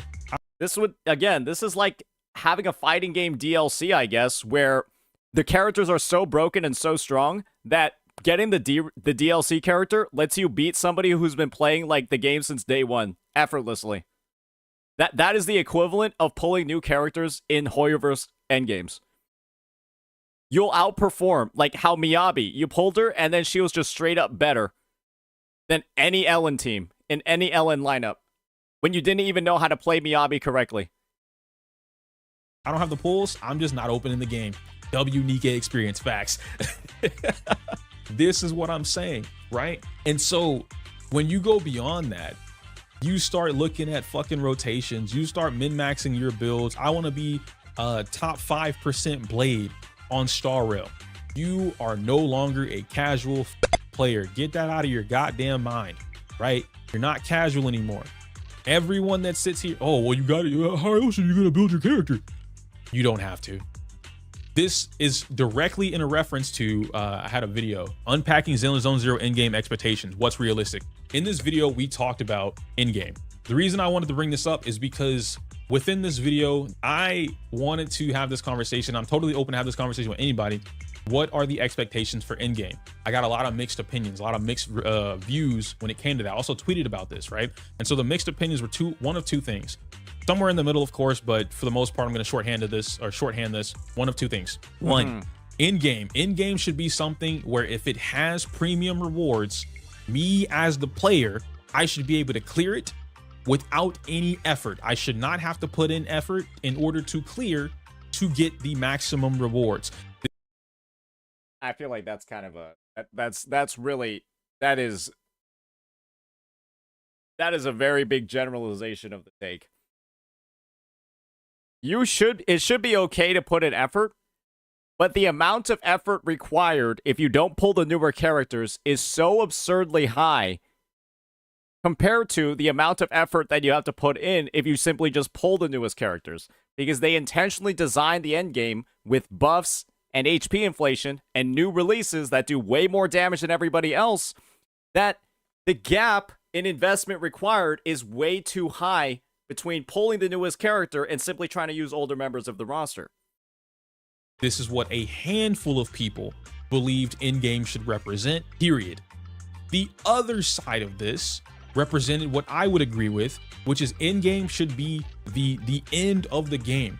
I am well prepared or challenging myself to be able to attempt whatever this game is, its hardest content possible, meaning that I am min-maxing, I understand the mechanics of the game to whatever degree it is. If what he's saying was actually the most general, was the proper way for devs to do it, then ZZZ, you know how there's a 100 floor battle tower? Thanks, Kaiser. If there's a 100 floor battle tower, they'd still have polychrome rewards at like floor 100. But they stop at 15. Why do you think ZZZ's polychrome or premium currency rewards stop at 15? And they don't go all the way up to floor 100? I understand how to play my team. My builds are correct. My combos are correct. My rotation, everything. This is what in-game would represent. So this video, this conversation that I would love to have with anybody, by the way, there's one of two sides. I give zero facts about a gacha game. Oh man, what about my 720 Stellar Jades? Like, they put it there, so I'm entitled to have it. I deserve to get my 700. No, the fuck you don't. Grow up. You don't deserve it. It just because it's there doesn't mean you're entitled to it. The whole purpose of in-game, period, across any game, is for you, the player, to earn whatever the fuck it is. Oh, so if I just pull Miyabi, I pull Astro Yao, I pulled Yixuan, I earned it. Because I can just play like a fucking idiot, pull the newest characters, and then easy clear all this endgame. And if I don't pull the newest characters, it's a fucking, it's ridiculous. It's crazy difficult. It's absurd. The difference in the experience. This is the thing. It's about making the endgame feel like absolute fucking dog shit if you just don't pull the newest units. That is the argument that people are making. And this whole like, oh, I don't want to put in any effort at all. I want to use my 1.0 roster with like a 2 out of 5 artifact set and still be able to clear all the endgame. That's not what people are saying. That is literally not what people are saying. They're simply saying, I don't want my old teams that I was clearing with a month ago, 2 months ago, 3 months ago, 4 resets ago. I don't want that team to suddenly feel like complete dog shit and feel like it can't clear because they are straight up releasing new characters that do double the damage of the rest and then making the endgame scale with the newest characters. That's the conversation. And I guess I just think it's odd that this pivot is being done into, I just want the rewards without putting in any effort. That's not an argument that I think anybody is making. If I go into any in-game, across any game, I am looking for the challenge and I want to win. I want to be able to like, damn, that was really tough. I cleared that shit, no problem. Yeah, and if you pull the newest characters, you literally don't get that. Boom. You pull the newest characters and you're like, holy shit, that was fucking easy. Like how in HSR, I pulled Casterus and then proceeded to I pulled Casterus, put a random build on her, and then proceeded to auto the MOC in 3 cycles. And easily could have gotten 1 or 2 if I played manually. And then that was the same team that that was the same MOC that in E2 Acheron was going 5 cycles played manually. I got my reward now, right? There's literally a tweet going around on Twitter right now proving this exact statement. And this statement is in reference to myself. And, you know, obviously other creators like Legions can back me up on this. Ryuk, because that's where the tweet came from, can back me up on this. What we receive is not what everyone sees. So I don't want to say that everyone in the gacha space does that, but based off of our interactions with this particular topic, as a large majority. Is he going to show the tweet? Or did he just like mention the tweet and he's not going to show it? The gacha community does not play other games. The other games they play are also gacha games. And so when I make that statement and then I go on to say this separated line that creates this indifference of opinion is because they have not experienced these other games. A very prime example of what I'm talking about here. This game is taking everybody by storm. Expedition 33 is a masterpiece. Whatever flaws it has are completely overridden by the beauty and excellence of the game. And so many players and creators touched this game and they thought twice about Star Rail. And so me, I've been saying this shit for literally loads your guy. It hasn't been years, but I want to say it. I've been saying this shit for years. I've been doing this shit for years. I've been talking about this shit for years. And then these motherfuckers come up and they're gonna talk to me about something that I already know that I've been saying for years. No, man, get the fuck that ass band, man. Your life is worthless. You mean nothing. You should sit yourself down. I love it, man. We gotta hydrate after.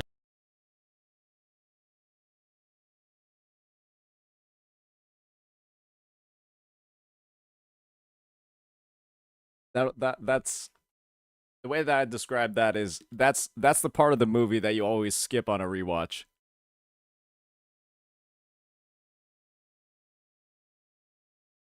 To that one. Good shit. Expedition is taking tons of players by storm. People that play Star Rail, oh, it's an amazing RPG. It's the best game in the world. Top 10, right? Top 5 RPGs, Honkai Star Rail.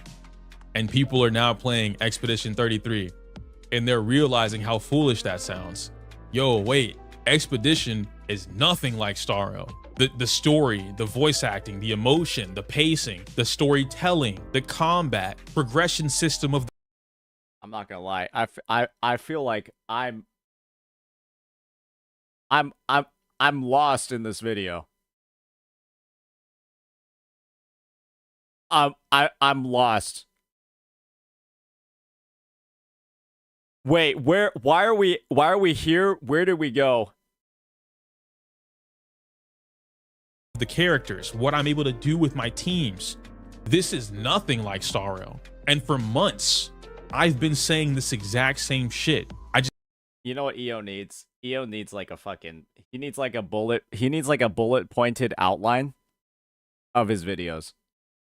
Like before he goes on stream and starts talking about them. Cause like, I feel like he ends up like going on like tangents or something. That like a new thing comes up in his head, and then he decides, yeah, this is a good thing to talk about. Let me start talking about it.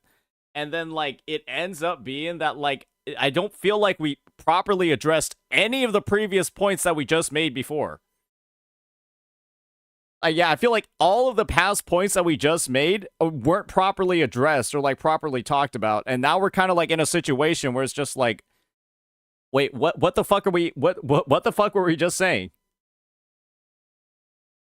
Just didn't need Expedition 33 to say it.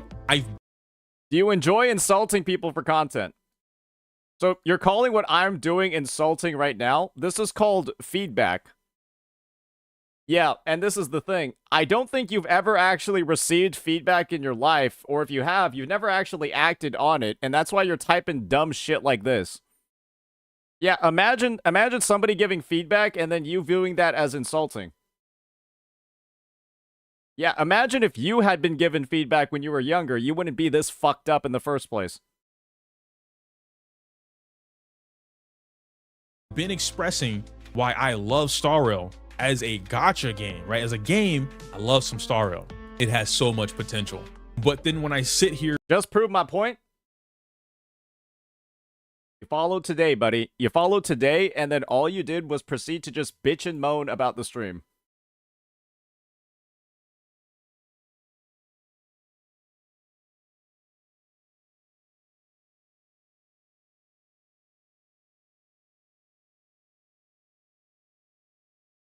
Yeah, thanks for the drops.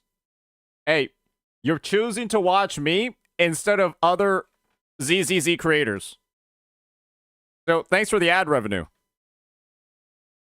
And I go back and I'm like, damn, there are so many other JRPGs that just do it better. I took a break and I went to go play something else, right? Because like for those that don't know, making gacha game content and being one of your only editors, right? Or your only editor, you don't actually have a lot of time to play the other games that you would enjoy, right? So it makes it hard to keep up with things that come out. I haven't beaten Metaphor yet. I haven't beaten Persona 3 Reload. I've played the originals 3 though, so like that's why like Reload is whatever. I'm not tripping about Reload. I've played 3. FES is my favorite of the Persona. Like I thought we were talking about power creeping casual players. crushed that shit like 20 times. So I haven't beaten them, right? I went back and played Metaphor. Playing Metaphor for 3 hours immediately made me hate Star Rail storytelling. Way, like, before I was indifferent. Before I was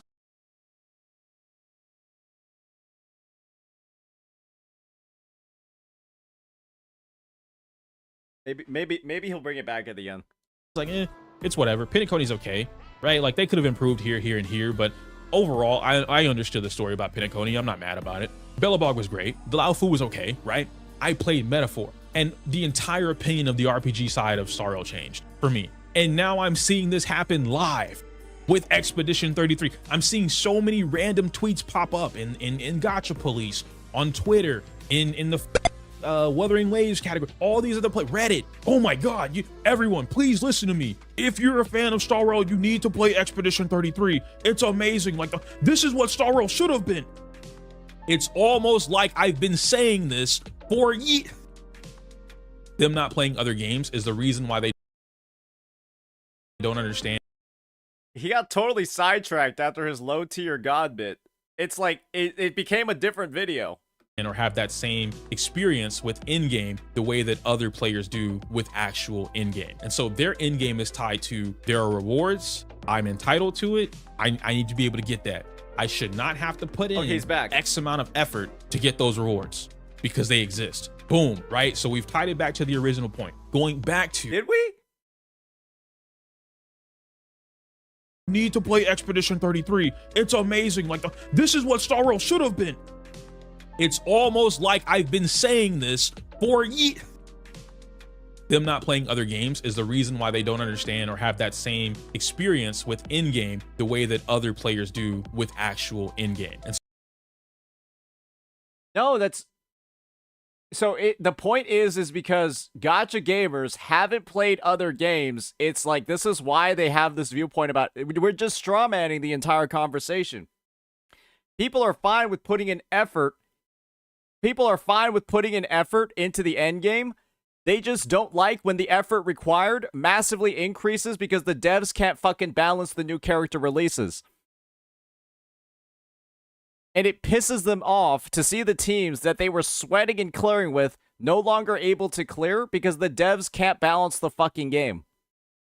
It's not because they're lazy and don't want to put in effort and they don't want to get shit for free. They just want the game to not be balanced around the newest broken releases that do double the damage of everything else. Like, I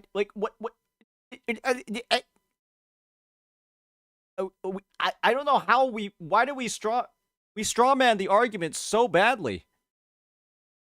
I don't think this was a point anyone was making. I don't think anyone said that they want to clear it with no effort. so their in-game is tied to, there are rewards, and it's clearly, right, a case of dev greed. Like, imagine, this is basically the same. Guys, think about it this way. This is like having a feature in the game that's really popular, and then a DLC comes out, and unless you buy the DLC, you can no longer play that old feature anymore. This is a good analogy. You have a feature in the game that you like, a DLC comes out, and then in the base game, that feature is no longer available. But if you buy the DLC, it becomes available again. That is what's happening to the end games, where the end games no longer become playable because they're getting way too HP inflated, and you buy the DLC or the newer characters, you get the newest characters, and now the end game is playable again. That's what it is. And that's what's occurring in all of the Hoyoverse games. And so you can see that there's a lot of, like, developer executive greed getting involved in here and causing these issues. I'm entitled to it. I need to be able to get that. I should not have to put in X amount of effort to get those rewards. Only the minority of the player base sees that problem. That's why it will never change. Why do you think so many people quit Honkai Star Rail?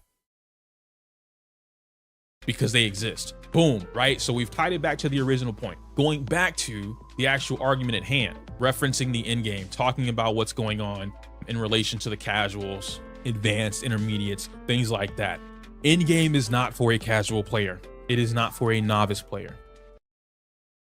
Yeah, no, you can be casual or novice, just pull the newest units. It's barely for an intermediate player, and it's more so for the advanced. Yeah, but the thing is, it never was like that. You used to be able to do it as, like, I guess from this metering that we're seeing over here, it was easily achievable as a novice. And the thing is, if you pull the newest characters, you can be a casual tourist or a novice and do the end game. But if you don't, you now have to be a fucking sweaty sweat to keep up with the end game. You have to be one of the sweatiest fucking people on the planet because of the HP inflation. And that's the only reason why.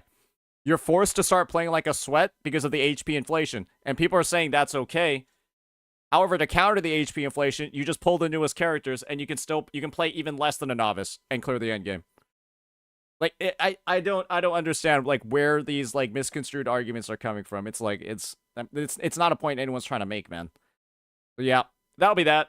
Let me know what you all think. I feel like this video kind of went in a lot of different directions, but I guess it did sort of come back at the end. But it's again, arguing a point that no one ever really made. Oh, we got Mystery K98. He's back at it again, ladies and gentlemen. I thought after you got farmed, you would stop coming in this chat, but I guess you have a humiliation fetish. What can I say this time to get you to make another video?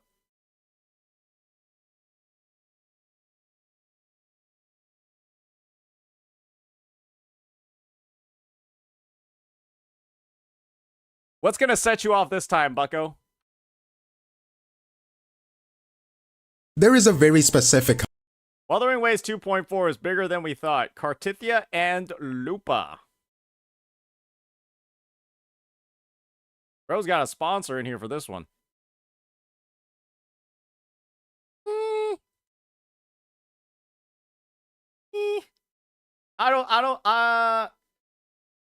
This one's just going over the drip marketing. I don't know. I feel like we've already recorded plenty of videos on the newer characters. Yeah, this one's just going over drip market. Yeah, I don't know about this one. Yeah, it just seems like a pretty yeah, this one just seems like, yeah, it's a video encompassing both the drip markets. Yeah. This would be like watching Gacha Smack's reaction to the drip marketing. I think we're good on this. Alright, let's see what Mystery said. HP inflation in endgame modes has one simple solution that they'll never implement. Just make every MOC or TOA, or whatever the fuck it's called, permanent, and add it to the list of every iteration starting from 1.0. This way you're not getting fucked by not pulling the newest unit. Just wait and you'll clear it one day.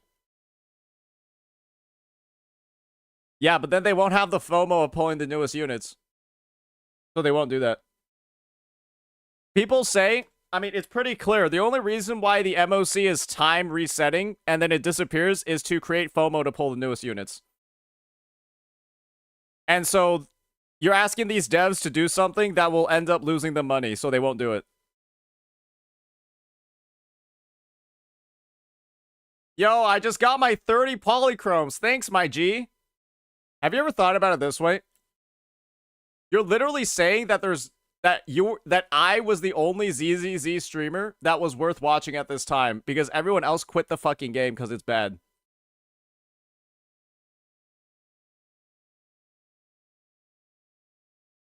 Where did I say that? It was implied because all you do is complain about this stream, but you're still watching it. You're just sitting here complaining about the stream the entire time, but you're still watching it. Or the drops. Yeah, you could also get the drops watching somebody that you like. But there's nobody streaming this fucking game. Because it's bad.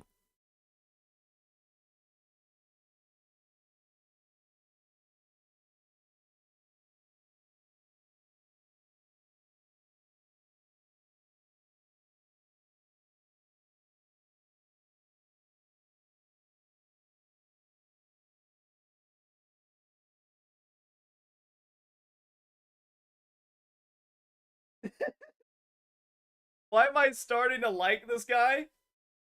I'm starting to like him too, actually. I'm starting to like him too, actually. Like, Bro could just watch any of the random like 20 view ZZZ streamers and just get the same drops. He could just put a 20 view ZZZ streamer on mute and then go get the same drops, but he's choosing not to do that. Right? Oh man. Promote one, no balls. I don't know anybody that streams this game, bro. Reddit cooked you, little bro?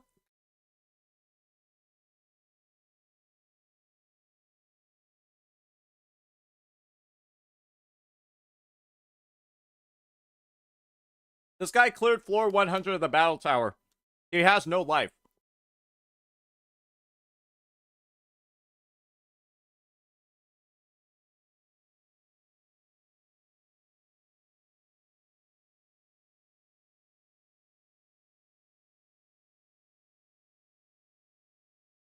Yeah, he cleared floor 100 of the battle tower.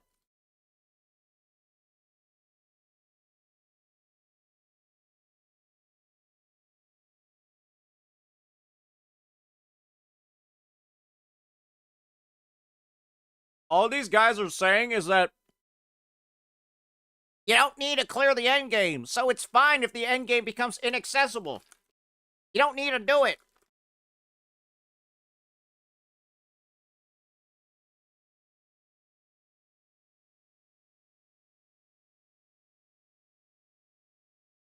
Got 0 upvotes.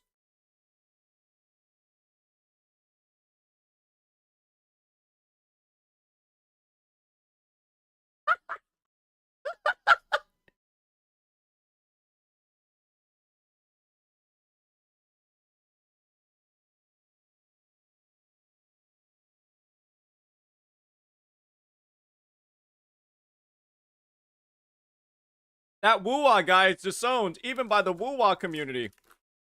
I love how everyone keeps saying this, because a couple people on Reddit mass downvote every single comment that has my name on it, and so people assume that because I'm getting -8 upvotes on Reddit, I'm disowned by the entire community. They're this retarded. They're actually this dumb. Every single comment trash talking him gets 20 upvotes. And every single comment mentioning him gets -8. He's disowned by the entire community. Yes, bro. That's why my guide videos get like fucking 70, 80k views. Yep, absolutely. You're right.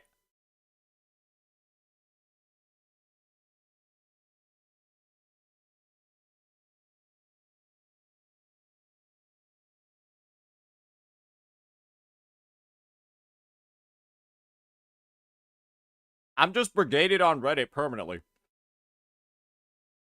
What am I gonna do about it? It's not like Reddit contributes anything at all to any gacha gaming community.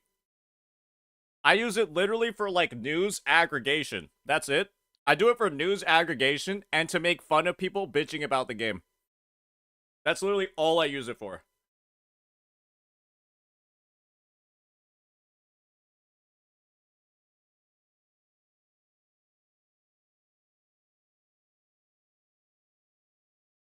What's this?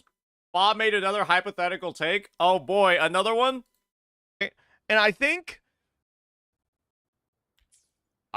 you know, if Kuro tomorrow turned around and said they're removing buyable copies from the shop, I feel like the revenue would go up still. Like, I think that's a fine one. Sure, there might be some people that get pissed off 100%, but I think their revenue would still skyrocket.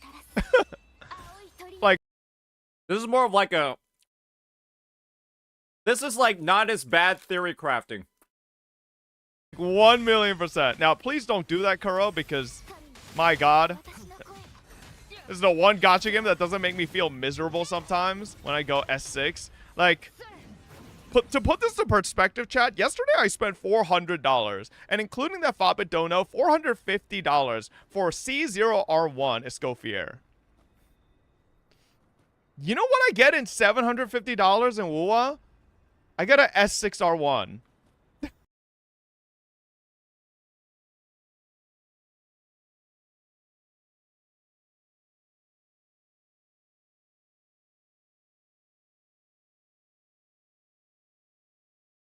I'd be depressed too, Fob. Okay. Bro's taking all the L's today. Enos haircut. Barber that hates him. Girlfriend's getting canceled on Twitter. And he spent $750 and he only got the character.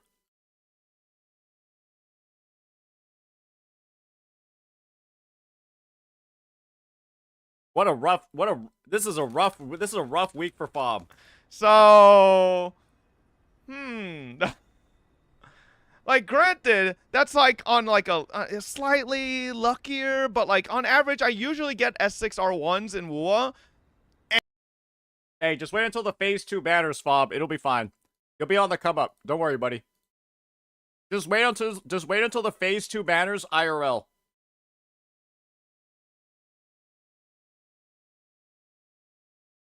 You'll be good, bro.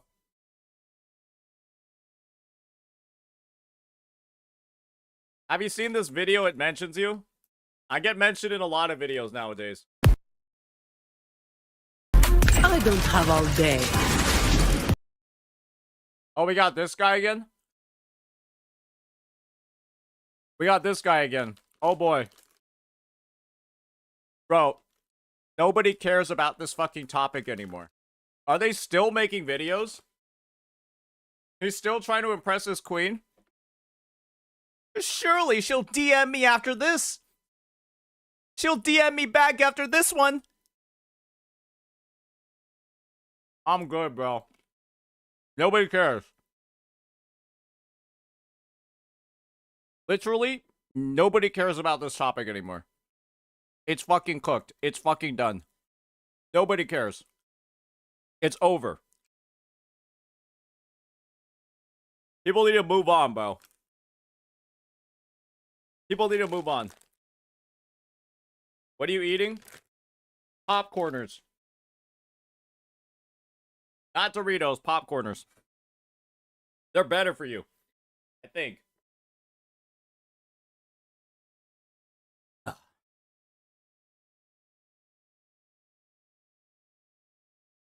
Anywhere from 750 to 850. And if you're telling me C0R1... You're the one that made 7 videos and 20 tweets about it, and now you don't care? Dumbass. Were you watching this stream the entire time just for that one moment? Hey, thanks for the ad rev, bro. Feel free to keep watching. Hey, I'll address the combo video in 1 hour.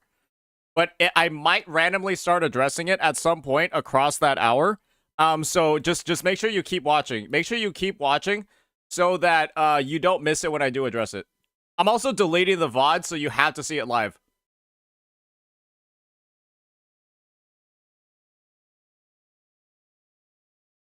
I'm hate watching for fun. Thanks. Is half of what I could half the money of me getting a max cut character is like that's a little crazy. That's a little crazy, man. I don't know. This is why Girls Frontline is king. Nah, Girls Frontline ain't king until we get the Dorito update, bro. Once we get the Dorito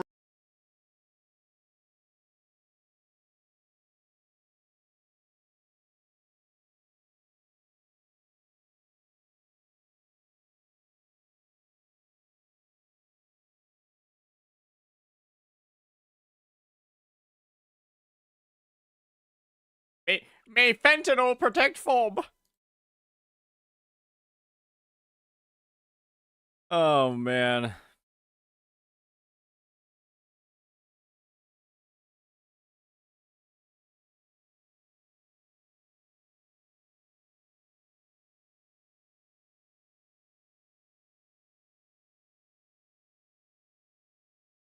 All right, guys.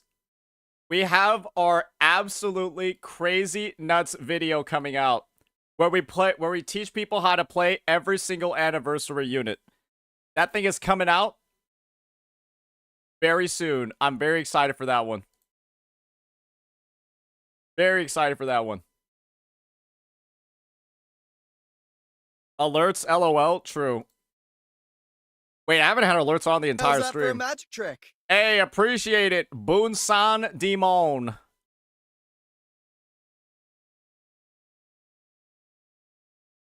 Appreciate it. Holy shit. Who's even streaming right now? Should we see what's up with the community at the moment? Let's see what Sarah's doing. Playing 3D Epic 7.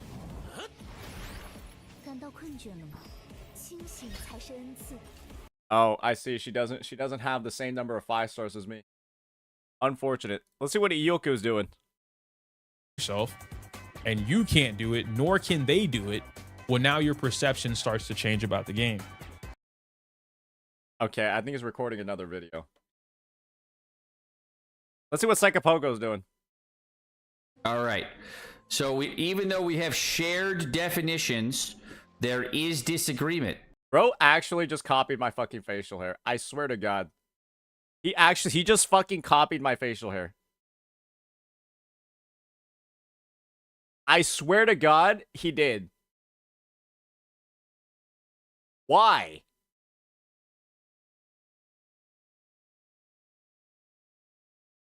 Now I feel like I need a shave. Because last time in our video when we had the conversation, he was clean shaven. And then after I recorded the video of our talk, he shaved. Or he stopped shaving.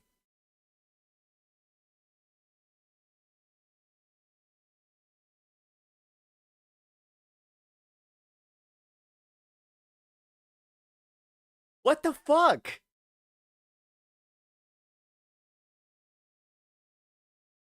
Fucking dude. This fucking dude. First, he's got to steal my game. He's got to steal Wuthering Waves. He's probably growing out his hair so he can do the ponytail too. Psychopogo's probably not going to get a haircut for the next fucking 7 months. He probably trying to get done up like this too.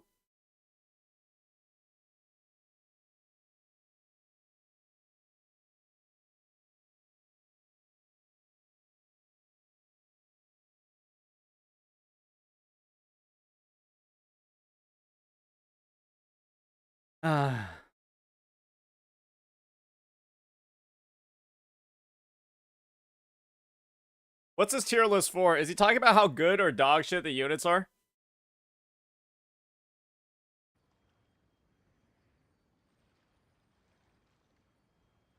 Most people getting the weapon, but I guess we take an R1 for everyone? Absolutely. Everybody's at the same level of investment. Baizu down. Baizu goes from S plus down to S. Why is everybody an S? Wait, I didn't even realize S, S, S plus, S, S minus. And I guess the only people I see in A are like actually the dog shit ones. Like that's Candace, Hazo, Yunjin, Kakomi, Yanfei, Diona. Is this everybody in S or A?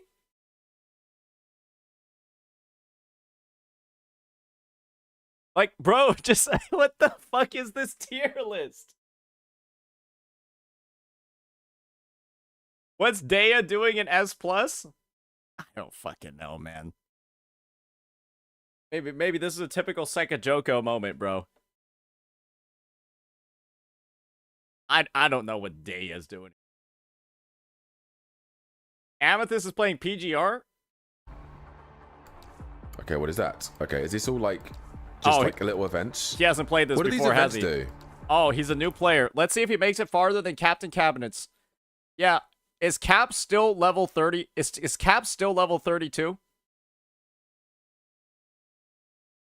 I think she was level 37 or something, right? She played it for about a day. And then never played it again? She played it more?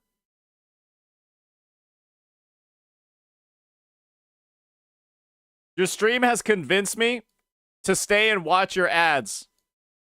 It's just that easy, folks. We've converted another hate watcher. You claim to be the #1 Kuro bot, but I've never seen you play PGR. My PGR account is actually pretty stacked. It's actually pretty damn stacked. She's saying she'll play it tomorrow. Since December. Mystery. Is there... I guess you're done on your hate arc. Is that what's going on? You're done on the Saint hate arc? You mean your executive account manager's account is cracked? Guys, I played everything on PGR. It doesn't actually require a lot of time to do. It doesn't require that much time.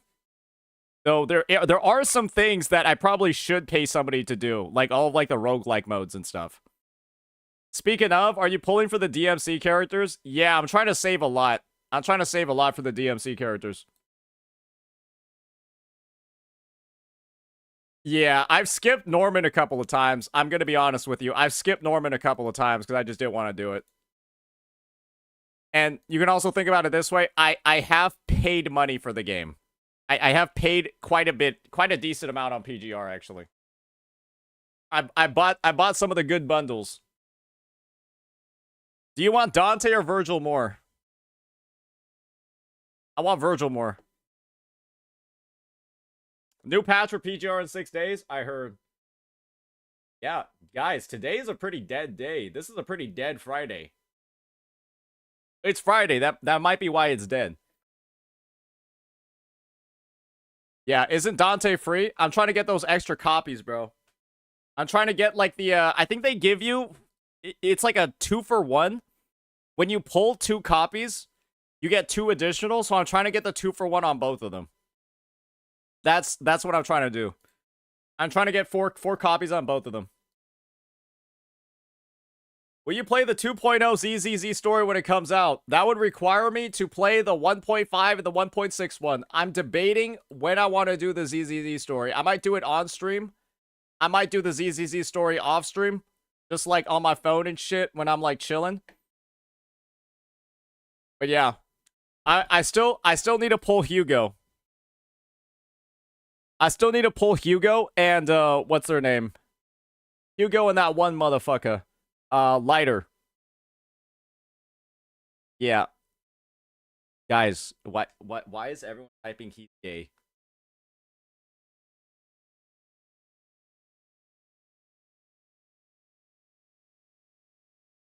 This is the thing, guys. I'm pulling Hugo because I like Alucard from Castlevania. He's a bit of a badass. I like Alucard, so that's why I'm pulling Hugo. Fellas, is it gay? Is it gay to pull Dante and Virgil? Well, would you look at that? Easy money.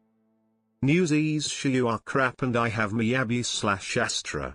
New ZZZ Shiyu is crap and I have Miyabi Astra. Hey, honestly, it was the Shiyu defense was pretty ass. The second part. The first half, the first half wasn't that hard, but the second part, yeah, it's pretty ass.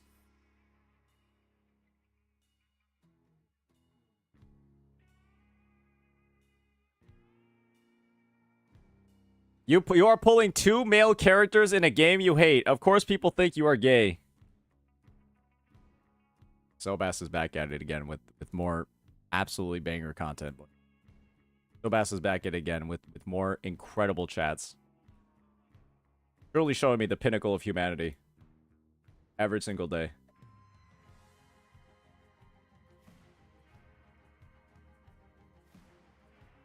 Oh, man.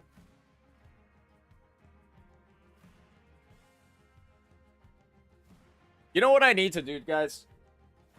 I need to, at some point, within, like, the next few days, actually take, like, a bit of, like, a... Not, like, an extended break, but, like, actually take a day off.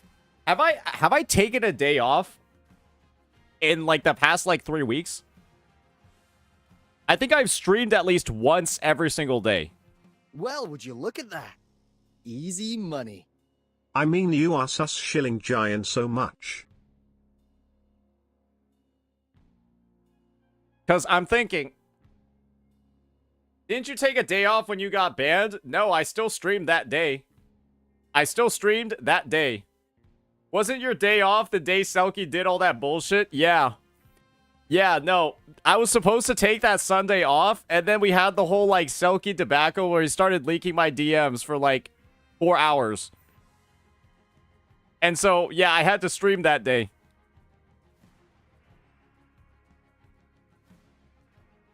Yeah, so I had to stream that day. You need to do account reviews. That's what I'm thinking. We take the day off tomorrow, and then we do some account reviews. Well, would you look at that? Easy money. So long as you have your socks on, you can pull any male character. What does that have to do with anything? What does having my socks on have to do with being able to pull male characters? Wait, I'm a little bit confused now. Why is that a thing?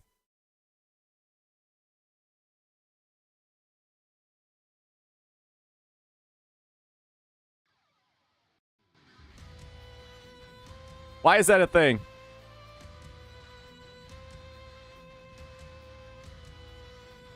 The day Saint got banned, he actually did a USA evening stream explaining what happened. Yeah, that was like a 2-hour evening stream as well, so it was actually like a double day.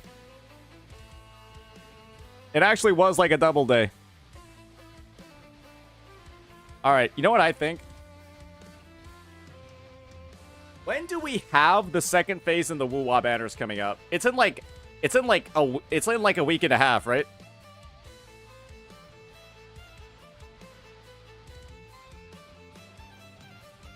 It's in 12 days? Okay.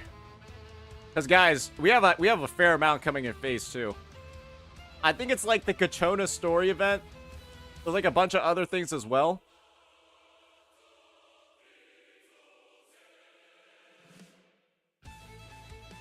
Oh, the new... I forgot. Yeah, the new roguelike mode. I remember there was somebody here saying that the anniversary had nothing in it. Yeah, they got Dreaming Deep coming. I will agree, the first half maybe could have used another event. Maybe they should have put something weekly resetting in the cube mode.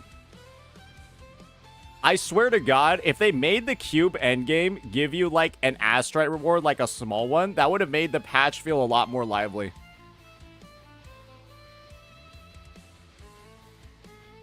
Yeah. Just say the Annie patch is shit, you glazer. Hey. I'll give you one thing, Sobas. I'll give you one thing. The first half of the Annie patch, it should have been more portioned out.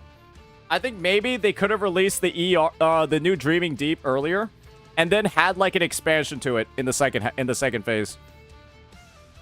There's another event coming in 4 days. True. I guess this is also the other thing, guys. This is why you gotta portion out your content in the Gacha games. That's why you don't want to play them too much, bro. You don't want to play them too much. Otherwise, you'll end up with some of these issues.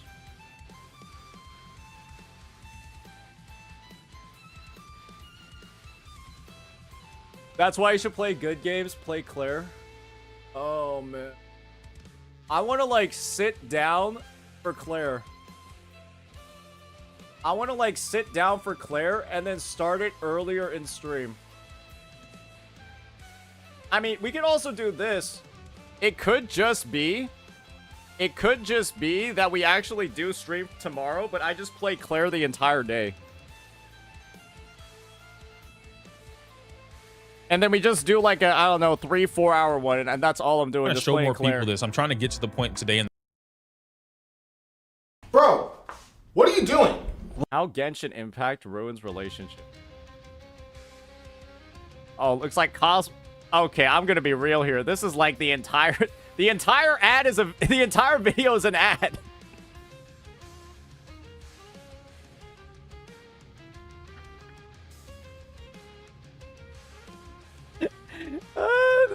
It's just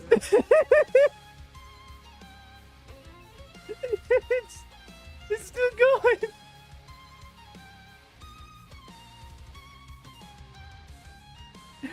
Why do I find that so funny? I think we can save this one for later. We have way too many videos in the pipeline already. We got way too many videos in the pipeline already. A lot of them.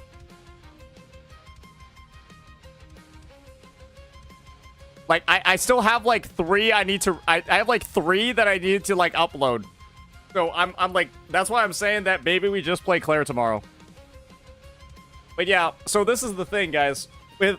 What you guys don't understand about Clair Obscure is that I'm so good at these games, I'm just gonna speedrun it. It's gonna look like I'm playing a speedrun relative to all these other bum CCs that can't even get past the Mael fight. You know what I mean? So, I'll just go in, and by the time most CCs are 10 hours in, I'll reach that in about like 2 or 3. All on expert mode, by the way. So yeah, my time streaming Clair is going to be really short.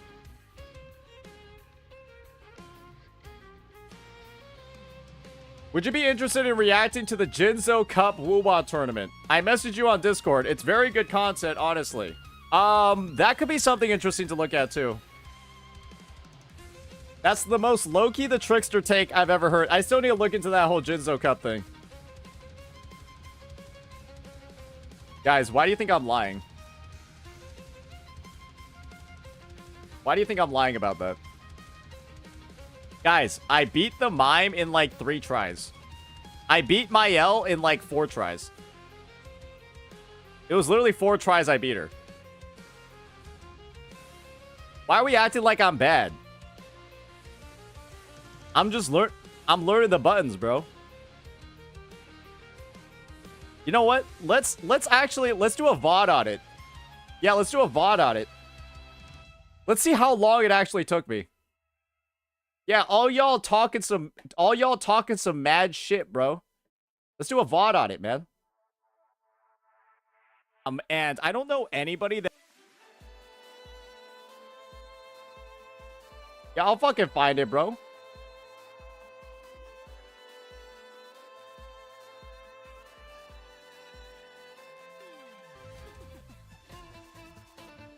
Y'all ready for this shit? Got it right fucking here, boys. Let's see how long it took me.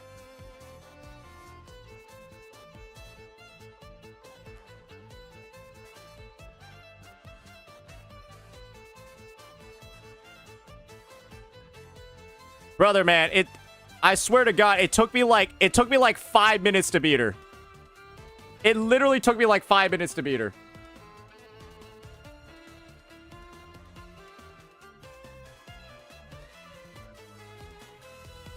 On expert mode. Easy. How long did it take everybody else? How long did it take everybody else for that one?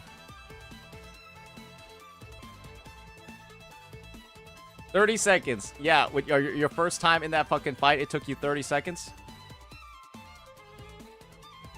Come on, guys.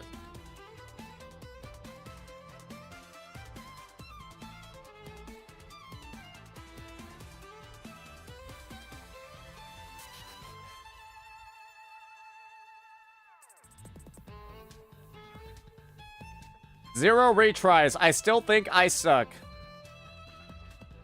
Stop yapping, start playing. Alright, guys, you know what? You know what? How about this? How about I just end stream? You guys are bullying me too much. How about I just end stream?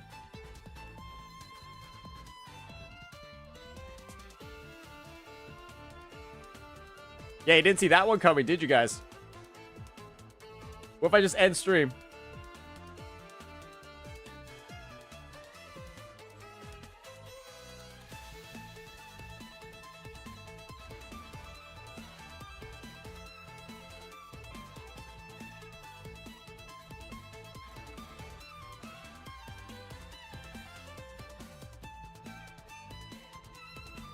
Yeah, the truth is, I kind of got some shit that I need to do. And I'm going to be real here. I need to, like, actually get, like, some more sleep. Because it, like, hasn't been good that lately. I feel like because it's getting, like, really hot here. It's not been working out. Yeah, it's hitting, like, 80, 90 degrees. 80, 90 degrees. Yeah, it's a little bit rough, man. All right. I think that's what we'll do, to be honest. I think that's what we'll do. I'll take a very early day today, and then I think we just play Clair Obscure tomorrow. I think we play Clair tomorrow. And the thing is, unless there's some crazy shit, that's probably what we'll... unless there's like some crazy shit or a crazy video that drops, that's probably what we'll be doing for most of the day. And I'll show all of you nerds what a true gamer looks like. Yeah, guys, I'm the same dude that is Masters in League of Legends in 2024. Remember that. You know those other gamers, Fob? What, isn't Mr. Pokey like hard stuck Emerald? Fob's been gold for like the past 10 years. Masters ain't shit in 2025.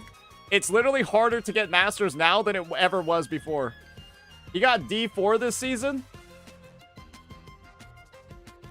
Now, D4 is just Emerald, okay? Yeah, D4 0 LP is the same thing as Emerald. Let's be real here, guys. Yeah, no, D4 0 LP is just Emerald. It doesn't count. Yeah, D3 or above is real Diamond. D4 is just Emerald Plus.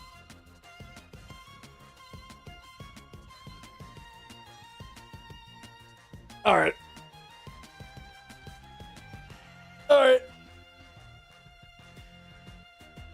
That was his peak. He's back to Emerald 4. Guys, on my account, I played placements and I'm on Emerald 4 after placements. Alright, let me go ahead. I'm gonna raid Sarah.